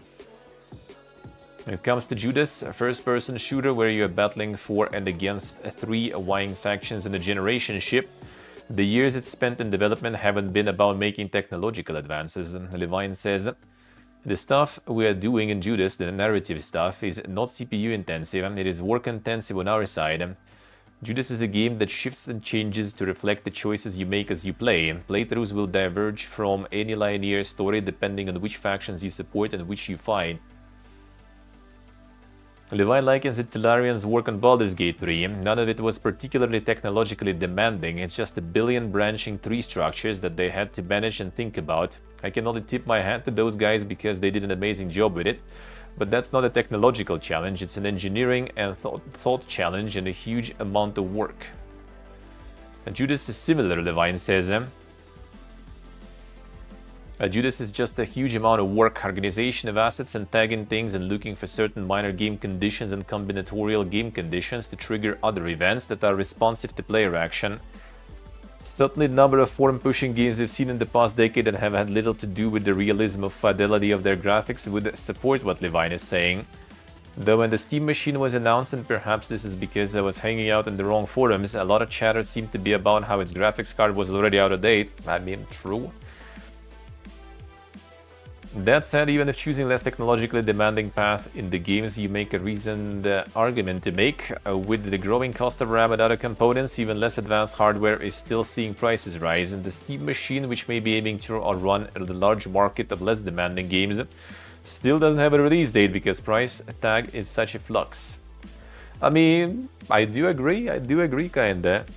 The problem is, I think, like, even going for the photorealistic sort of graphics, like, in time, that also might become kinda style, in a way, right? Even though, like, early 3D does still look like very fucking ass, not gonna lie. Like, it doesn't become a cool style. It depends, I guess, right? Like, some PS1, for example, it might be a style. If you're taking something like Heroes of Might and Magic 4, for example, that was not style, that was fucking ugly. When you look at it nowadays, especially. If we take Command & Conquer Generals, for example, especially if you take it after like playing Red Alert 2, that still looks fucking good, to be honest. If you launch it now on high resolution and play Red Alert 2, it fucking looks good still. Because it's like pixel art pretty much, it looks nice. And then you launch Generals and they look fucking ugly. Even though it's a great game and everything, but it looks bad. Sense in what Mr. Bioshock is saying, yeah, I do think so. In the same time about like not aging and stuff, right? Like take like Crysis or something like this, right? Like that shit was made like a long time ago. Like I had like my Core 2 Duo PC with the GT8600, I think, GPU when I was running that stuff, and I was still in college, I think. So that was. When I played it, it was year like 2008 or something. And, I mean, it still kind of looks alright, you know. It was pushing the tech back then, and it's unironically kind of still pretty close to like the peak tech still, in my opinion. Like with some maybe like modding, some like extra settings and stuff, adding more performance to that, and it's still looking good. So I think if you can make the photorealistic stuff, but also optimize it really well and make it like really, really perform well, then it's still a viable approach, I think. Choices matter, you'll believe it when you see it. I mean, I do hope so. I do hope so. I mean, they've been working on this one for a long time. So if they were actually working on it, because there was also like the article about Ken Levine and his studio, right? When they couldn't really like stop at something. Like he was just basically kind of like, nah, dog shit, we're doing different. Okay, I changed my mind, let's do everything different. And that was for years. And then after that probably article, and after, you know, kind of like sort of crisis in the industry started, and Take-Two or whoever owns them can't anymore just like, you know, throw money at them. And they were like, you know, guys, I think you kind of like, you know, money sink, you kind of bad press. So how about you actually like do something and, you know, announce something at least. And they did announce Judas and stuff. And I just kind of wonder how much of those years they actually were doing like all the writing, all this like branching stuff, if they didn't even know what they are making. So I'm not so sure if it's actually like that much time they put into this so far. But if they did, then I mean, it must be kind of decent, hopefully. It's just interesting, like I was kind of like musing over that, like, you know, the concept of like something pretty small. Well, I mean, spaceship, right? Sort of like, that's it, I isolate it, sort of. And then you just have like a bunch of like things there that just kind of like change the environment when you play, right? Like depending on your choices, depending on where you go, depending on like different like progress in the story. And it's just like, it's kind of like still small, pretty much amount of like modeling and everything for the world. And you pretty much like add the content and everything, build up the game, not kind of like in terms of like, you know, making it wide, but you more kind of making it deep, because like things change when you play in different ways, and every playthrough kind of will be different and stuff. I just don't know, like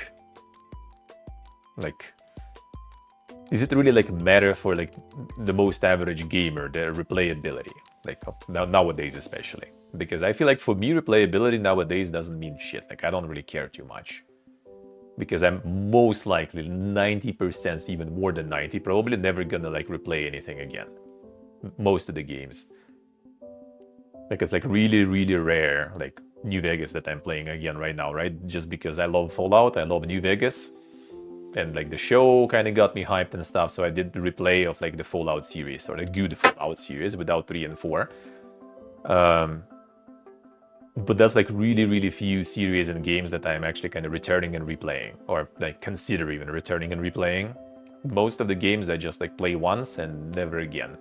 No matter how much replayability they have, nope. Because there's just like no time. There's like so much, you know, like every game tries to achieve this like insane replayability. Then you have roguelikes that are basically replayability, you know, incarnate. And then you have live services that are just like endless grind, right? You have MMOs, you have like all the fucking gacha games for some people too, right? Like you have all that shit, multiplayer things like Counter-Strike. I guess that kind of can go to live service also, right? In a way, like you have so much shit that is just like, why would I replay that? I guess.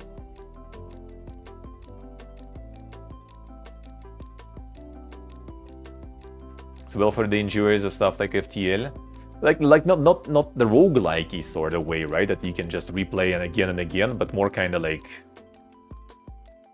just for one playthrough, like single player game where you pretty much manage to distill everything to the very, very kind of small amount of space, but it still feels like a lot of things happening. Because technically, like Dragon Age 2, from what I remember, I haven't played the second game and third and like anything except first, really. It had that, like he had like this pretty kind of like limited amount of space, but it was like changing through the acts and stuff. And I remember back in the day, a lot of reviewers were like, "Oh man, like lazy shit," you know, like it's just like you still run through the same like streets and everything. They just kind of like change a little between the acts. But in the same time, you also have something like Gothic, for example, right? When you have like also like same areas, but you like arrive there like different acts. There are some things changing, shit happening. So what if you increase the amount of changes and shit happening, but like decrease the size of the area? Will it be fine?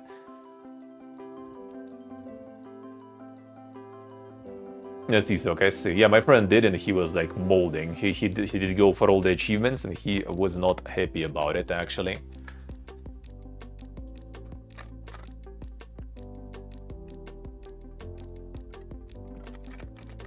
he was not happy. Yeah, do you kind of like understand the sentiment about like, you know, respecting players' time? On the one hand, you can also be with the argument like, you know, you're a streamer, you get like, you know, review keys and everything, you don't buy the games, that's why you have like that much and stuff, right? And like the normal people, like, you know, you just like fork out like $70, you want to kind of like get a lot out of it, you know, like play it for fucking months and stuff.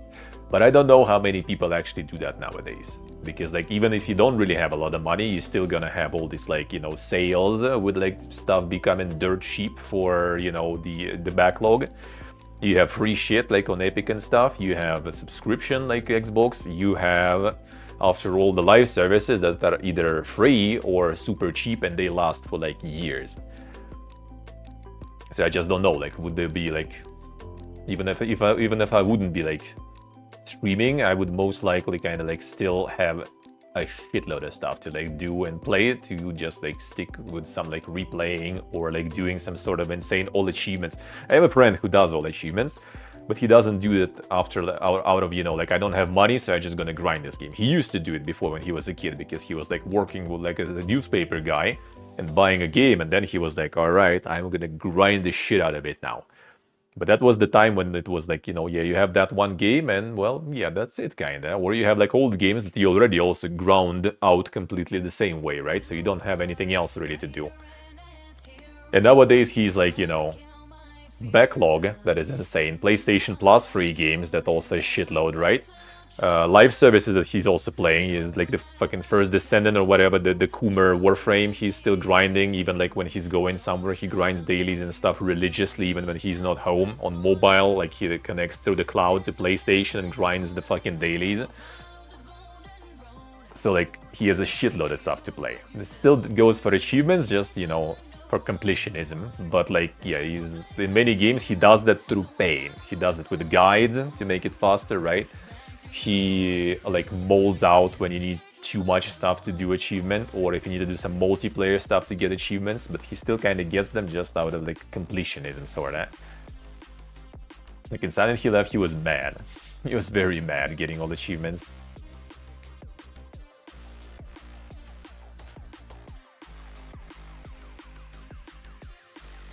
Playing demo levels on demo CD. Yeah, like that was a thing before. I just like wonder how much it is nowadays, honestly.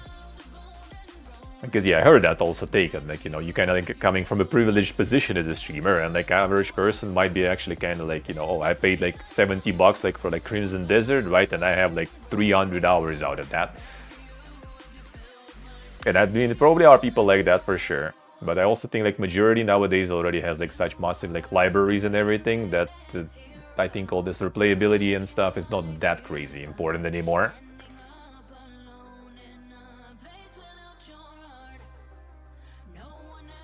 Our creators will get major updates every 6 months going forwards, and with the next one set to roll out the shooter's largest map yet.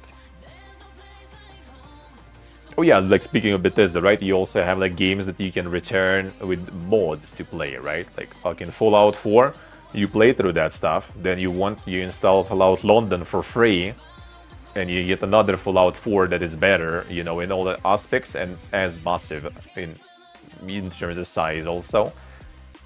Or Stalker, right, that people are just returning and playing again and again also, which the game that they bought probably like on sale for like $5 or something back in the day, and it keeps on giving, you know. So yeah, you have like so many ways to kind of like get something to play. Like if I had like endless, you know, like amount of time, like bro, I have like a list of like must play classics of RPGs, for example, right? I still have like Planescape that I never finished. I have Arcanum that I also want to do, of Steamworks and Magic Obscura, right? I have Baldur's Gates, old ones, and I mean new one kind of also already sort of deserving classic status that I haven't played, right? Witchers, there, haven't played, waiting. Even like some Dragon Age at some point, and I don't know about that, especially outside the first one, really. Whatever did I have? What else did I have on the list there that I really did want to out of like the super classics there? Like a lot of old classic RPGs that I would love to like replay, and I will slowly, eventually I will. But like speaking of endless time that I had, right? And I have all those games pretty much bought and stuff. So any moment, if I'm like, you know, suddenly lacking games, I can just go and start doing that. What else was there? If there would be like endless time, right? Like I would be doing some like probably more like Path of Exile, for example, like 2 or something like seasons. I would, for example, right? Not necessarily 2 and stuff, but like I would. Space Ranger, yeah, like Space Rangers, like it's not like something new that I would play, right? Because like Planescape, all those I haven't played, so that's something I want to play to like say that I played those classics. Space Rangers I played. It's something I want to kind of show also to others who may not see some of the good Russian games of the past. I'm not playing them most. There's a whole list of like Russian games that I also want to return to or show to people. And I mean, it's probably not the best time right now to do the showcase of Russian games, right? So I'm kind of waiting for maybe better time for that, if there will be any. If not, then I will still show whatever already. But they're just kind of waiting for the better time because I have all them. I have all the stuff. I have a whole list written down with the games that I need to do to show some good bangers of the past. The Zoomerathon. You have the backlog of new games. Yeah, I did actually, like at some point I think there was like some Zoomerathon store. I don't remember what was there though. What did I do in the end? It maybe was the one when we did play Fortnite with Triza though. Could be. See, what else was there even, like out of things with endless time, right? Like there is obviously all the live services. Like I'm playing 76 already, right? Dailies and stuff. I would play that more. I would play Conan now also on top of that, right? I would get some like fucking MMO probably going on top of that, because why the fuck not? Like just pick one. Some, like ESO or something, for example, that I did a little bit. I could just do more if I had time for that. What else would go there? Like I would finish more, like, or not finish, but like grind more roguelikes for sure. Like Slay the Spire, it's there. Mutagenics I never kind of finished, that is also there. And what else was the recent stuff? Of the recent even things, there was something that I didn't really finish.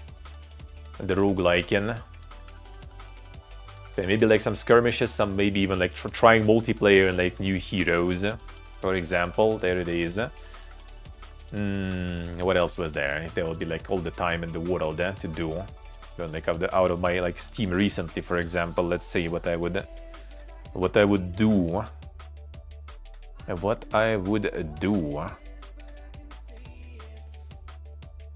out of all this stuff. Yeah, Motor Slice I would probably finish also.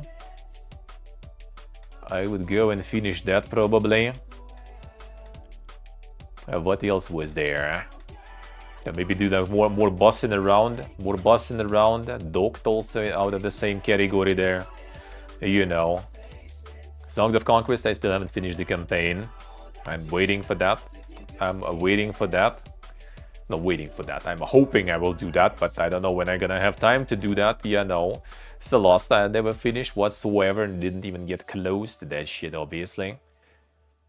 Didn't even get close to that shit.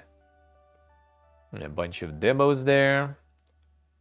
Yeah, there's Bugenics still having it installed. The Menace I never really got around after the demo with release. I was like in the process of the moving, I think, the countries, so I just completely lost that shit. Yeah, Cineo, I see.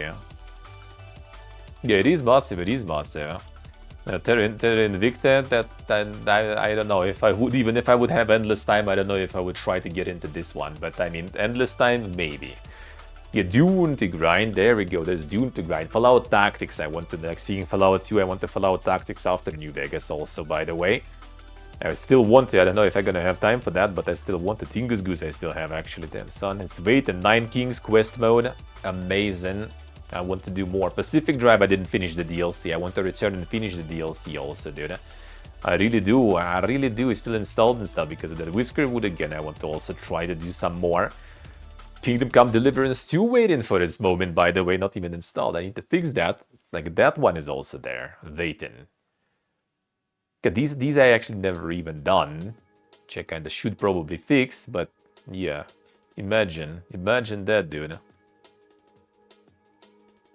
The Road Warden sits there waiting from the subathon. Endless Legend 2 is amazing too. I still have the Dying Light the Beast I got and never played.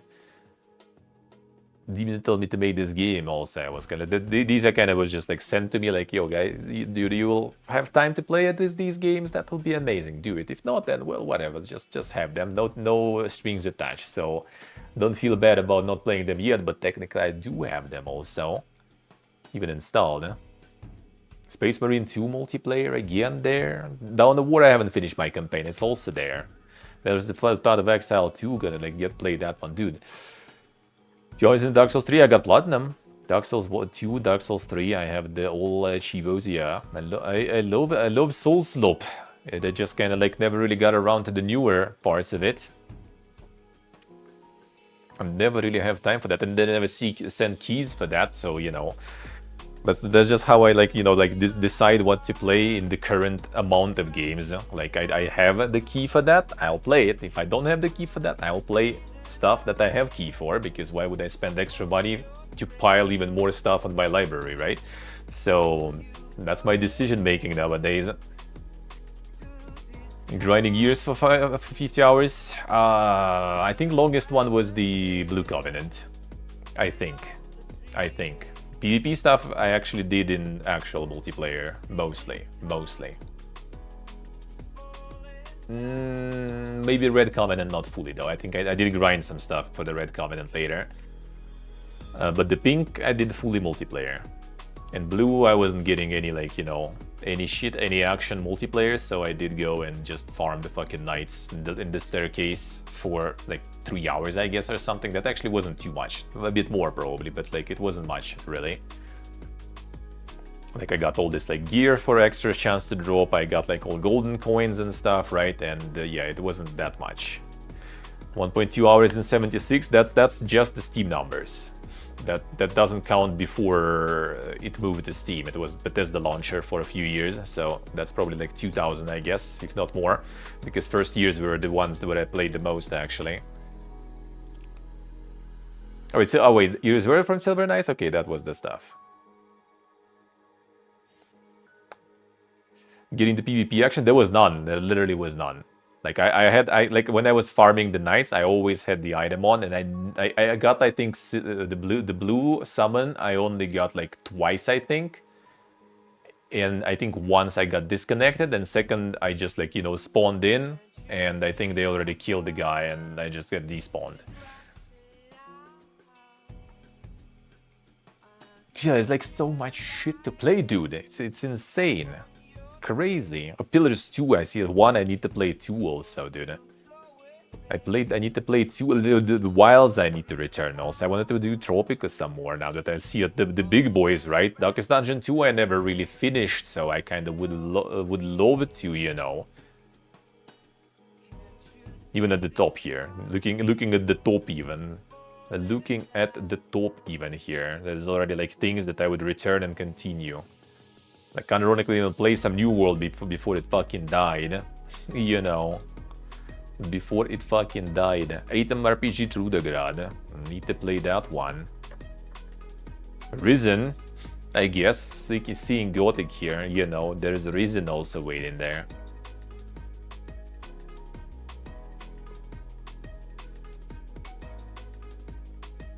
Blue Years I crossed and painted. Wait, really? Did I? I don't remember it already at this point. The blue ones were Krause in third Souls. We're speaking third Dark Souls. Third game.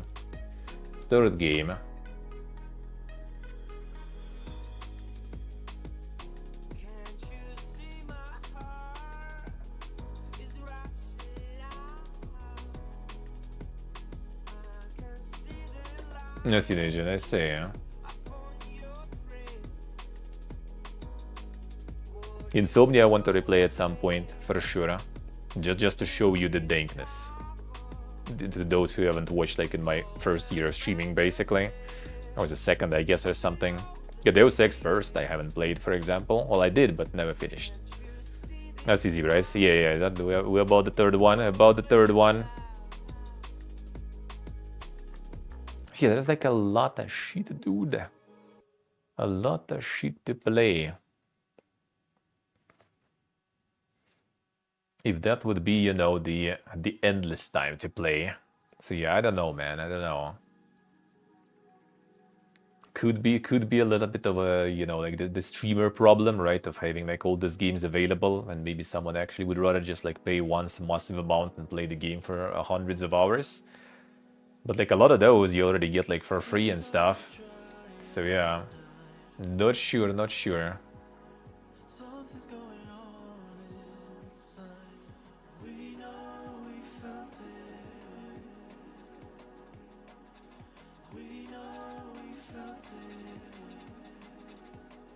There's no strong feelings about the games. I do think so, yeah. I think it's just like kind of fucking around with chat, really. That's it.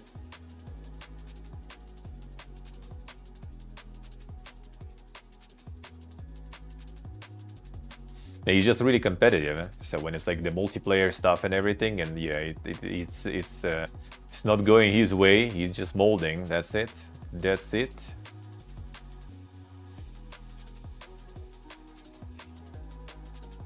CLOSC. Huh?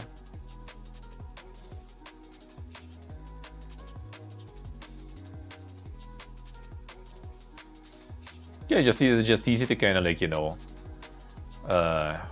when you're already like the content creator of this size, it's just kind of like managing your audience and expectations and stuff too, right? And just like create something sort of that you pretend you really dislike, and yeah, people just gonna be like always, you know, kind of demanding that, but in fact you maybe don't even dislike it that much.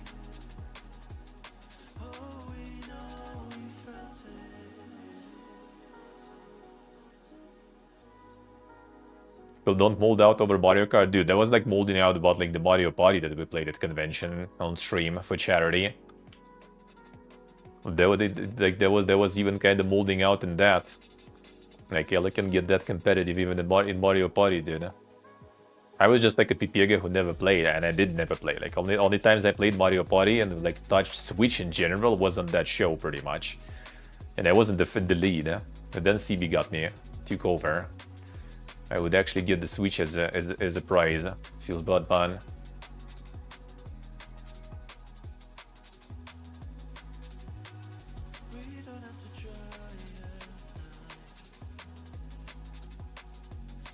Game really is a job thing for him at this point? Nah, I don't think so. I don't think so.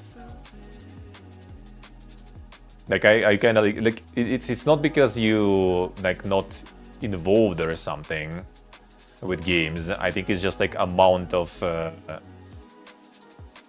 games. Like you just kind of like there's so many showcases that whenever like I watch the showcase and someone tunes in, like, oh yo, what was the highlight? And like I can maybe like remember like one or two if they were like really something that I like, you know, oh shit, that is my jam.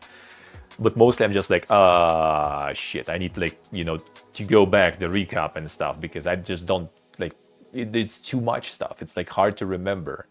There are some things that are kind of like you just like so much you just like memorize, but most of the stuff your brain just kind of like, you know, blanks completely. Maybe even good stuff, but it's just like so much that you just forget about it instantly.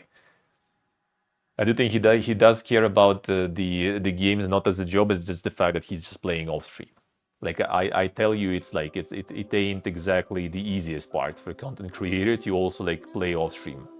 Like when I do that, I just go back on any other, you know, like human being functionalities. That is insane. And I usually at some point just kind of like, when it's like some live service or MMO, I just drop it in the end, because it's just, I just realize how much time it eats, and that I'm just like, you know, like I'm forgetting to do stuff. I'm like behind on like, you know, VOD uploads, behind on this, behind on that. I need to do taxes, I need to do this shit. And you just realize that the time is just gone. And also partially why I'm like doing my bonus evening streams nowadays, right? Because yeah, it's my off stream, but kind of on stream, just not on the main stream. That's kind of it. So I do think he does care if he plays off stream and some of those games and everything. But when you kind of ditch the game from the off stream, it's not because the game is bad, it's mostly just because the time is limited. And maybe he does have it a little better because he has like, you know, management, accountant, you know, this kind of stuff. So more things to like more time, I guess, sort of free. But it still kind of sometimes feels that it's too much.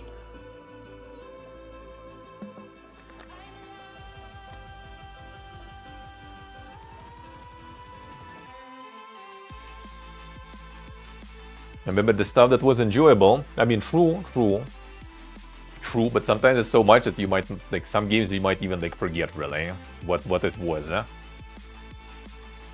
what was, like, the recent stuff without, like, looking, you know, at my library right now, like, the recent things that I did like Eugenics, Slay the Spire, Heroes, obviously, like, Heroes is, like, something, like, special for me in general, so that I remember, absolutely. But out of that, don't remember anymore what was there that was like really kind of again. I mean, Conan, obviously, for example, right? Like, without looking at the library and the names of games, I might not even like. I will look at them now. I will be, oh, okay, that was good. That I like. That is nice.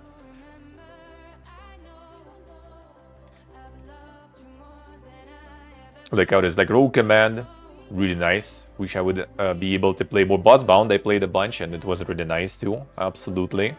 But no Transit, yeah, forget about this one completely, but because like the game was like, how much? 2.5 hours, and I did like 2 playthroughs pretty much. It was like 1.5 hours per my first playthrough, and it was really good. I really like it, but I forgot about this shit. Right now, without looking back at it. Without looking back at it, I just forgot about it. Dungeon Crawler is really nice. Like Bonehold, I did play a bunch. That's a nice one too. Docked is really good.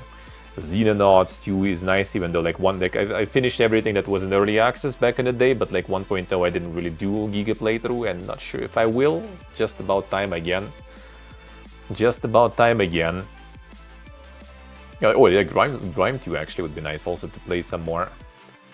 So like some games you just like forget. I don't know, it's just how it is nowadays.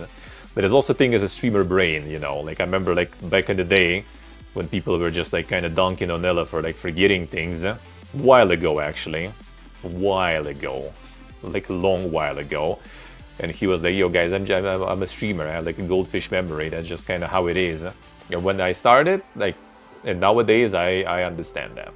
I see that. I see that, dude. I could literally just like type in like tweet, for example, and then like, you know, just in the middle of the stream, just like tab out to check something and be like, oh, well, there's my tweet still sitting there without me pressing send, you know. Like it is like this. It's like this. And just get told that doesn't help either. I'm pretty sure, yeah, absolutely.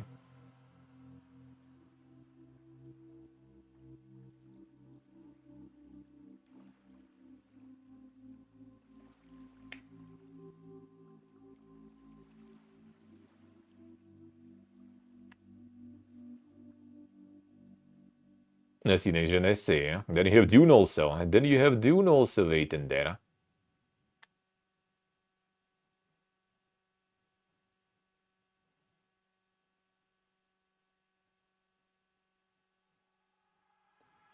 Got all the games then.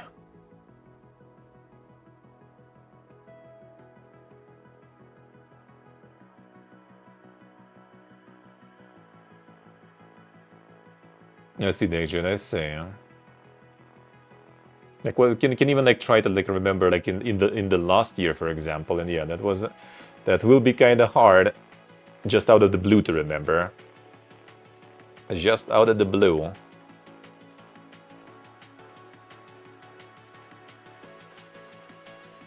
Like what would be like remembering from the last year, and that will be kind of hard. That will be kind of hard just to remember, even just to remember the games that you played a lot. Like if you're not attaching yourself to the time frame, then it's a bit easier. Like some games do be memorable and you like gonna remember them for a while. Like unironically Dragon's Dogma, for example. Like something I still remember and that I really did enjoy. In a weird way, you know, as in like it was something for me like that felt very fresh and still nice at the same time. Yeah, 6 months per update cadence now. I wonder, time for like a research for them, I guess, to figure out which cadence is better, because I feel like 6 months is already when people like completely, you know, dig the grave for your game and claim that it's dead. Like, I wonder what's exactly, like, you know, the time frame that you need to try to aim your updates in for people to not be still crying. Even though it depends on the game. I think in some games people already, like, not getting a patch for like 2 weeks, they're already gonna claim that the game is dead. Everyone would hate you. A Stardew Valley creator is open to adding adultery and NPC divorces, but he's against it on the moral level. There would be very serious consequences. Damn, son. Should be able to do wicked things and then face the consequences, eh? Despite his being against 2-timing and presumably 3-timing, 4-timing, etc. ad infinitum on a moral level. Tell that to your stinking home-wrecking fans, Barone. Demand for affairs and associated marital collapse in Stardew Valley spiked in February when speculation arose that the forthcoming Stardew Valley 1.7 update would allow players to date 2 married characters. Demetrius and Robin have thought a throuple was in the offing, but I'm not particularly versed in the love lives of Stardew Valley NPCs. Same. People wanting the cuck mechanics, yeah. It wouldn't just make everyone be totally chill about it, everyone would hate you, it would cause a lot of chaos and disaster and suffering, and people would be angry and you would ruin the family. Would be open to doing something like that, but I wouldn't baby people about it, there would be very serious consequences. So what's stopping him? Something, escapism, something. Part of me is like, well, maybe this is just too real. Stardew Valley is supposed to be some degree an escape from those kind of things. It's too realistic, you know. You know what they need to do then? Like, alright, he will allow, you know, like, to cheat for players. But, like, make fucking NPCs also cheat on players then, too. And then they will fucking start probably crying and ask, how about my escapism, man? My wife, like, left me in real life, and now my NPC wife also left me in game. Fuck is this, man?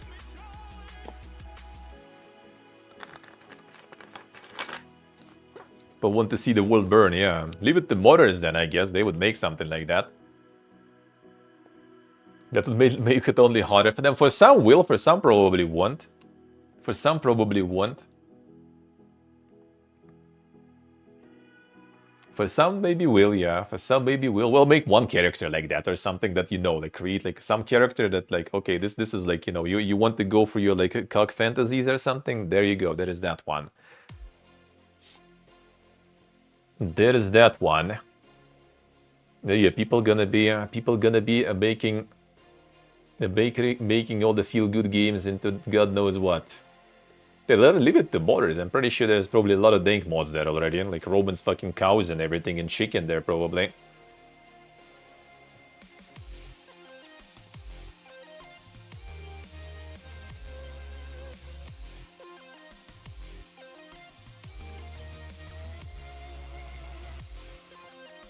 True, Axel, true, hein. Cinéma, cinéma.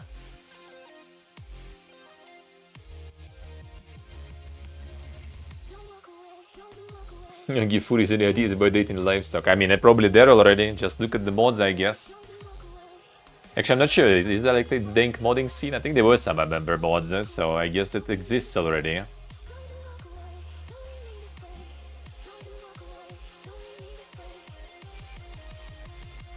Divorce court make you pay half your income to your ex? Yeah, true. Get the kids, and then, like, you know, the kid is gone, then you pay alimony, and then you get, like, you know, like the alcoholism simulation and everything, all that stuff. Let's go full live sim mode there. The UK MPs claim GTA 6 studio Rockstar refused to properly engage with staff during legal wranglings over dev firings. Employees let go by Rockstar last year were denied interim relief in January, but the wider case rumbles on. So this one's still going.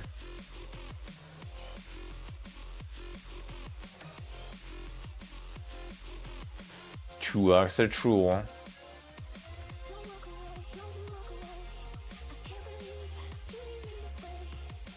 First meeting with constituents impacted by Rockstar's mass dismissal have held concerns with both the handling and motivation behind this action. I made my concerns clear during Prime Minister questions, resulting in an ongoing ministerial investigation initiated by the Prime Minister. Then, when like Rockstar is so dang that the Prime Minister already looks into that. Constituents have lost their job, their income, with one constituent even forced to leave the country due to removal of their visa sponsor. During a recent meeting with the constituent, they explained Rockstar's justification for their dismissal has varied throughout this process. Rockstar must answer this case with transparency and full cooperation and uphold the right to appeal. Well, hopefully if they deserve it, and they did it, which, I mean, I think they did, probably. Hope they will get fucked properly then, with ministerial involvement. Steam controller actually a Scream controller, because Valve couldn't resist making it cry out in mimi pain when you drop it. That controller is screaming. Little quirks been discovered over on Reddit, only emerging now, I assume because hardware reviewers are hardwired to be very careful with their tech and tend not to lob it all over the shop. Should be like someone mad probably playing and like throwing controllers to figure it out. The Easter eggs in there. There it is, man. True. I don't know if I'm cooking or becoming cooked. Iron Lung and Dusk Dev, David Shmansky is making a giant ant shooter set inside mountains of trash, which takes place 400 years in the future. Yes, it's Ibra say. I'm making a new isometric shooter called Bug Bite. Hasn't formally announced the game yet, but he's been quietly blogging about the thing for several months, and the new game appears to involve ants. Giant ants who live in spoiling industrial labyrinths the color of fine age urine, and how very unlike my bathroom floor, a realm of blinding purity with the occasional rogue invertebrate, just for charm. Game is set 400 years in the future, after several civilizations have risen and experienced different catastrophic events, and humans now live burrowed into the mountains of trash from those civilizations, hence the cobbled together look. I've learned my lesson from Iron Lung, and I'm slowly building a fairly extensive lore bible for this game, even though it's just an isometric shooter. Story and world are an integral component to making the action engaging here, even if the action is center stage. Experimented with having an actual ant colonies with vents visible in Bug Bite, but currently feels that there are significant diminishing returns after like a few hundred enemies on screen, and it works better to spawn less enemies over a longer period of time versus tons of enemies at once. Still, he's planning to include a level editor so people can stun lock their computers by simulating as many insects as they please.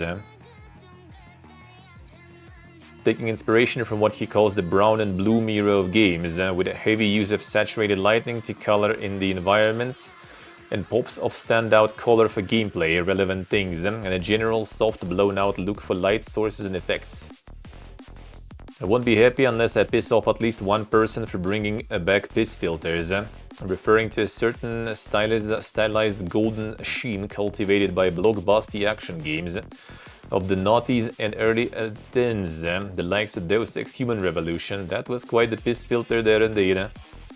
And Gears of War. It's been decades and I still don't understand why piss filters became a thing. Perhaps one of you can fill in the picture. I mean, if Deus Ex, I think that was part of, like, you know, the artistic decision though. Been working on Bug Bite for more than a year now, but I still haven't actually announced it, explained it to people, put up a Steam page, set a release date, or for what that matters, started and finished level content. I don't know if I'm cooking or becoming cooked, he confessed. Why not both? True.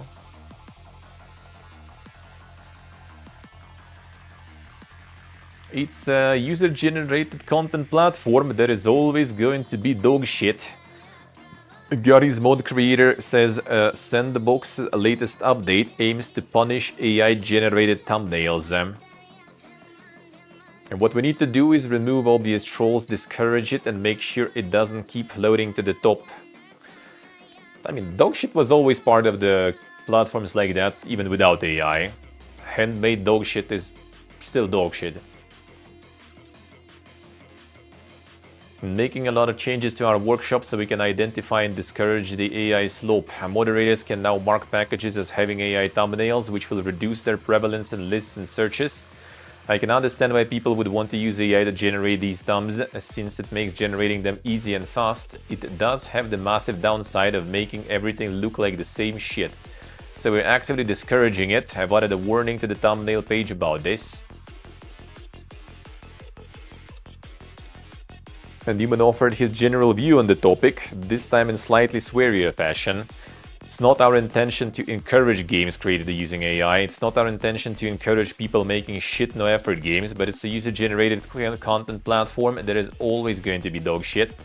What we need to do is remove obvious trolls, discourage it, and make sure it doesn't keep floating to the top. We are developers and this is our platform. Of course, we don't want it filled with shit.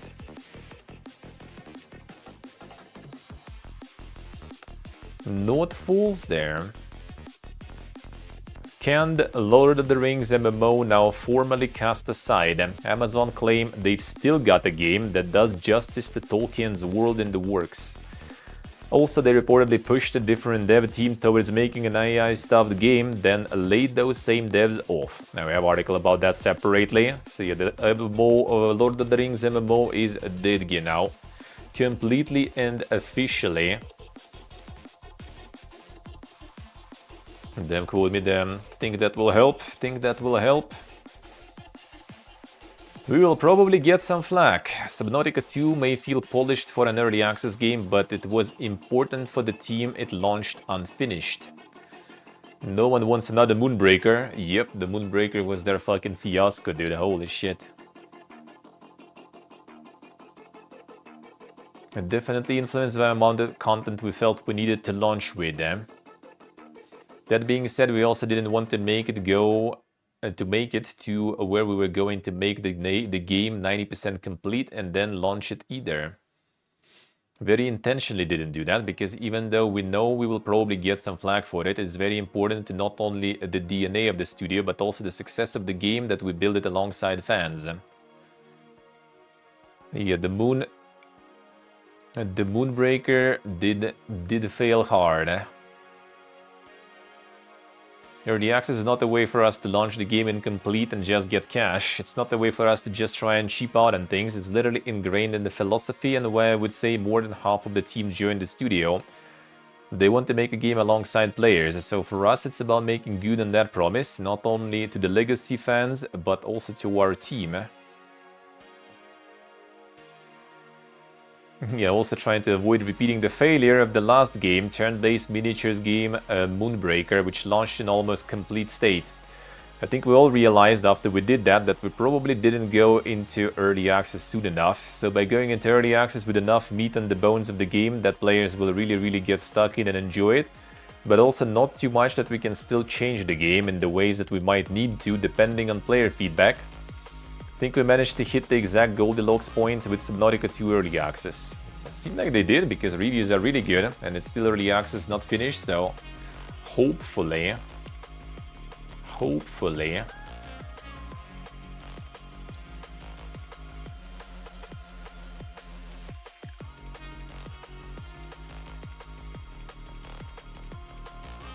For Control Resonance creative director, the series has always been the Remedy version of an RPG experience. So let's strike a short video on the core there. I was thinking about Control and it wasn't called Control or anything like that, but I had this kind of thinking in my head that I wanted to create RPG franchise. How do I get there? The question was, what would it be? What's the Remedy version of that? The way to learn is to start by doing, and that's how Control was born. I've never done dialogue choices before where you talk to character and you can choose what to say. All that stuff was new. My intent was I want to find out what is the Remedy version of RPG experience. These certainly are RPG-like qualities. And Kasurinen explained that Control is Remedy's RPG franchise, so they wanted to embrace and fully commit to the genre. Hey Orfir, hello. How we doing, man? How are you doing? It's to go hard, and yeah, they need more dankness. They need more RPG, actually. Yeah, I think that would be nice if they would add more. Because action part was kind of dog, even though new Control seems kind of like it will be better, though, action-wise. But I wouldn't mind having RPG part also better. Like more side things. more dankness, more lore. Warhammer 40k Mechanicus 2 releases next week, strategically spicing up Warhammer Skull's barrage of battle tool big number news. We're gonna be playing Mechanicus. We're gonna be watching Warhammer Skull Showcase. Skull Showcase next Thursday. Which time? Let me see actually. It was 6 p.m. then. Okay, I think I just on Thursday probably just gonna do like a long one on Twitch into the Skulls Showcase. And I potentially maybe... Okay, 1 second, I will double check just to be sure. I might be able to... 3 p.m. BST is 4 p.m. CEST, right? I think so. Yeah, I will be able to play for 2 hours. For 2 hours Mechanicus into the Skull Showcase. So that actually will be really good. Dice Warfare, nice. Sounds good. So Mechanicus next Thursday into the Skull Showcase next Thursday also. I think so, next gen. I think so. He worked on Ixion, which is also made by the same team, right? So I think he's just with them. A mixtape will be safe from a music licensing related delisting, ensured by its developer paying extra for the privilege. So there is a way out of that. Developer Beethoven and Dinosaur spent that little big extra moolah to license all of the songs in perpetuity. That means, presuming the heat death of the universe doesn't happen first, mixtape will be available to purchase indefinitely. Those saying the game would be delisted because of licensing issues was a lie, so that puts pretty firm cap on that one. Interesting. Team's music supervisor essentially made it pretty clear as to what felt realistic for them, which meant no Pink Floyd, something the studio pitched as a boundary test. But in general, producer Woody Woodward says they got pretty much everything they asked for. So, Perpetuity and the dank license they got, interesting.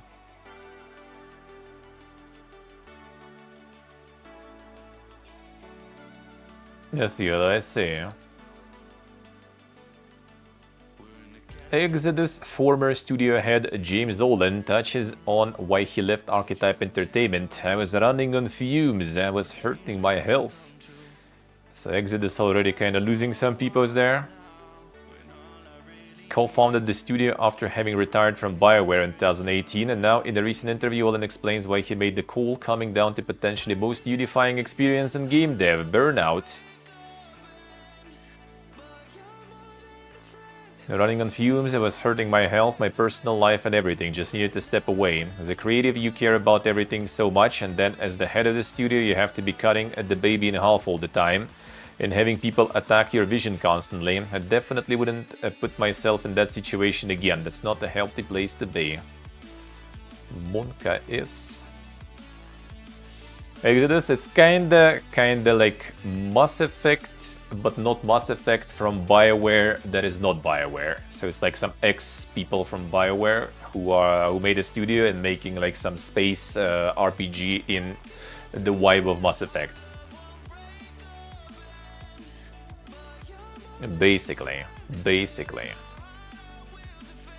Focusing on 3 RPG adventure books as part of Arcanum Worlds, a company he set up with Jesse Sky, also BioWare alum, an Archetype Entertainment co-founder who is now serving as the creative director on Exodus. There it is. CLOSC. The Tebu Mass Effect, I guess. Yeah, we'll see. There is multiple ones in the cooking. There is also the Expanse one, right? So we have like kind of like 2 somewhat similar-ish, I guess, ones going from different studios on different franchise. Well, I mean, Expanse franchise and Exodus its own thing, I guess. A LEGO 2K drive is being delisted in a matter of days, despite only being a few years old. Grab it before it's bricked over. Multiplayer servers will then be deep-sixed at the end of May 2027. And another one, dead game. No longer be available for purchase as of 19th of May. 2 days, guys, buy it? Probably not. Multiplayer servers will be shut down at 31st of May 2027. After that time, all game functions requiring online service will no longer function. And there it is. Another one bites the dust. Online functions will not be available. So something will be at least. This is gonna break your mods. Stellaris is getting Nomad Empires, aka Moving Planets, despite Paradox previously deeming this impossible. For years we said even mentioning it would make programmers cry. There it is. The planets that are moving.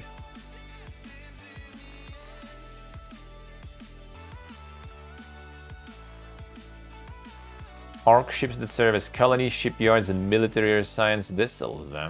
There it is.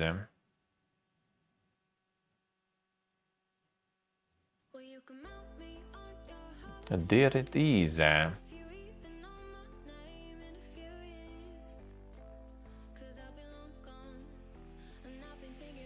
Pick the heirs of the Khan origin and you'll play the outcast successor to Murder Space Chungiz, which means you'll be spending a lot of your journey dodging assassins. Sacred Path, meanwhile, sends you on a pilgrimage between holy sites. This origin transforms your regular civilians into priests and zealots, but also seemingly gives you the option of deciding that all of the ancestral prophecies were made up once your voyage is done.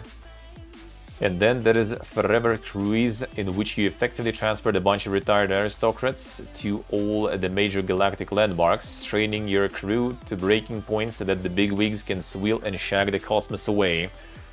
A friend who worked in a cruise liner once, the way he tells it, they are floating bingo parlors with very crowded water slides. And there it is. And Nick is probably celebrating there, with more dang Stellaris content. EVE Online's Cradle of War expansion wants to make the space MMO more welcoming to new players before killing them in galaxy-wide omni-conflict. Cradle to the grave. Making EVE more user-friendly for plebs. I see. June 9th. There it is. Well, probably not gonna be third time I'm trying to get into EVE. Don't think so.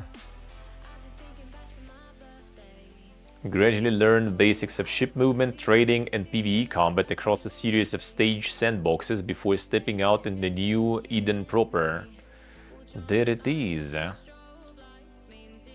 don't know if we really need that too much. I mean, I guess, I don't know, it like throws you in, and I was kind of fine with just like going and farming some asteroids for some time, and it was kind of fun, until I just kind of realizing that, you know, like, what am I fucking doing, dude? Like, I don't feel the immersion and connection. It's just like, you know, it's just a bunch of like Excel, you know, like fields, a bunch of like all these like different buttons, and like the ship is not even like that interactive for me even. So it was like fun, but then like, yeah, then like if it'll be something that's a little more like hands-on with the ship, but the same like, you know, insane world, conflicts, you know, asteroids and all that stuff, but you have more direct control over that shit. That would be like fucking godlike stuff. I would play that shit probably like really hard. But this one doesn't have that much of a like connection between you and the ship, so not really. Feudums, multiple branches of your noble house in the living persistent online 4x grand strategy. Expand fiefdoms, command vassals, master warfare, outwit rivals through diplomacy, espionage, and schemes, with no pay to win. Now I'm kinda, you know, not so sure if there is no pay to win. Only strategy will determine the legacy you carve in history. Doesn't have the includes online purchases though.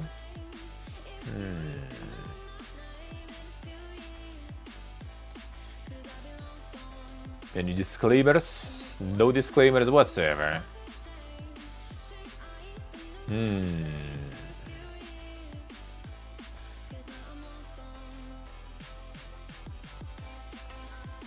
Not sure, not sure.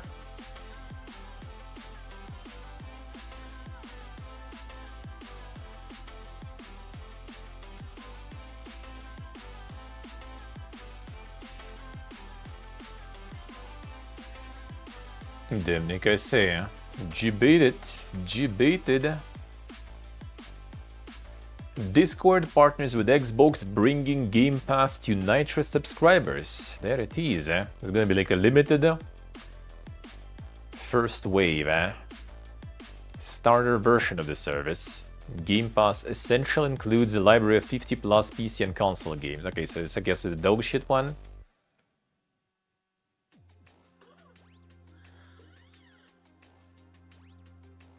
A discount on certain Logitech products. Subscribers getting up 30% off with Logitech G. SteelSeries 15% off. Control Freak 20% off. Insane. The Super Nitro all over the place.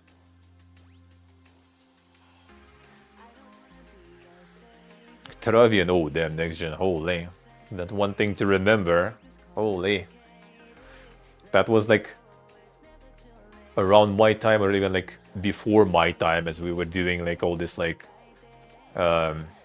websites money making and stuff, and like they're dabbling into the traffic arbitrage when you basically kind of like buy ad slots on some platforms and ad networks and then advertise some like partner programs, affiliate programs. So you're basically kind of trying to like instead of like, you know, company directly buying ads, they kind of do it through you, so they have less risk and they only pay you like percentage. So you pretty much, instead of having your own traffic, you get the traffic somewhere through like ad network, for example, and then put it to the sponsor. And if people purchase or do something, you get a reward from that. And Travian was that, actually. Like getting new players to Travian was getting you paid for. Let's see, yeah. So yeah, I know that one. Haven't played, but yeah, we could work with that one. But that one already was kind of old at that moment, because we were doing all this stuff in 2010, 11, 12, in that range. From 2010 to 2014, I guess, basically. So it was at that point already like everyone knew that game, so getting new players to join was kind of hard, so... Former Taken boss Katsuhiro Harada to lead new SNK studio. That's an interesting one. Because yeah, SNK is like Fatal Fury, King of Fighters, Metal Slug. And he's just joining them from one fighting game sort of to another. Launch new game development studio beyond tradition, crafted to perfection. Combine technology, sensibility, world-class expertise to pursue ultimate. From free, open, spacious environment will generate new ideas, create memorable games. What kind of games, though? Video game soft vs development division. The spirit of versus, challenging tradition, visionary standard, volition's shift, vanguard spirit. Damn, that's like quite the lore behind the name of the company there. Holy. 8-bit, hello. Insane.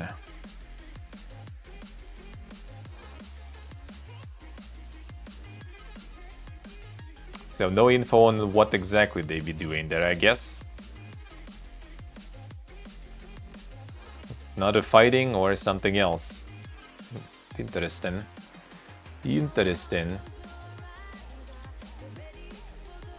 Best Buy may have leaked the GTA 6 pre-orders going live Monday.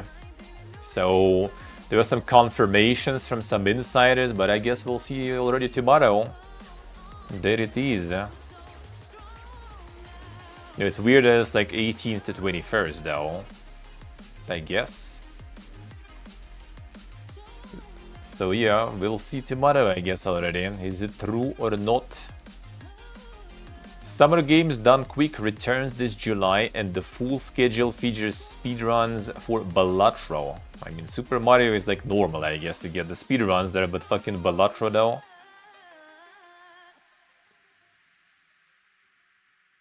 I see, did I see? I see.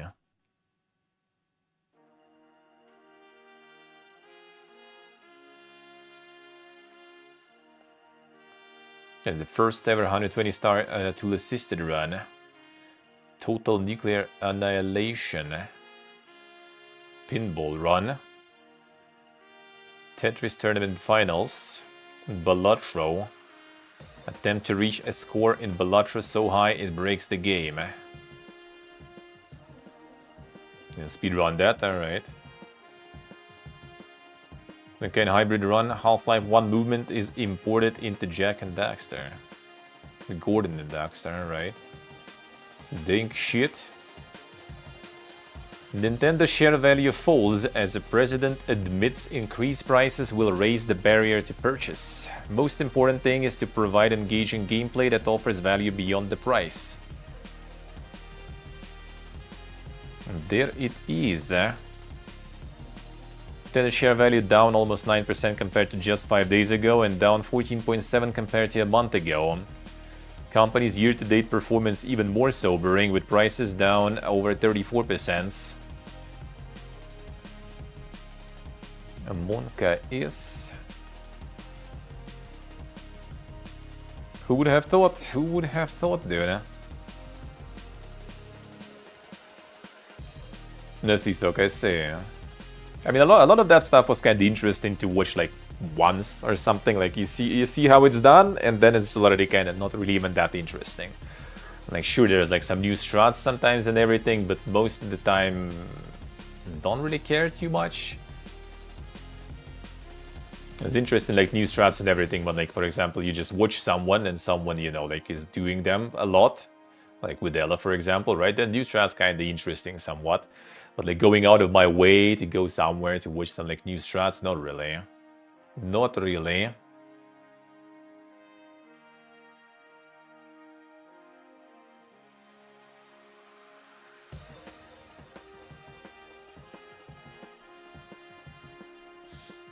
$20 hours plus back then, I see. Yeah, I mean, it's nice, I guess, to just, like, it's the stream that you kind of, like, turn and it just, like, goes on and on and on, right? Without the break, sorta. So there's always something happening, some noise in the background.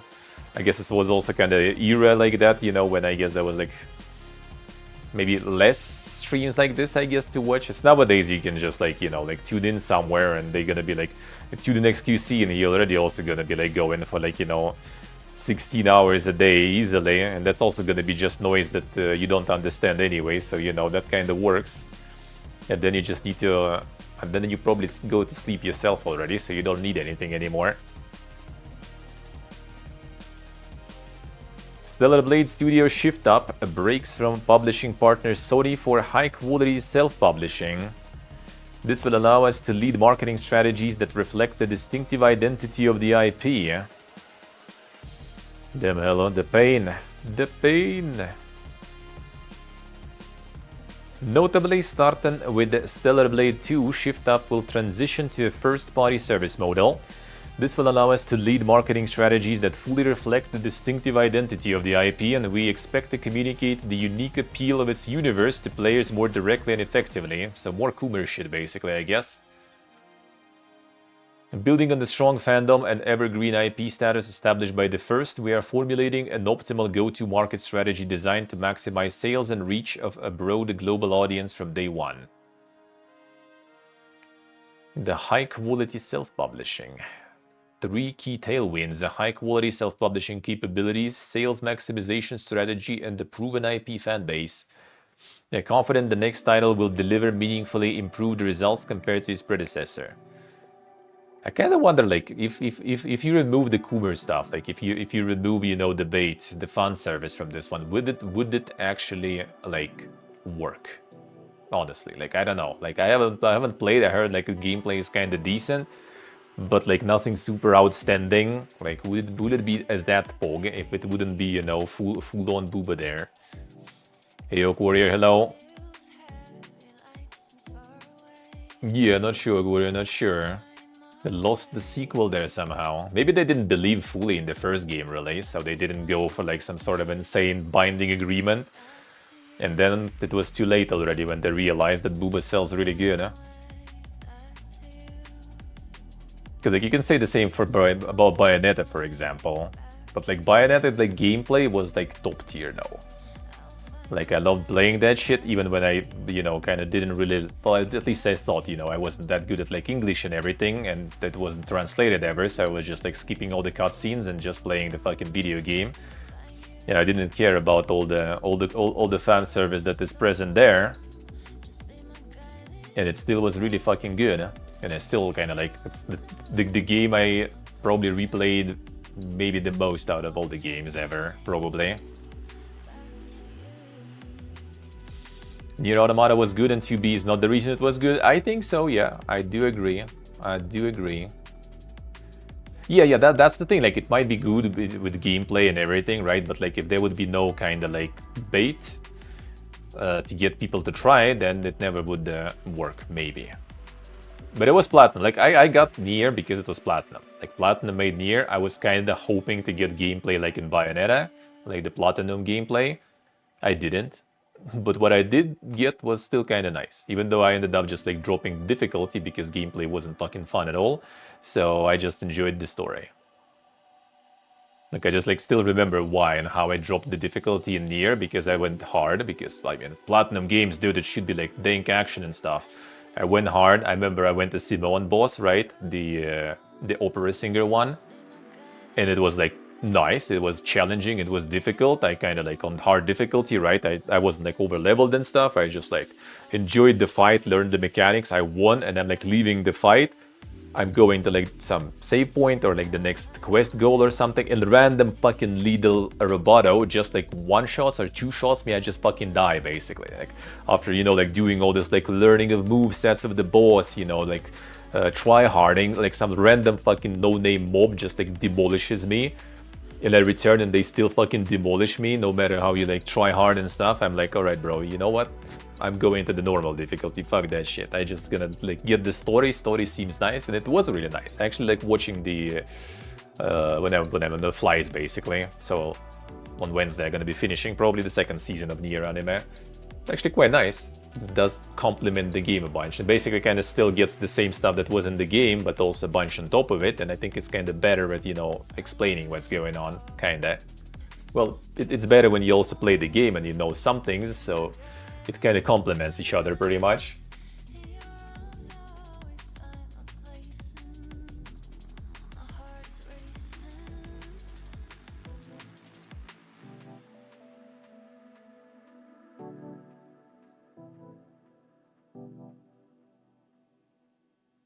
Personified be as popular if I put some ugly Western characters? I don't know, man. I don't know. Like, I'm kind of like was always like interested to try, but yeah, not because of the characters and stuff, but because I heard it's a good RPG. So, like, I haven't even watched it much. I only saw like I only heard the soundtrack, like, you know, third person, not by my own will, you know. So I kind of was interested to try at some point.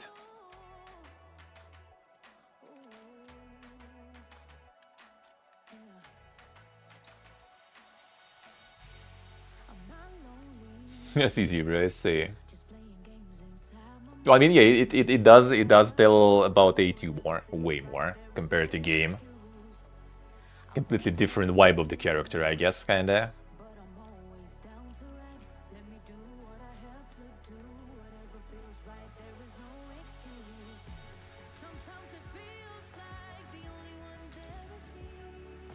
Of online discussions about the game about fuckable characters. I think in terms of like Baldur's Gate, like debate wasn't exactly about the companions.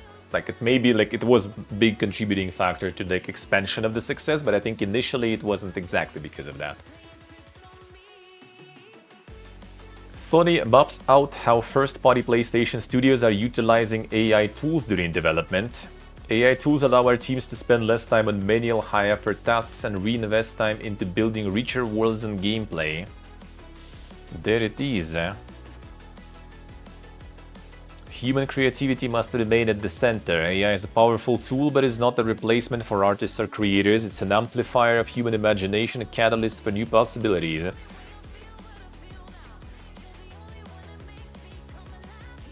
Tool generating facial models from performance capture.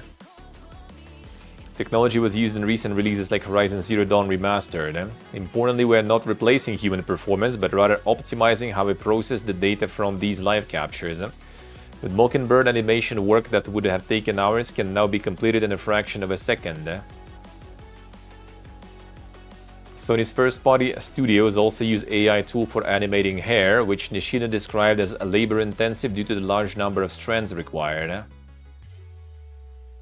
Teams accelerated this process by taking videos of real hairstyles and having AI tool output a 3D model with hundreds of strands modeled. Practical applications allow our team to spend less time on manual high effort tasks. Okay, I've heard that. Vision, design, and emotional impact of our games will always come from the talent of our studios and performers. AI is meant to augment their capabilities, not to replace them.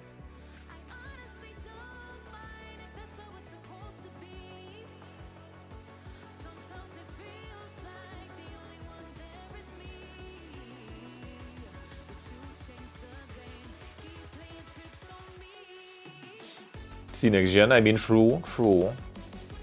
A use of AI in Gran Turismo, specifically in its AI-powered racing agent Sophie.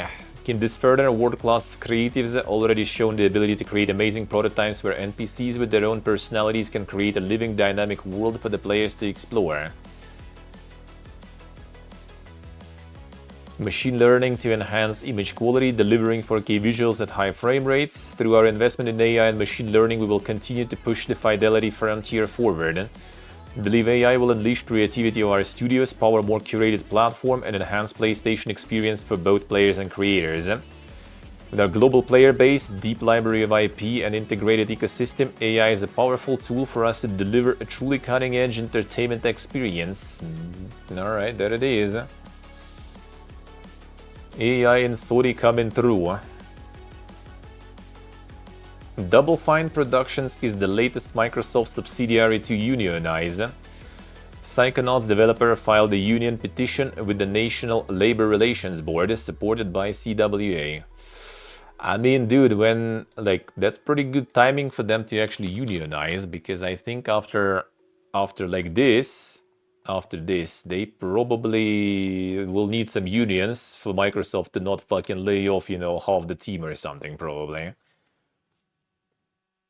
And it's not a single-player game, really. It's actually the game that's supposed to be, multiplayer. And you get these numbers there. I mean, I don't know, maybe it's like a banger on Xbox or something. Maybe, but that looks like they need a union now real hard. Very soon.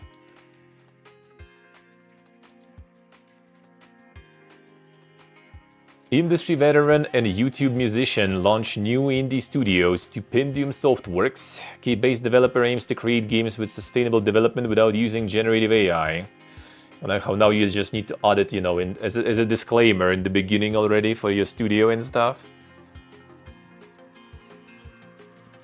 Industry veteran Alex Oxspring and YouTube musician The Stupendium. Making them studios, Around the industry, it's incredibly frustrating to see so much waste, poor management, high staff turnover, low investment in craft. We want to see more emphasis put on sustainability and creativity. I see the Jedi say.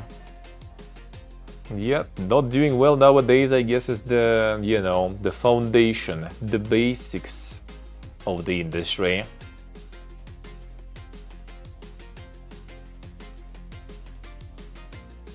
First collaborated on the dating sim Only Cans Thursday and reunited this year for Polyamory, High Caliber Love. Right, that's quite the portfolio they got there, I guess. Off-color romance laced with biting political commentary is only one flavor we offer. Delightful, surprising games that are joyful, queer, and celebratory, and that use of all of our talents to give homage to our favorite game series and film influences. I made songs and videos about games for so long, I really wanted the chance to create some games of my own, plus I had to find something else to justify these huge pieces of filmmaking equipment I keep buying. There it is. Crimson Desert increases Pearl Abyss Q1 earnings more than fivefold to 220 million. The fuck? More than 80% of Crimson Desert's 179.1 million in sales came from North America and Europe. There it is.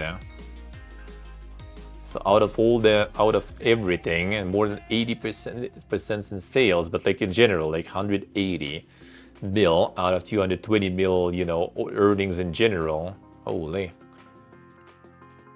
5 times increase.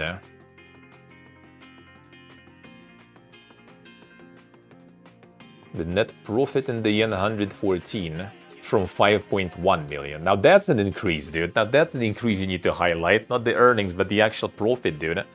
From 5 billion to 114. Insane Crimson Desert right there, dude.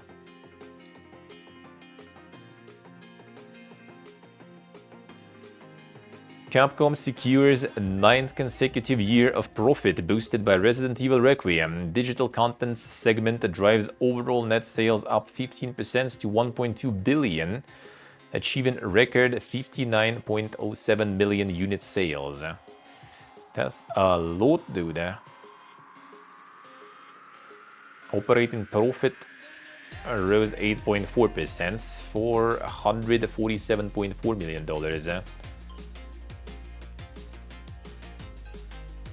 The power of Resident Evil, dude. Indica dev Odd Meter raises $5 million to fund next project. Investment will provide studio with resources to expand its team and maintain creative independence. Very nice. And grateful to GM Capital and now Telic Ventures for their support and trust in our vision, applying everything we learned from Indica to a new project that pushes our narrative and artistic goals further while scaling production to a new level. Founded in 2017 in Russia, Odd Meter relocated most of its team to Almaty, Kazakhstan during Indica's development due to the war in Ukraine. Yeah, I'm all in Kazakhstan, I see. Boosting all the countries' game dev teams. Insane. Not just the Cyprus alone. And not only Serbia. Some in Uzbekistan also. I mean, all over the place, but some higher profile ones, I guess. A new AAA collective to publish Star Wars Fate of the Old Republic plus games from COD and Call of Duty and Yu-Gi-Oh! Veterans. A new holding company from former NetEase exec Simon Zhu funds 3 studios, including new launches from Casey Hudson and David Wonderhara. New holding company greater than the group, securing 40 million in funding and approximately 60 million in additional commitments. First investments are 3 studios: Arcanaut Studios in Edmonton, Bullet Farm in Los Angeles, and Bugship in Tokyo. Arcanaut Studios is headed by Casey Hudson, game director of Star Wars Knight of the Old Republic and the Mass Effect trilogy. Arcanaut's debut title, Star Wars Fate of the Old Republic, was announced at Game Awards. So they actually announced they got the license and announced the game without actually publishing. I guess they had the publishing, they just didn't get more investment directly without the publisher. How does that work? Bullet Farm, overseen by David Wonderhar, former studio design director at Treyarch. Studio is in the early stages of developing a new first-person multiplayer cooperative title. Mugship is led by Masato Saki, former Konami executive at the height of Yu-Gi-Oh's international expansion. Company invests in Japanese anime projects, which form a core pillar of GTG's overall IP strategy. Co-owned by the founding teams of each studio, aligning incentives by granting leadership of both individual studio ownership and the shared equity in GTG. Zhu has not disclosed specific investors due to privacy, but told Bloomberg they are gaming and tech entrepreneurs, and GTG is also collaborating with other creators to incubate innovative projects. Aims to address development challenges by offering full funding, end-to-end support, and autonomy, enabling studios to focus on delivering games that leave a legacy. GTG bringing common sense back to the games industry. Refocusing on the fundamentals. Gaming is first and foremost entertainment. Our job is to give players what they truly want. Great games have always come from the authentic self-expression of their talented creators. The Weebs win again, yeah. There it is. President of Global Investments and Partnerships at NetEase. Stepped down last year after firm reduced investment in several studios, including Bullet Farm. Interesting. I wonder if it's kind of sus or he just kind of felt bad. Not sure. The old school publishing model is dead. Silver Lining Interactive joins the new wave of pick and mix publishers.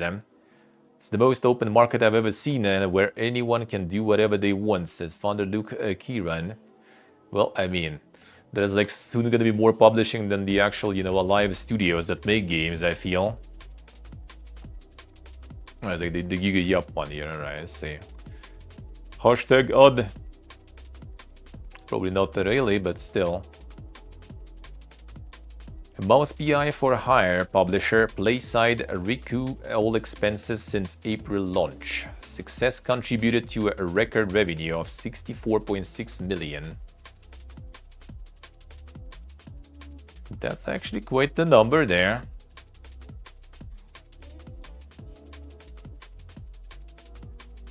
Expected to contribute to Playside's financial year 26 revenue, which has been upscaled from 34.7 to 36.38 million. Upgrade primarily reflects stronger than expected unit sales and ongoing wishlist conversion of Mouse PI for hire across PC and console platforms has been achieved despite delayed launch of the title and the absence of major external project wins during the year to date. Console units have increased up to 50% of total units sold as the title retains significant visibility on console storefronts. The record revenue for Mouse PI for hire, dude, that's quite numbers for that one. I mean, I knew it kind of got like pretty popular, but like to that extent, that's quite dang. Night Street Games cuts jobs after Last Flag fails to achieve the financial success we anticipated. Some exceptionally talented developers were affected by this decision. Yeah, that one also didn't go well whatsoever. That one was not doing too well. The game will not be shutting down. Yeah, I guess like it's like just a kind of fully released, done and done game, but will it actually be even afloat without player base? I'm not sure.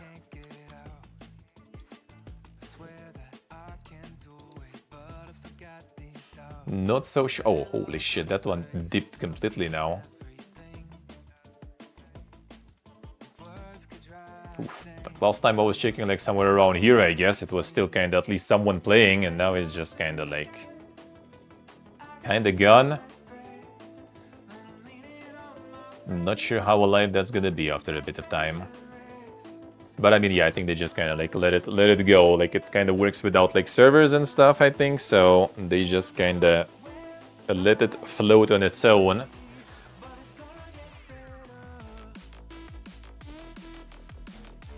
Financial reality of our situation means we are unlikely to be able to support additional development beyond some upcoming patches. Hope that these updates bring you more value and control. Some things you can look forward to in the next few months include our 10th character, a new map, brand new game mode, cosmetics, leaderboards, and much more. So probably like stuff that was already kind of prepared before release even, and now they just kind of gonna be drip feeding the content.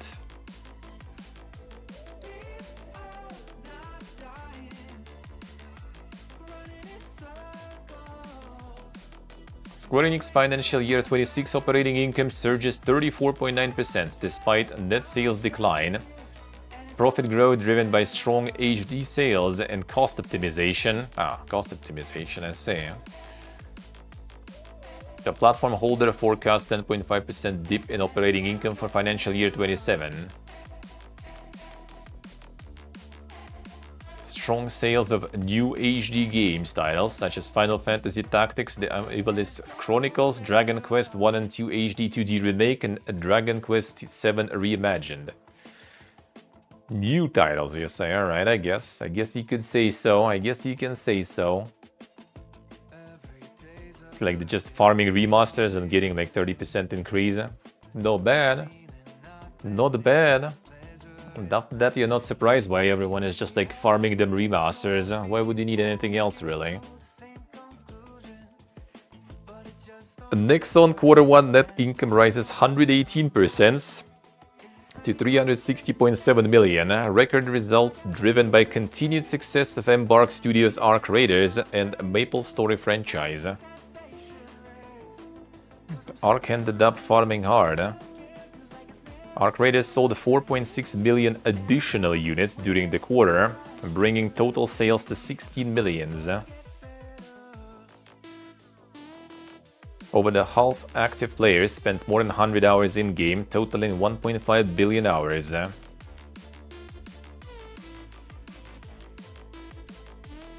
Hey, Sabio low. And as a Borderline remakes, I see.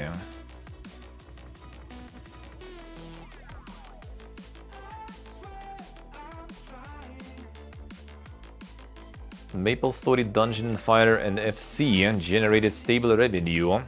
Well, I mean, 500 million just from online MMOs and live services. Not bad.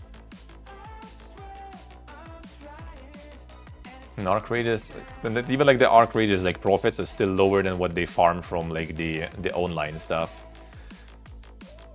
That again, why live service and all that is still, everyone still tries to get their own out there.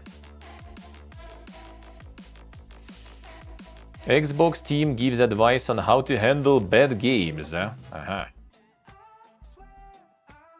reminder, just because you're not personally into a game doesn't mean it's a bad game. True. I thought it would be a little more like detailed guide there, but I guess not. Hey Glorious, hello. How we doing?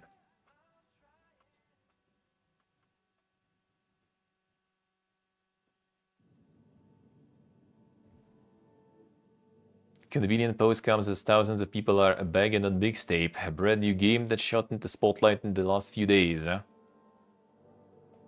For its stunning reviews as much as its glaring issues, I have suggested outright that it's not a real game because it has so many sections that can be completed without any input from the player. Some also suggested some twisted industry plant of a game, and that's a conversation for another article. One sentence sweet news article, yep. True. See, Gloria, as I say, huh?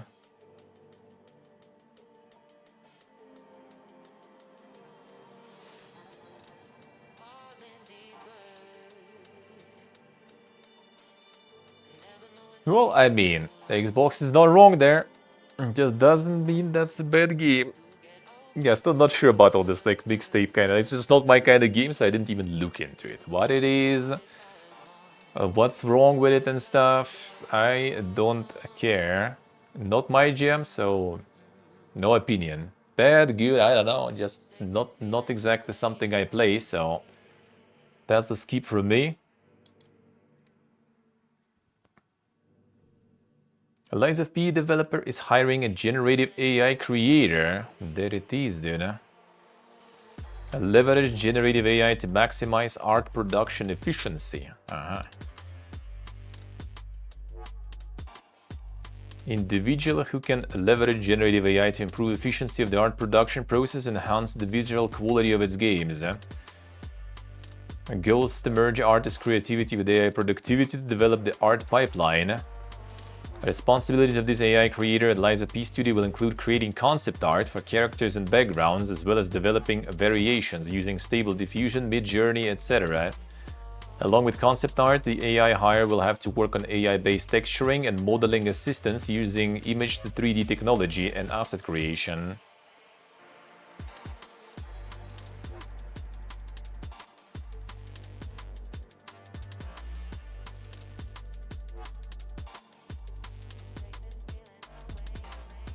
Let's see, Gloria, let's see, alright. Just skipping their new game now, Sok? Damn, son. The Principles of Steel.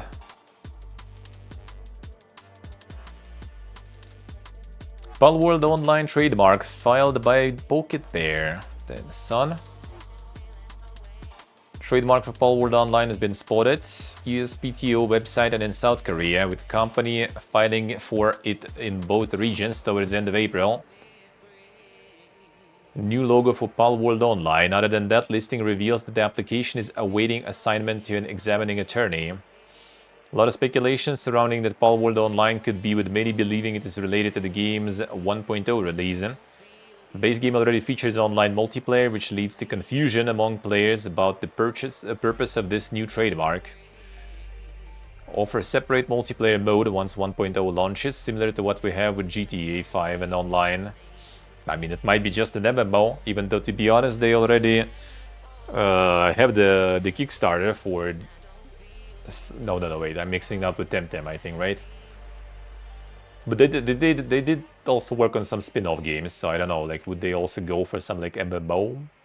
Yeah, I wouldn't be surprised, really. Like, why not?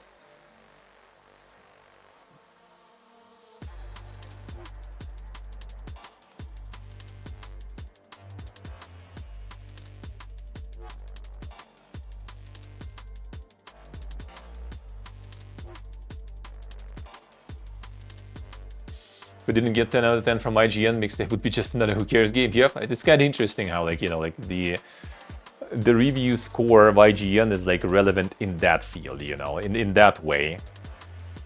And then also people were mad that they got like what, Subnautica or something else, like 7 out of 10, and mixtape 10 out of 10. So now everyone is just kind of going on. Well, everyone. It's just, again, like, you know, very vocal, you know, like a bunch of people on like Twitter and stuff that create an illusion that, like, you know, a lot of people kind of care about it, when in fact no one gives a shit.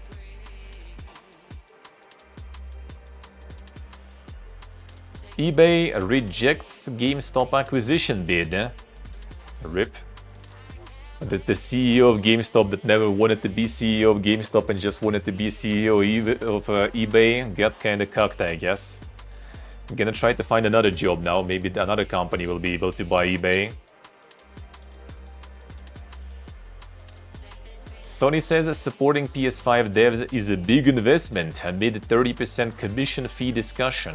There we go again with this one.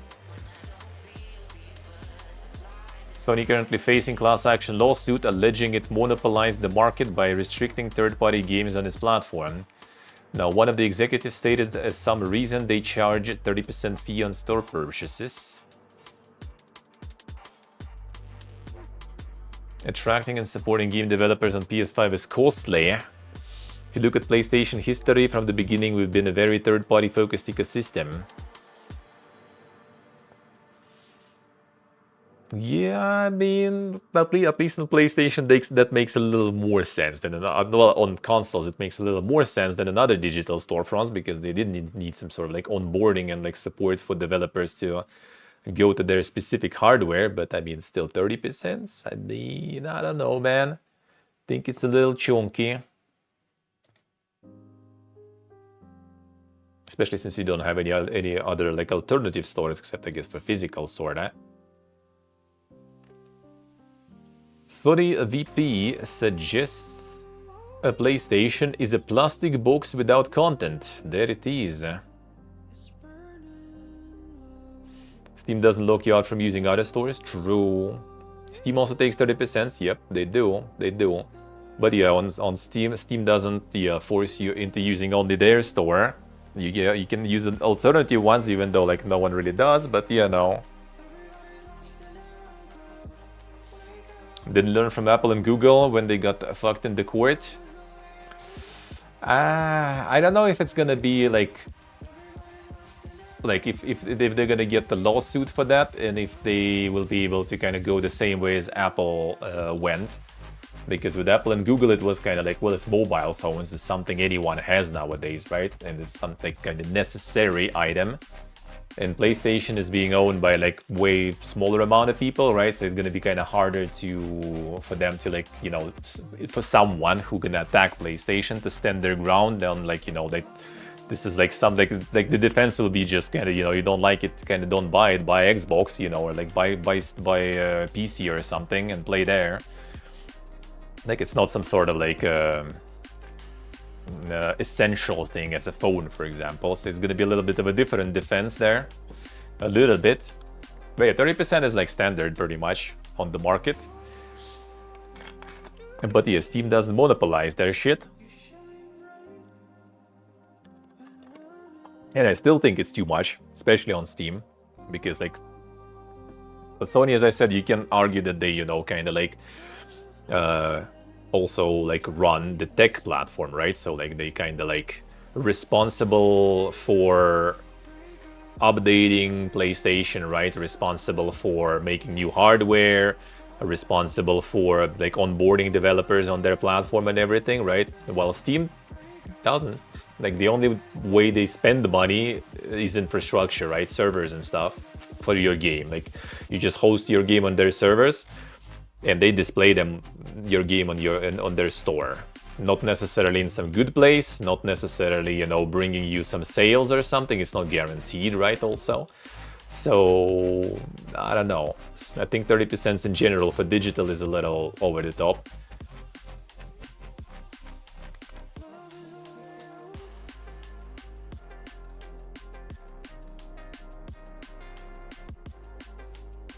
The internet couch co-op that is backwards compatible, that Steam doesn't spend any money on. It doesn't go through their servers or something. Like they made a technology and just kind of like Hamachi or something, you know.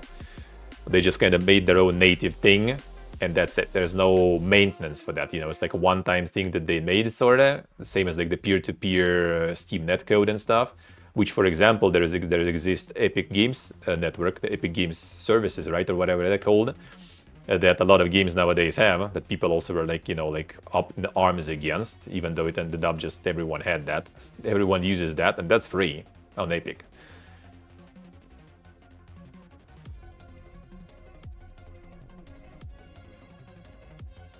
Cloud saves, true. Cloud saves, true. Cloud saves, I agree.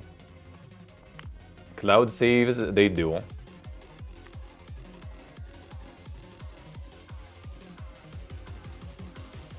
When devs were all about digital copies of the game will be cheaper for consumer, true. Remember that.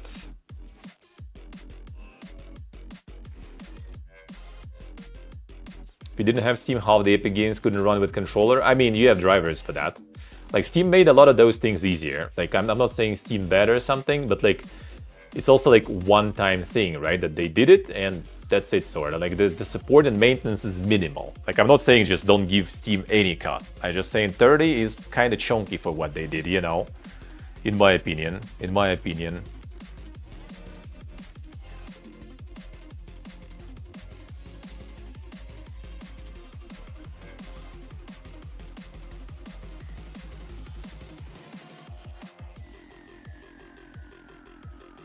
Because, like, for example, controller support, I had PlayStation controller running even before Steam got that stuff, right? There's the DS for Windows and everything. I have it installed, actually, even still, just in case. Sometimes Steam kind of goes Pepegas. I could try that one.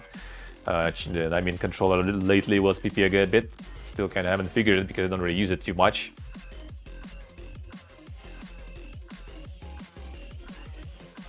It's not 30% for bigger games. Yeah, for if you are, that's the funny part. Yeah, if you are massive, then you get discount. Yeah, if you get like, you know, like you get the bulk discount. If you attract like sell millions of copies, you get decreased commission, decreased fee, which is kind of like then sort of like it makes sense, but in a way it's also counterproductive, counter-logical, because, you know, like the games that create the most load on your infrastructure, on your cloud saves, on your network, on your servers, right? They pay the least in the end. True, Sock, true, absolutely, absolutely. I agree.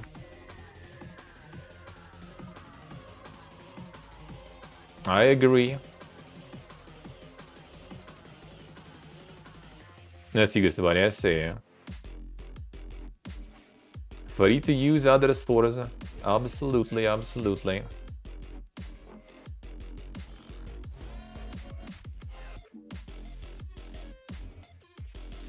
The Epic GOG Steam, yeah, same. Like when it's like the key requests and stuff, I just like, as long as it's PC, I don't care. Whatever key you have, say send to me, I don't care. And yeah, if something is on GOG, get it there. If on Epic there is like good sale going, especially with their cashbacks and when the coupons were a thing, that was insane. I got so much stuff bought with those coupons back in the day. That was giga value. So yeah, I go whatever is like, if it'll be like cheaper to get somewhere, there's like good good offers and everything, that is where I'm gonna buy. Absolutely. Absolutely.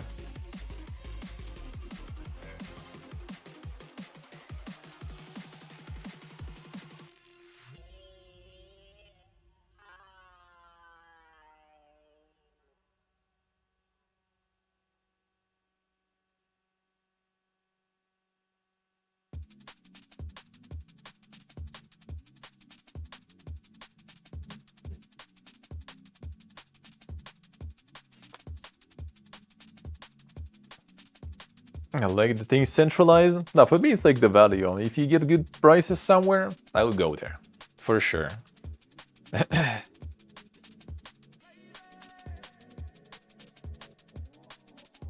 Questionable regional pricing for some people. To be honest, I don't think it's actually Steam, because Steam doesn't set those prices. Steam just has recommended prices, which are actually pretty good. You can find them, I think, even online. And then it's up to developers. If developers want to follow that and set those prices, they do. If they don't, they set whatever they want.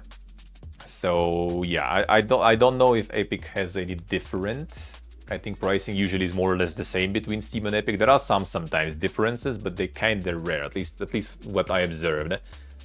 On PlayStation, yeah, there's different pricing. On PlayStation, there's different pricing for sure.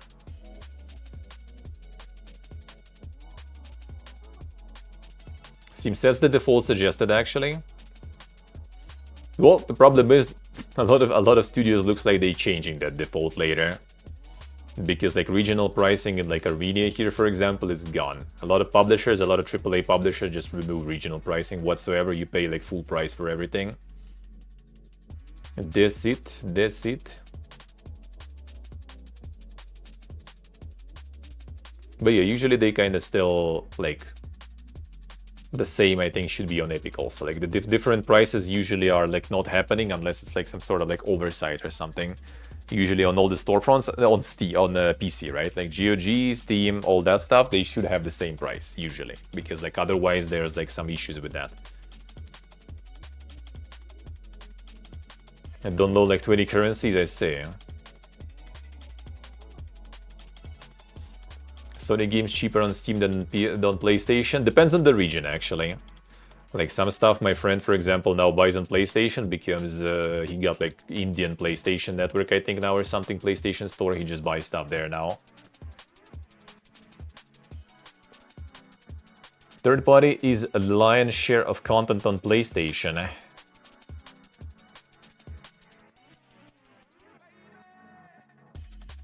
Okay, they went like, you know, the art of the clickbait, you know, titles, man. Saudi VP suggests PlayStation is a plastic box without content, and then it goes like, alright, like the Christian Svensson, VP of second and third party content, discuss CEO's description of PlayStation. Svensson suggested that Sony CEO, who comes from product background with very little definition of the technology, might say that without content, PlayStation is literally just a plastic box. Yeah, like when you put it in context, that's a bit different story. That's a different story when you put it in the context of the phrase. It's not like just, you know, like using it as a title there. Esports World Cup is set to move to Paris. Moving from Riyadh to Paris amid the conflict in the Middle East.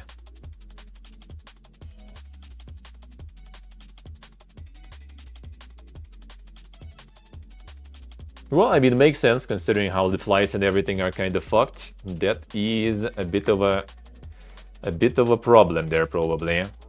July 6th and August 23rd. Damn, that's a long one, holy. That's a long esports cup there, holy. A World Cup.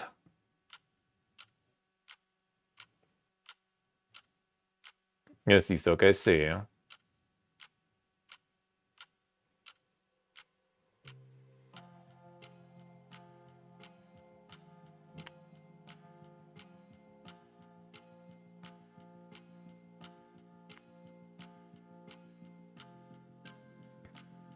Zero, I say.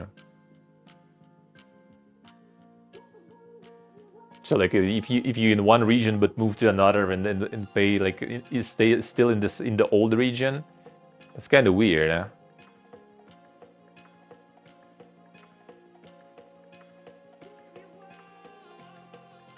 That's kind of really weird actually, because yeah, like you like the Steam region you set, you can change it. Sure, there's a cooldown by the way for that.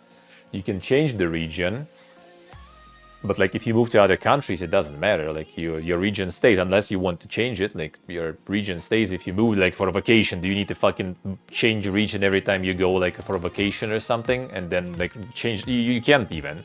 I think it's like once per 3 months or something change it, or 6 months even.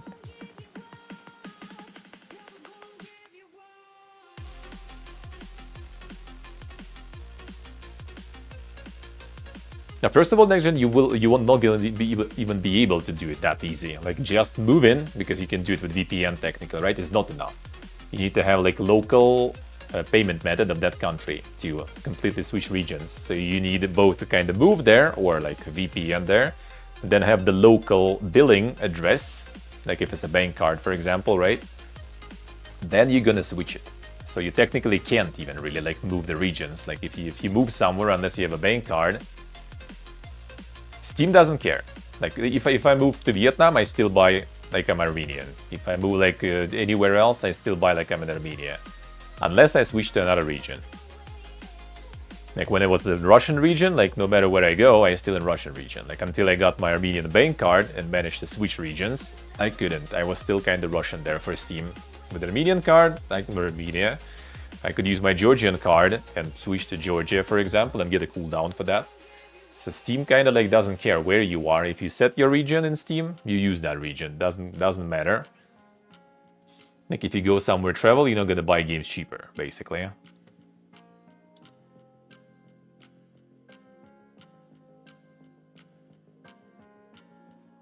Ex-EA exec says AI cannot save poor game development teams. AI and small teams is business model for new IP. Okay, how are you like making even this stuff? AI and small teams, that is the new business model, at least for new IP. You get in, you start the flywheel moving, your community, you get your cash flow coming in because people are spending, and then you go big, and you don't have to have a mega team, and you have more and more AI agents running to help your development be productive. Technology only works if development team is actually good. Gardner stressed that they will have to weed through the bad AI projects, just as they did with Web3 and VR. In the end, he believes AI will only help human developers get to where they're going faster, even if that means faster road to a bad project. Can they get quality? Are the individuals any good? Because the AI will just get them quicker to some place, whether it's a good place or a bad place. My work as an investor is to figure out, is that team going to be able to nail it? Are they going to be able to understand what the customers will love? And can they even get along during the journey? So where was even mentioned the poor game development teams? Small ones was mentioned. Poor, I am not sure. Slow production faster than ever. Yeah, I mean, that does make sense, yeah. It will speed up processes, but you know, where processes will be heading, that is not for AI to decide.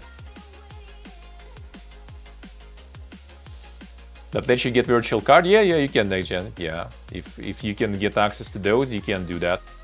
You can do that.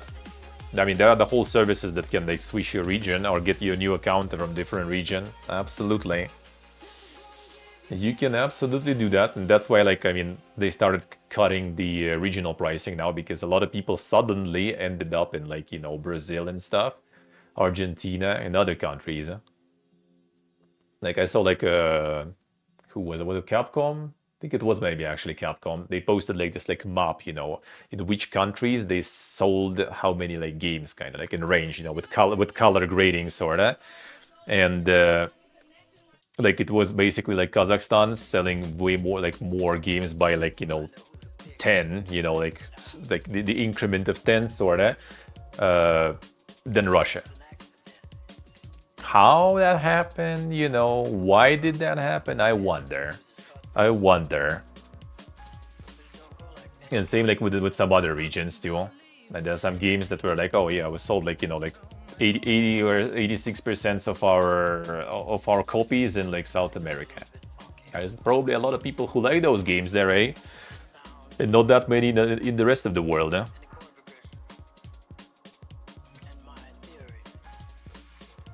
And I think that it's all happening because they just like went way too fucking greedy with their shit. Because before people were like too lazy even to bother with all this stuff, some scheming and everything just to save a few bucks. But nowadays, you know, the budgets got tighter, the games got more expensive, and really more and more people are kind of, you know what, I think I will like spend a bit of time and set this shit up and save myself, you know, a bunch of money buying video games.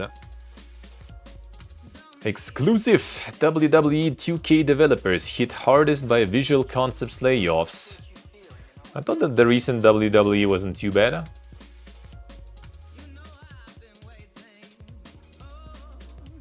Insignificant layoffs.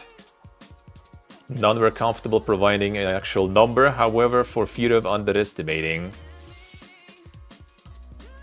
WWE 2K25 Netflix edition, despite performing well in terms of downloads and reviews, sources within Netflix say that those in charge felt it didn't meet expectations. One source said bluntly they expected it to be something it was never designed to be, a mobile game. The fuck?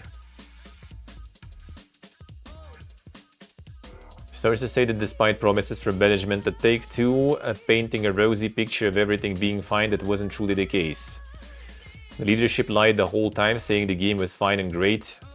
After release, WWE 2K25 Netflix Edition, Netflix opted not to renew its deal for Netflix Edition of WWE 2K26 and 27.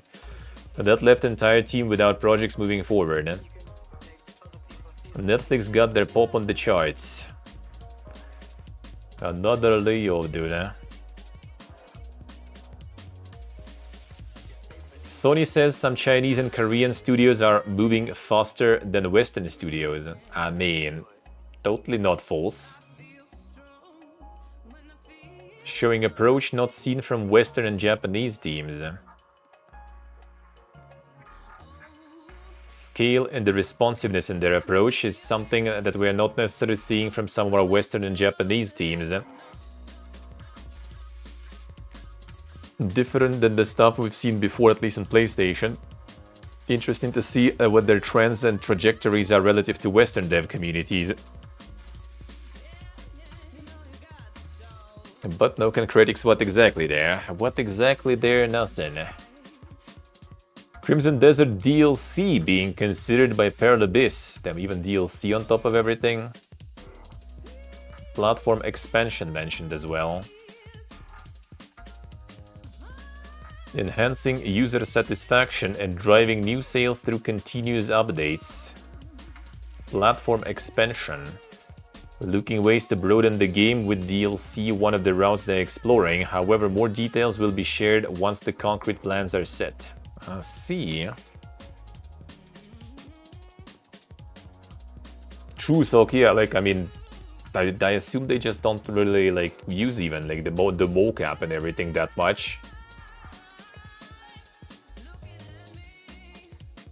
They said that they're not gonna do any, like, how did they call it, like microtransactions or like pay to win or something like that, but I don't remember if they mentioned if they're gonna do some DLCs or not. Actually, like, I remember that talk, but I don't remember exact, you know, like, wording there.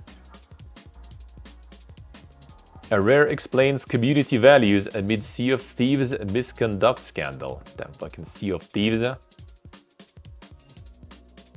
Particular creator endorsed by Rare through a partner program who was embroiled in sexual misconduct allegations reportedly involving minors. Damn, they got like some famous doctor as ambassador. Per reports, a Sea of Thieves ambassador was accused of having inappropriate conversations with minors. Oh, that does sound familiar to one doctor. Making crude jokes and comments about underage players. While Rare banned their accounts and their creator deleted their social profiles, the scandal worsened when other creators accused Rare of trying to suppress the situation. I mean, why suppressing? I mean, they banned the guy, removed the accounts. Like, what do you need to do about it, you know? A resignation from partner program tied to Sea of Thieves, stating directly that Rare had tried to cover up the situation. It was alleged that Rare's moderation team tried to delete any communications about the scandal and that they until now refused to publicly address the controversy. I mean, if it was like that public and like, you know, it was demanded some address, then they probably should.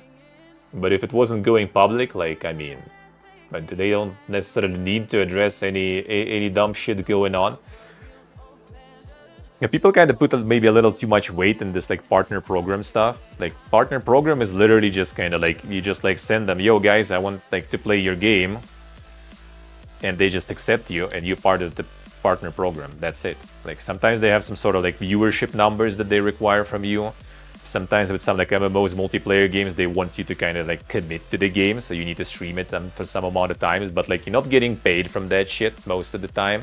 You're not gonna get any like material, you know, benefits. Best case, you maybe will get like sent some like t-shirts or some shit maybe, and some like maybe some in-game items, currency, some giveaway codes. That's pretty much how it is. But they should just not accept everyone. I mean, I guess kind of true, but how will you check? How will you check? Like if they will be checking like every like content creator like who just wants to play the game, then that's gonna be kind of like the thing is like you don't learn about someone doing something like this until they kind of like got caught or something, right?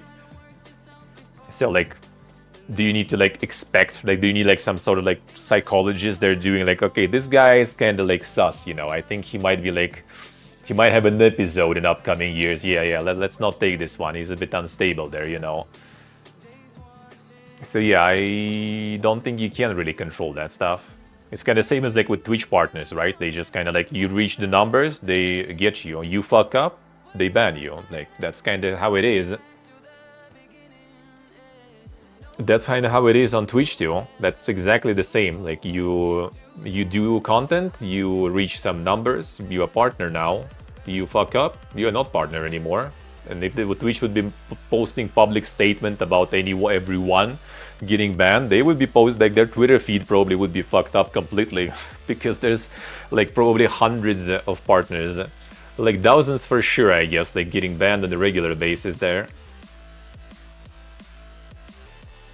I mean, the partner is like it's also like it's ambassador, you know. It's ambassador. It's so like it's the weird numbers they use, you know.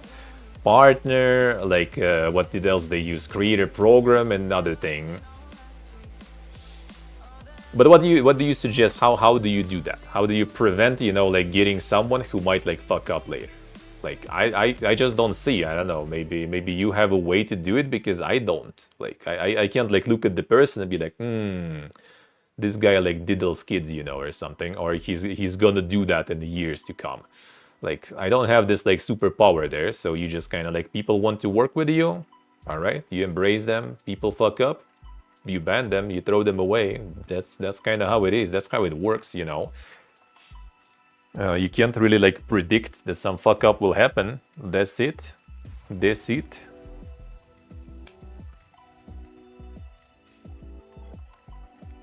See what he's done in the past?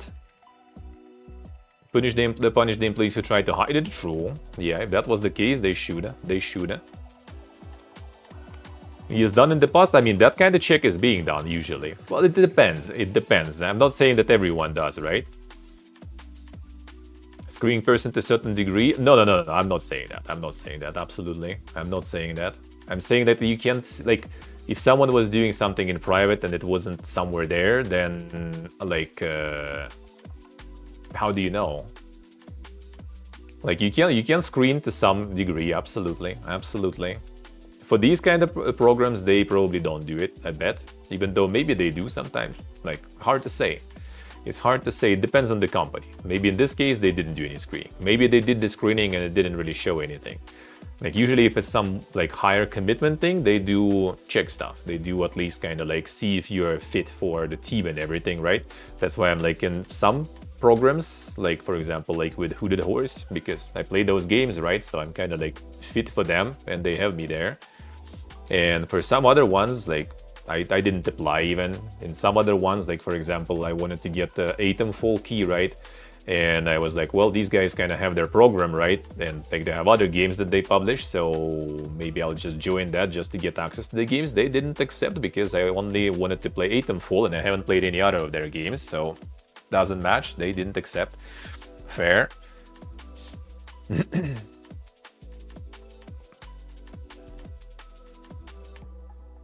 So yeah, I just don't really see it.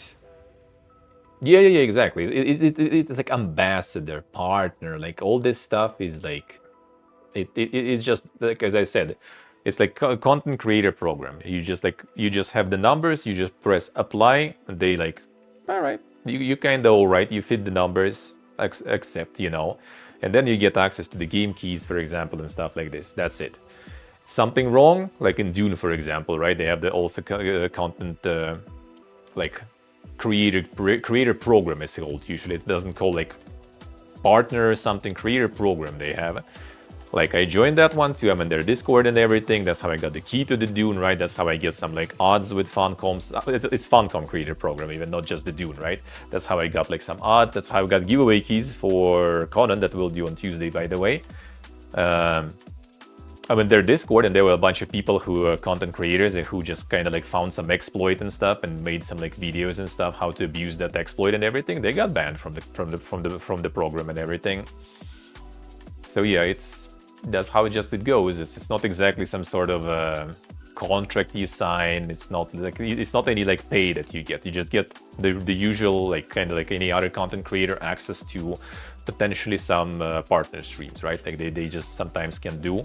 Yo guys, you part of the program, you can apply and maybe we'll get you as like #GodStreamer, which I kind of got a few times, and that's really nice. It ain't exactly like some insane like rates. It ain't market rate even, to be honest, but it's extra money. So I mean, I'm down on the games that I'm kind of interested to play anyway. So I am down. So what exactly did they say there? Oh man, they got like insane corporate response there. Holy shit.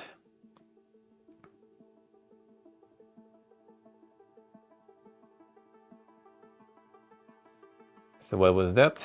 Not be sharing outcomes from any such investigations publicly. I mean, makes sense. Difficult environment this has created for other Bootsveins. That's how they called actually, not like partners or anything. We decided to retire the role with immediate effect. We'll be taking some time to review and tighten up the processes around how we onboard and evaluate members of all our community programs, and we'll be making wider community-facing changes in the future. So yeah, it's not even partners, it's not even really like, I guess, an ambassador, it's fucking Boatswain and stuff, alright. So it's like some role-playing, title for kind of role-playing people, I guess.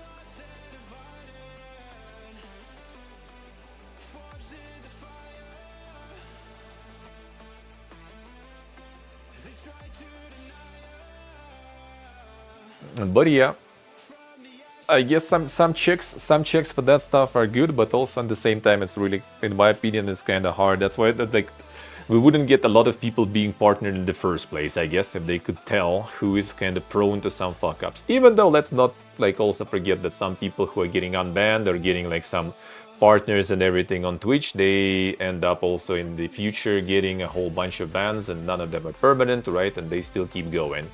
So that's a different story. That's a story for another day. How little they really mean in the grand scheme of things. They did get devalued a bunch, yeah. That's why, for example, I don't apply to those that are like MMO ones. Like I want to play MMO, right? I can like apply for their content creator program and get the access to the MMO for free and stuff, but I don't do that because like, well, I kind of consider it a commitment, right? If I'm like the MMO content creator, I should probably like play that MMO regularly. And I don't know if I even want to, I just want to try it, right? And maybe I don't like it, maybe I like it, but I play 2 months and peace out, so I don't apply usually. But for some I do apply. Like I did play a bunch of Dune and I do play some Funcom stuff. Who Did the Horse I pretty much play every release, so I do kind of try to approach that role with responsibility usually. But it's kind of a bit fucked from the other side. It's just like a lot of companies like setting up those programs just to create this kind of like, sort of this like corporate shit, as in like, you know, we're a family, you know. So they kind of like, oh, you're not just like some random content creator, you like, you know, like our content creator, you're like a member of our squad here and stuff. So yeah, you would, instead of like, you know, paying you like sponsored rates and stuff, we're just gonna like give you like some title and invite in our Discord, and then you're just gonna cover our shit for free, because that happened with one of the games before. Like they did sponsor me back in the day twice to play their games, and then at some point they just kind of, yo bro, we just set up our content creator program, you want to join? We're gonna be sending like some like merch and stuff from time to time. I'm like, nah, I'm okay with like the old way we were handling things, you know. Like obviously they didn't sponsor me since, because they now have people sitting in the content creator program just doing that for free, basically. Well, like for some t-shirt or something that most likely not going to be shipped to Armenia anyway, for example. So it is kind of like, I would say, don't mean anything, but it gets devalued even more nowadays. All those things, kinda. So yeah, you see all those, like I'm like content creator of something or ambassador of something, quite often it's Doga. I like also like ditched and refused a whole bunch. There's like, oh yo dude, wanna work with us? We kind of like the PC building, like there's one pretty big on the market right now, for example, that was kind of like, yo, wanna be our partner and stuff. I'm like, oh damn, what are you offering? Yeah, we're gonna give you like a code if someone buys our overpriced Giga PC with your code. We're gonna send.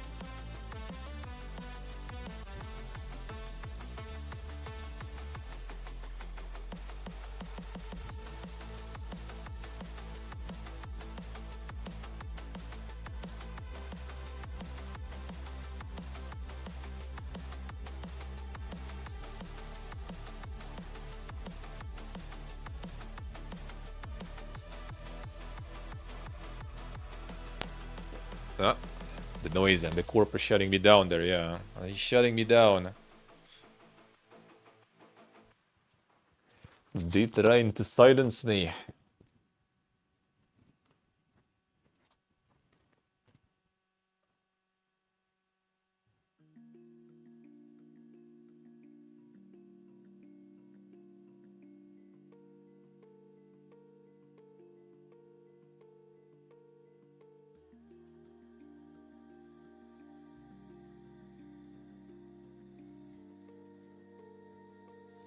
Association with something really doesn't mean you want to represent the thing anymore.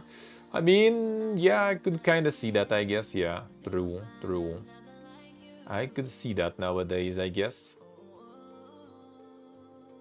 That's why I just rather like prefer when it's just like, all right, we're just sending you the key, you create content, done. All those programs and everything are a little more Pepegas, I would say, in that sense. Kinda. I do agree. There was even like some hosting recently also was like, yo, we want kind of like to be our content creator, so we provide you with a server for the game. You're gonna be like whatever game you want pretty much, and you just have your code to promote, and people who will be buying through your code, we're gonna pay you a share and stuff. And I was kind of like, well, I mean, I kind of want Conan server, right? So maybe I should, but then I just kind of like, well, Conan is kind of the only game I play like this in years, and I checked the reviews of the hosting, and I was like, well, that doesn't seem that crazy pogue of them to promote. And yeah, I was kind of like planning to maybe buy like something from more powerful, more known things, like Nitrado, or I found there was also like, was it Gravel hosting? I think had really good prices for Conan, and then in the end, like, Gus the Money ended up buying the host instantly from the get-go, so solved the problem for me. But yeah, I decided not to deal with those guys there.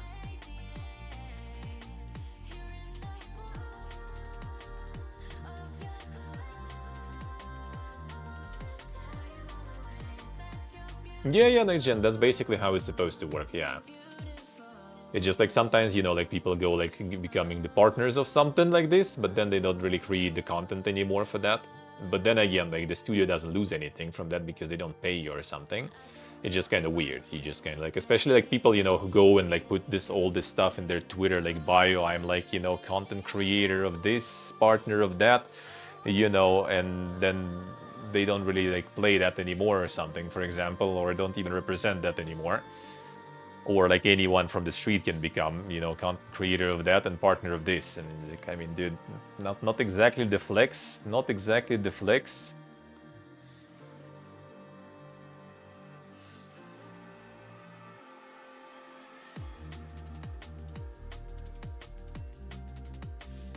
They're not locked into only playing that game. Yeah, usually you don't. But sometimes they have obligations for you to like play some amount of some specific game, and that's why I don't join a lot of those, because like I'm not planning to.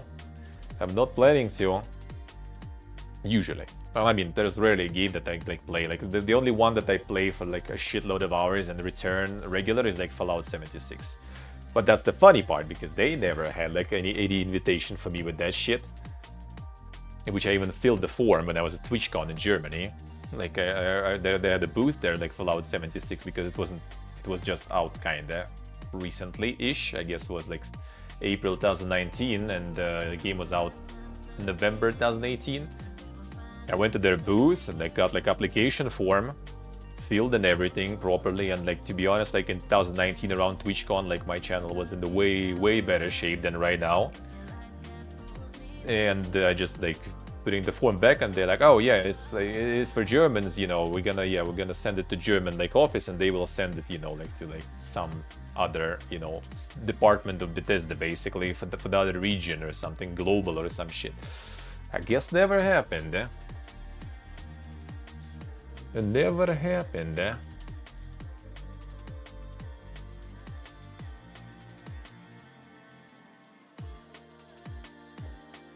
Well, I mean, it was in Germany, the TwitchCon, right? But yeah, it basically was just their German office, and yeah, they, I guess, kind of like, you know, when your corp is so bureaucratic, like that, their office can handle like some global stuff. They needed to send applications somewhere, and no one did it, obviously.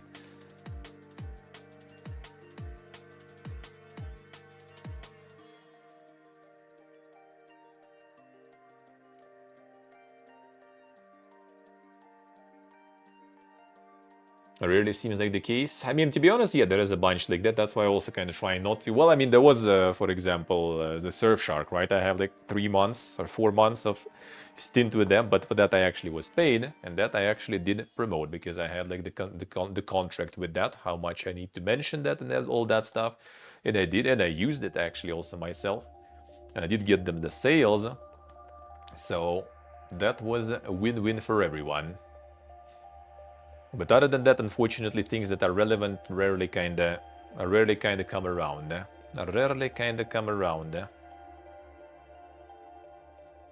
PlayStation started revealing public player counts. Well, there you go. Now it's not gonna be just the SteamDB numbers to dunk on games. Now it's gonna be PlayStation numbers also to dunk on dying games. There it is, dude. The beta widget there.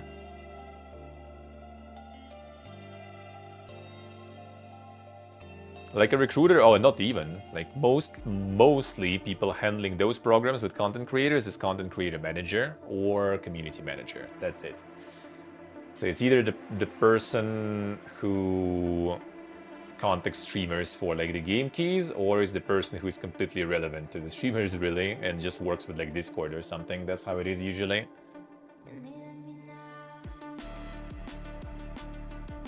Top 10 most played games in your country that week, trending now in your region.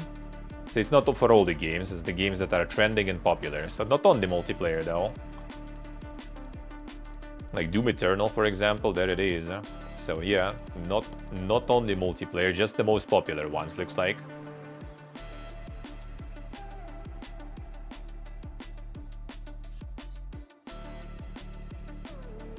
Yeah, next gen, yeah. It's just checking the, like, if they have some demands for the viewer count, they will check that. A lot of companies don't even. Like, there are some companies that, like, in content creator, you know, groups, they have, like, anyone, pretty much. Which, I mean, small games, so they don't really, like, hope to get some, like, you know, some XQCs, quesos and stuff like that, right? They just, like, kind of take any content creator that is willing to go and do content, that's it.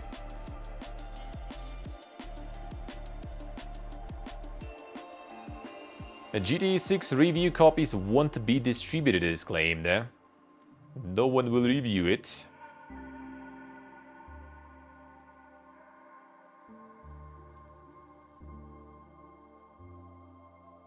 Not in offering review codes. The only way outlets will be able to preview the game will be under the close watchful eye of Rockstar Games. There's apparently some sort of like closed presentation thing where they're gonna be like playing. Need to go there physically and try the game that way.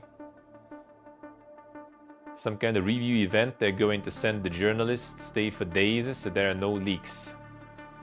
Everyone's going to play this indoors, I guess.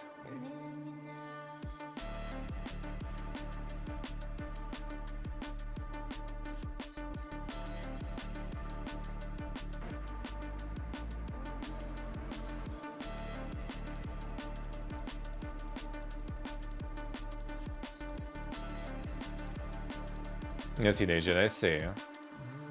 Probably a good idea. Well, considering Forza just got leaked, right? That does sound like a good idea, indeed. Exclusive Splitgate developer 1047 Games is working on a spiritual successor to Titanfall dubbed Impulse. So that's the guys who tried to make the shooters, you know, great again, the FPS great again. Now they're gonna try it again. Even though the attempt to make them great, they already relaunched and did fail again for the second time. So now they're trying to hope on this one. I mean, we'll see, I guess. Like, the first Splitgate wasn't bad, though. I mean, the second one probably also wasn't really bad. It's just kind of, they didn't manage to kind of capture, you know, the lightning there. Like, the first Splitgate was also, like, really fast burning. It, like, literally just kind of farmed super crazy numbers for, like, a couple of months, I think, and then it just died. And with the second one, it just died instantly without farming numbers. So we'll see if they will manage to get some of it with this one, I guess. And we'll see if they will manage. Pre-alpha gameplay footage. Team deathmatch, grappling hooks, wall running, boost pads. Also able to use giant mechs that are scattered around the map. Strikingly similar to Titanfall mechs. It's kind of interesting how, like, you know, like, considering a lot of people, like, waiting for that new, like, Titanfall and stuff, no one really kind of, like, tried to create something like that with mechs and everything and, like, mobility centered. Like, people try to, like, replicate a whole bunch of other types of shooters, very, like, you know, usual ones, like, boring ones, but no one tried to kind of, like, get that going. Maybe it ain't that simple. Forza Horizon 6 has made over $140 million from Premium Edition, so 1 million players before launch. Nearly 1.2 million players opted to secure Premium version of Forza Horizon. $120, dude, just to play early few days. Classic. The most expensive version of the game. So May 19 is gonna be released for plebeians already. Bungie attempts to broaden extraction shooter marathon's appeal with PvE modes. I mean, I think that is actually a good way to do. A duo mode, better matchmaking, improved board onboarding experience, and yes, PvE modes. Experimental mode at the beginning of the season will focus more on PvE, but with a little light touch of PvP. Second experimental mode will be a PvE only mode that's focused on crews being tasked with completing objectives together and making some progress across matches. That I think might be a good pivot if they find the balance, because like a lot of kind of like live services and stuff lately got a little kind of fucked with trying to focus on PvP there, like Dune for example, and all started like pivoting towards PvE more. But maybe some kind of little too late though. Champions Online's tiny community is in uproar over the furious exit of top content creators. Damn, another one. A group of core players are upset over the return of a former Champions lead developer recently reinstalled to run the game. For these players, the dev's return marked the end of an era they believe was actually a good one for the game, seriously, as they had faith that DCA's devs were actually doing a better job than Cryptic had. The Cryptic returned the Champions Online. A group of players were sad to lose a beloved Deca community manager and frustrated at the perception that some of Deca's fixes were being reverted. And worse, the criticism about those moves allegedly being removed from Discord. Well, there you go, another one.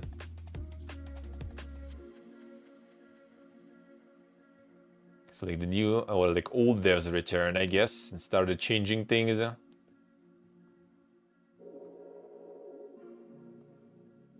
There's a game where people would hide their builds out of fear of the lead dev spite nerfing them, and were not wrong to do so. A segment of player base was vocal about their unhappiness over the former dev's return, and Discord was slashed to ribbons over criticism and moderation and escalation, leading some content creators like Balaka to openly revolt. Last week, Discord drama boiled over as additional creators quit and Balak himself replaced his hero build website with a public statement that excoriated as Champions Online's leadership. Damn, the giga drama there. Insane. Those two content creators Balak alludes to are Brentan, who maintained the core lore guide for the game, and the Spookaholic, who built and maintained the demo record tool used for video pick replay in the game. Fortunately, loss of Balak's tool seemingly particularly devastating to Champions Online player base, as it cost players their stored builds. Worse, Cryptic appeared to have mass deleted links to those builds in the official Discord, presumably because the links all rerouted to the statement flaming a specific dev by name, so the build channel in Discord, which was meant to replace the closed forums, was rendered functionally useless. Insane.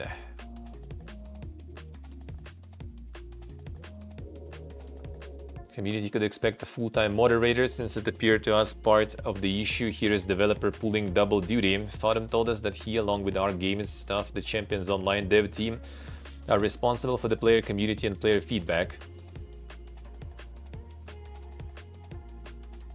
True, correct, true.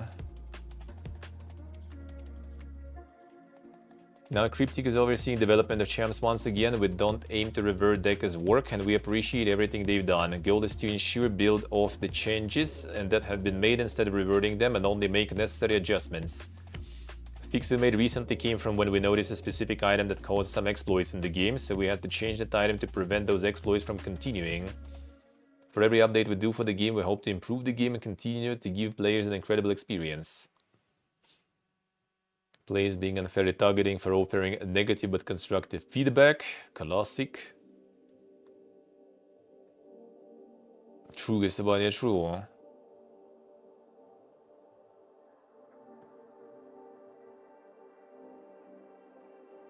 Replacement tools already actually being developed.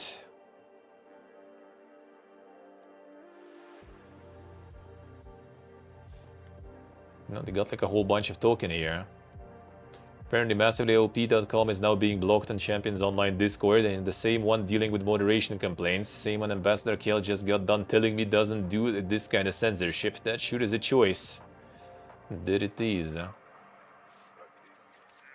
That was an error, now has been fixed. There we go. Can discuss it now again. On the small communities, man, Champions Online was fun when it wasn't the beta and like after release for some time. I kinda did enjoy that. I was like Champions Online and DC Universe Online, some like superhero, you know, superpower games that were actually pretty cool. I mean, both still alive, so they weren't, they still are. Indie MMO Spirit Whale preps a Kickstarter campaign and early access launch for summer. Yeah, that we saw already. Might check when it's gonna be. If they're gonna be also doing some keys or something. I wouldn't mind checking the early access. I did play the beta. Gotta see how it is. Because this one is very, very Ragnarok inspired. But that one, in beta at least, that did feel kind of like just sort of, you know, like the training or testing room where you just test the builds. It's just a little more elaborate, I guess, instead of like the stationary testing dummies. It does have some different mobs and stuff and different environments, but they all kind of like disconnected and like can kind of feel like, you know, not really that alive. NCSoft Quarter 1, Ion 2 made heaps of money. Guild Wars 2 saw its best quarter since 2017. Full quarter contribution of Aeon 2, successful launch of Lineage Classic. Revenue contribution newly consolidated mobile casual business. Guild Wars 2 phenomenal quarter. We're not entirely sure why. Expansion came out in the first third of quarter 4 last year. It was a great quarter then too, but quarter 1 here is even better than that. Maybe because of the Fashion Wars patch. Maybe because Guild Wars Reforged might be rolled into the total. Could be.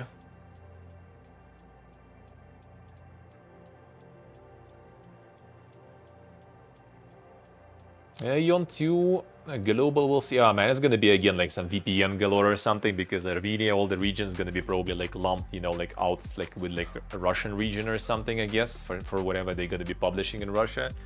So you're gonna need to go through a whole bunch of fiesta to fucking play global release, I bet. I'm not looking forward to that, I guess. Hallowed Oath improves animations, pets, and UI as its Kickstarter slowly inches towards its $100,000 ask. The MMO's on the 100k budget, dude. We'll see. On 26 days left, almost 100k already. Chukara Kulfro. Subnautica 2's first 24 hours of early access are marked by 2 million sales and generally high praise, and then since then that probably was already way more too. Way more too, probably. I mean, good, that's nice. That is very nice. It's kind of a bit scared, and it's gonna be like, you know, sort of mixed or something, but nah, looks like everything's good. I feel like all this like drama with that CEO and everything, it actually kind of also helped them. Like way more people probably were willing to like leave good reviews and everything, just kind of like in spite, I guess, of the guy. Amazon Games expose suggests a dev team was forced to pivot to AI and then laid off. Moncaes.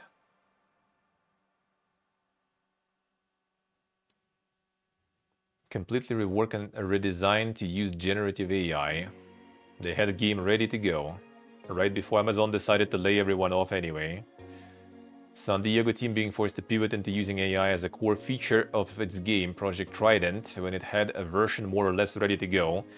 This meant the team had to scramble to completely retool the game into a form that could make any use of AI, with the ultimate results being voice or text commands to NPCs that they could follow organically.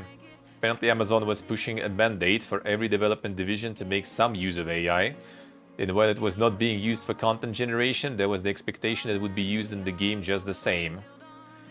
This is like a fucking the Pepegas disconnected corp, man.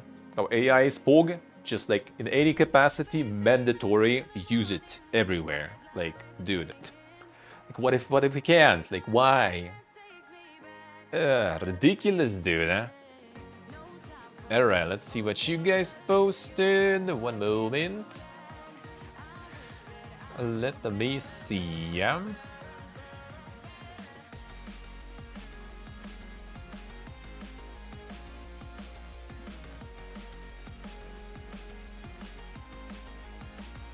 Alright, this one.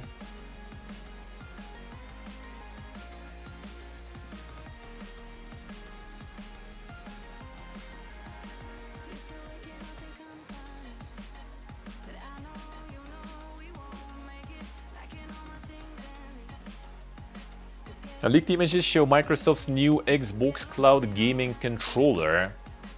2.4 GHz and 5 GHz Wi-Fi connectivity, Bluetooth 5.3 USB-C port, 500 mAh rechargeable battery, 500, 5000 maybe. Black and white models. This one looks kind of dank, but I mean, for the cloud.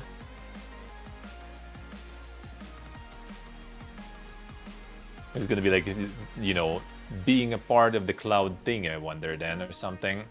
Cloud control, I assume it just has, you know, like the needed like hardware to actually connect and stuff. So probably kind of like, you know, yeah, like Wi-Fi connectivity and stuff.